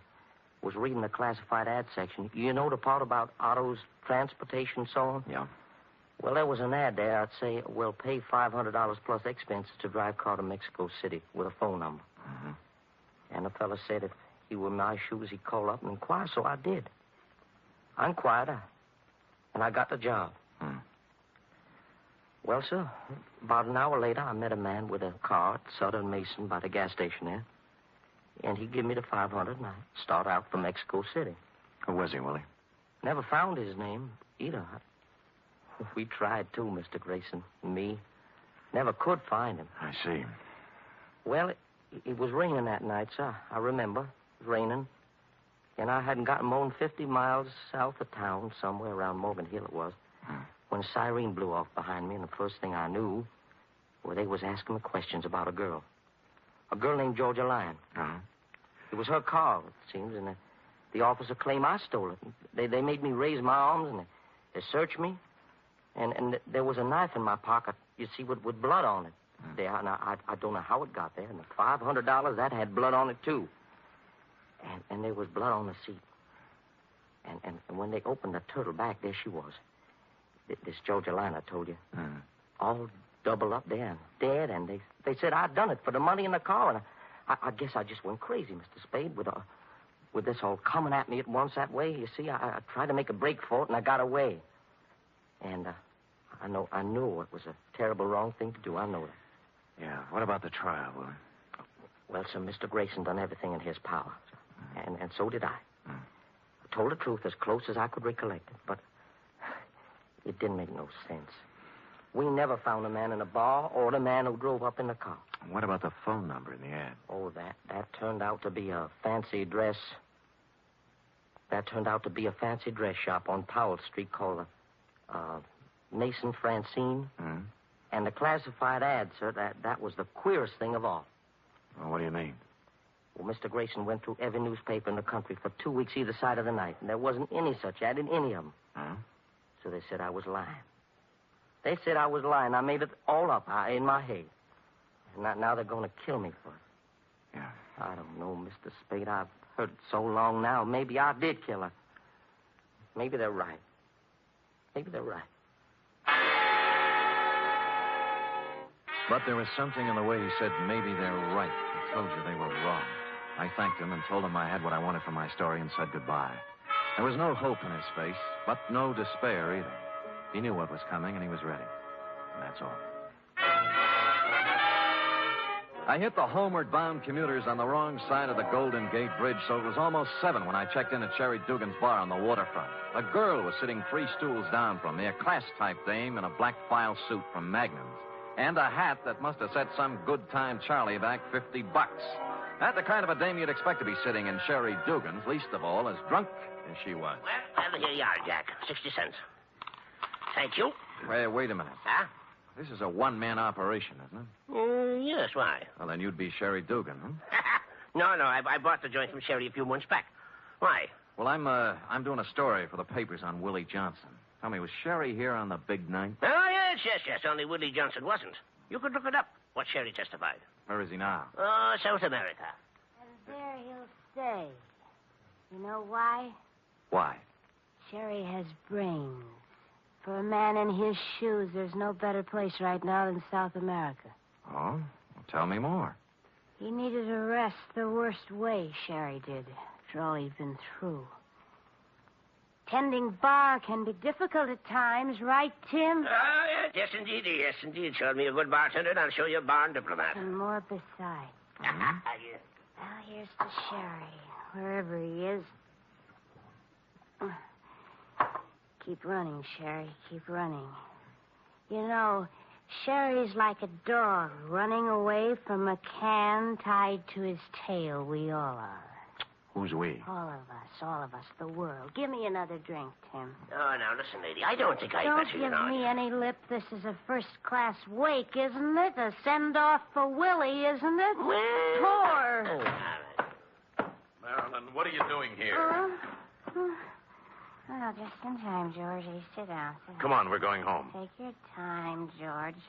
2 of the members present. 1 more. We'll have a quorum. Pour him a drink, Tim. You want me to carry you out of here? Might be fun. Where's Daddy? Pacing the floor. Now, come on. You know something, George.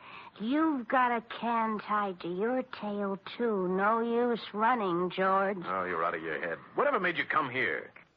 Kind of appropriate, don't you think? Special night tonight. Black dress. All fixings. Gonna have us awake. Not here we aren't. Are you coming? Nope. All right. Where we go? Going home. Bye, Timmy. And you, whoever you are. How about... Hold it. How much does she owe you? That's $3.45. Here. It's worth it. Now, tell me, who is she? Oh, it's a model. Some dress shop uptown. Oh?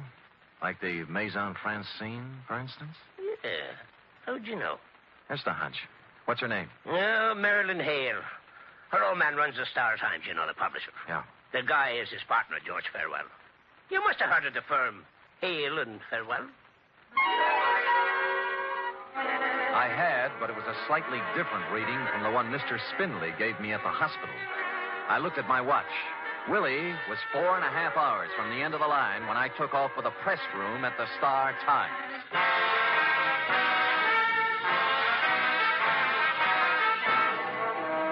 You are listening to the weekly adventure of radio's most famous detective, Sam Spade.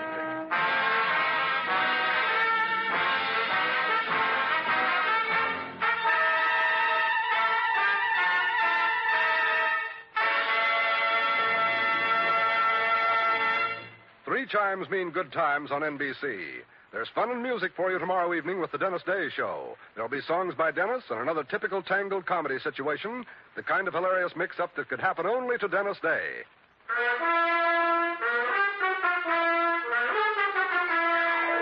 And now, back to the Hail and Farewell caper, tonight's adventure with Sam Spade.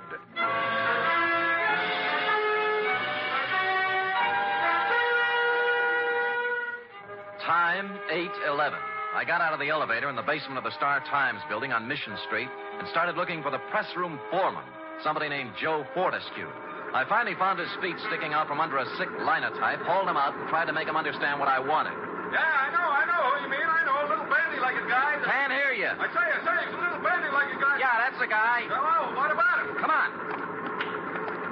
Go ahead, you first. Now, who is he? Charlie Forrest, he's nuts. I know, but that's not what I care. Been off his rocker for a year. Look, you see that picture on the wall over your head? Yeah. That's Mr. Hale, the Iron Fist. Oh. Won't tolerate no inefficiency, you understand? But this screwball, this Charlie Forrest, I personally canned him twice, and both times Iron Fist sends it back to me. Yeah. So it don't make no never mind to me, brother. Leave him come to work stewed all the time. Leave him lay off for 2 straight weeks like this time. Don't make no never mind. Yeah. Now, look, I'm up with you now. How long's Charlie been this way? A year or so. I know just when it started. When Willie Johnson was hauled in on the hitchhiking killing, right? Oh, you've been talking to Charlie, huh? Yeah. Funny thing how that hit him. You'd find him sitting in a corner by himself, mumbling all the time about the guy being innocent. Mm-hmm. What do you suppose Charlie had to do with that? Oh, I don't know. Got real crazy toward the end, you know. Said he was killing Willie Johnson. And you'd ask him with what, and he'd say a linotype machine and a hunk of newsprint. One day he even offered to prove it, you know. How? I don't know. He said he had proof. He said he had the evidence that would save Willie's neck, hid in his room.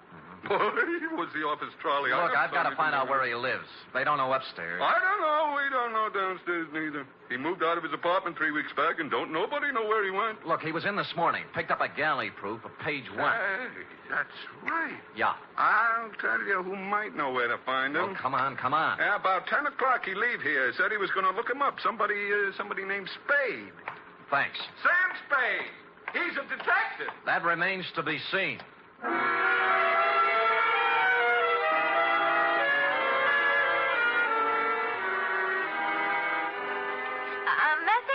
A bandy-legged little guy named Charlie Forrest, F. He must have been in around 10:30 this morning. Oh, dear, I didn't get here till 11. They're still clearing stuff off the tracks from the MacArthur reception. Yeah, never mind that now. Listen, write this down. Oh, wait till I find a piece of paper. Hurry up. Here, under the ashtray. Yeah. Go ahead, Sam. Call Jeremy Grayson. He's a lawyer, and he's with Willie Johnson in the death row at Quentin. Tell him to get hold of a justice on the state Supreme Court and hold the line open till I get him. You got that? Yes, sir. Is there anything else? No, I'll get back to you in a little while. Sam, wait a minute. Don't hang up. What's the matter? This paper I'm writing on under the ashtray. It's a note. Well, go ahead. Mr. Spade, please contact me at once. Charles W. Forrest, Bellflower Hotel, 338 Stockton Street. It took 20 more minutes to cross town and 10 on top of that to convince the clerk at the Bellflower I had a right to the key to Charlie's room, which I had not. I tossed the room from the light fixture to the floorboards, covered everything from the window shades to the bathroom plumbing. Result, 1 batch of dirty laundry, 6 soggy cigarettes, and 2 empty bottles of sleeping pills. I was on my way out when I remembered one more thing. It wasn't an accident like in the movies. It was on purpose. I unscrewed the tops of the iron bedposts. Inside number 3, I found it. There was a payphone at the end of the dark hallway. Sam, I warned you about this. We've had 4 stays. They won't come through with the 5th. I've got a fair hold card, Grayson. Did you get the judge? Yeah, Benjamin, State Supreme Court. What'd he say? What I knew he'd say. No evidence, no stay. Tell him I got evidence. It better be good, Sam. It is. A phony newspaper, a copy of the Star-Times for the night of the murder with a special page in the classified section carrying the ad that Willie answered. How does that sound? You've got it now? Yeah. Well, for Pete's sake, hang on to it. I'll get back to the judge. Say, wait a minute. Who's behind it? It's a long story. I'll tell you when I see you. Hang up. When you what? Spade. Spade. Hang up or I'll kill you. Spade. That's it. You can turn around now. Well, Iron Fist. We've met. I've seen your picture, Mr. Hale. It flattered me, no doubt. Give it to me. What? The paper, stupid. I haven't read the funnies. All right, Mr. Spade, if you'd rather.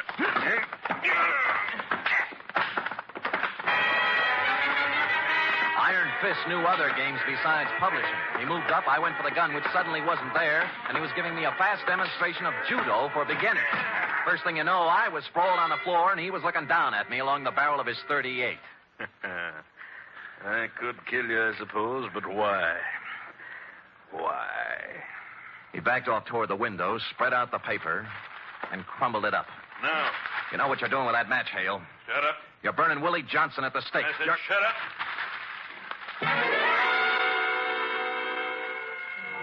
He touched the match to the pile of papers, watched them flare suddenly, lighting up the entire hallway. He looked like a medieval devil. I'm sorry about Willie Spade, but it has to be, that's all. It has to be. What did you have to do with Georgia Lyon? Nothing. Nothing at all. And her name wasn't Georgia Lyon, really. It was her stage name. No? Her real name was Farewell. Your partner's wife? Why, Spade, didn't you read the testimony at the trial? She was leaving George that night. She'd made a noble decision to walk out of his life and leave him free. For your daughter, huh, Marilyn? That's right. And it was such a tragedy Georgia had to run into Willie Johnson the very night she left, wasn't it, Spade? Wasn't it? He bent over the fire, watched it die down into a pile of ashes. I was looking at something else. A draft from the stairwell behind me had picked up a glowing scrap and set it down at the foot of a sleazy window curtain behind him. Well, that's it, Spade. The last of Willie Johnson. The last of... I hit him at the knees as the curtain went up in a blinding flash. No judo this time, just an old-fashioned hammerlock. Let me go. Come on, give me that gun. No, the fire. I'll break your arm, Hale. I'll break your arm. There. Well, that's better. Now get up. Get up. Hale, stop. Hale! I caught him in the leg as he hit the top of the stairway. He took off like an eagle, lit on his neck halfway down, and toppled the rest of the way like a loose-packed sack of laundry. He was dead when I got to him. Score, with an hour and 5 minutes to play, no evidence, one dead witness, one unconscious one killer, and accomplice at large. There was only one way left to go, and I took it.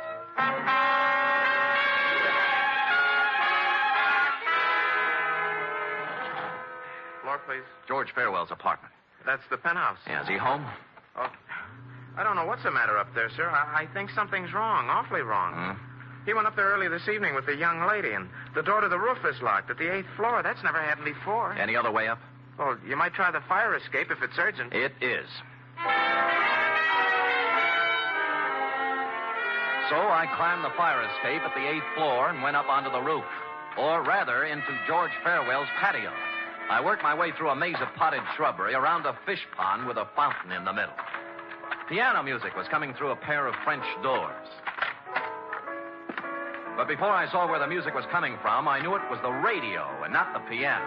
Because the piano, a 14-foot grand, had George Farewell sprawled across the keyboard with a bullet through his head. I crossed to the set of French doors on the other side of the house. And there I saw her, standing up on the 3-foot parapet surrounding the roof, looking 8 floors down into the street. Don't come any closer. You're not really going to jump, Merrill. He did it his way. I'm going to do it mine. Don't come any closer. Don't. I won't. So George shot himself, huh? Why not? Can't go through life with a can tied to your tail. No running away from that. No, there isn't. Well, you're going to jump? Give me time. Oh, you want to do it the dramatic way, don't you, Marilyn? Only 35 minutes left until Willie checks out over at the...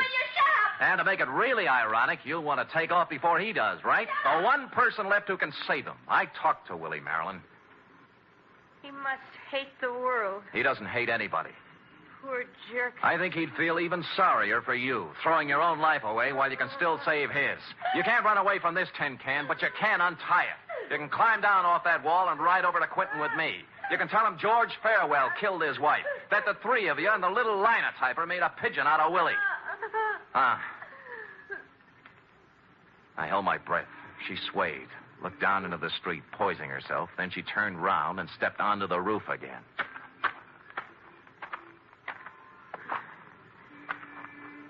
Let's go. Congratulations. Yeah. Only George Farewell didn't stab his wife that night.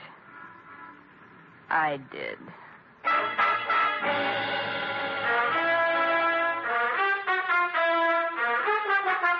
We pulled up at Quentin with 6 minutes to spare. The foregoing Justice Benjamin is submitted in support of the stay of execution granted Willie Johnson and will be set forth in detail in Mr. Grayson's petition for a new trial. Period. End of report. Gee, Willie can say. What can I say? Well, I have one constructive suggestion. I could say you're the greatest, finest, most wonderful... Yes, but you'd only be repeating yourself, Cherry. The proper line at this moment is, I shall have the report ready for you immediately following the next announcement. Right? Scoot.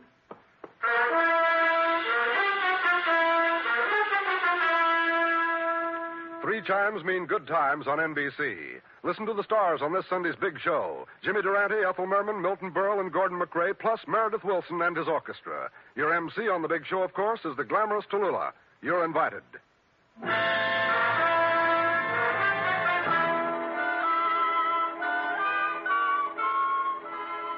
it is, Sam. Sam? Hmm? Here's Here's the report. Oh, yeah. What are you writing, Sam? Look, how's this? Man of the world, dashing, debonair, cosmopolitan, temporarily at liberty, desires employment. Sounds wonderful. Thank you. What does it mean? All right, we'll drop it down a few notches. Private investigator, accomplished raconteur, will tell troubles to listening public. Nice telephone voice. Contact Sam Spade, 1 East 48th Street, New York.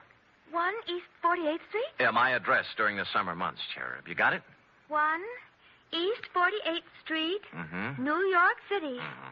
Oh, maybe a lot of people will write, Sam. I'm sure they will. Think so? There'll always be a Samuel Spade Incorporated. Will there? Look ahead. Smile through the tears, Sam. I am. The day will come soon again when the phone will ring and you will say... Sam Spade Detective Agency. Yes, and I will say... Me, sweetheart. Buck up, old girl. Stout fella, stiff upper lip. Good show. Not goodbye, but au revoir, Sam. Hail and farewell. Good night, sweetheart.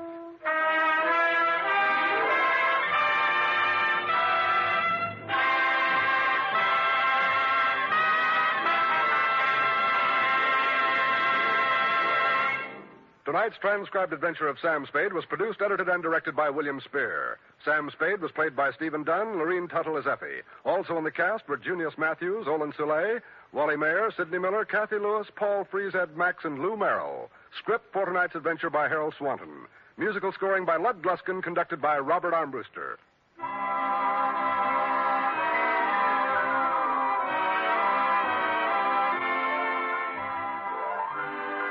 This is NBC, the national broadcasting company.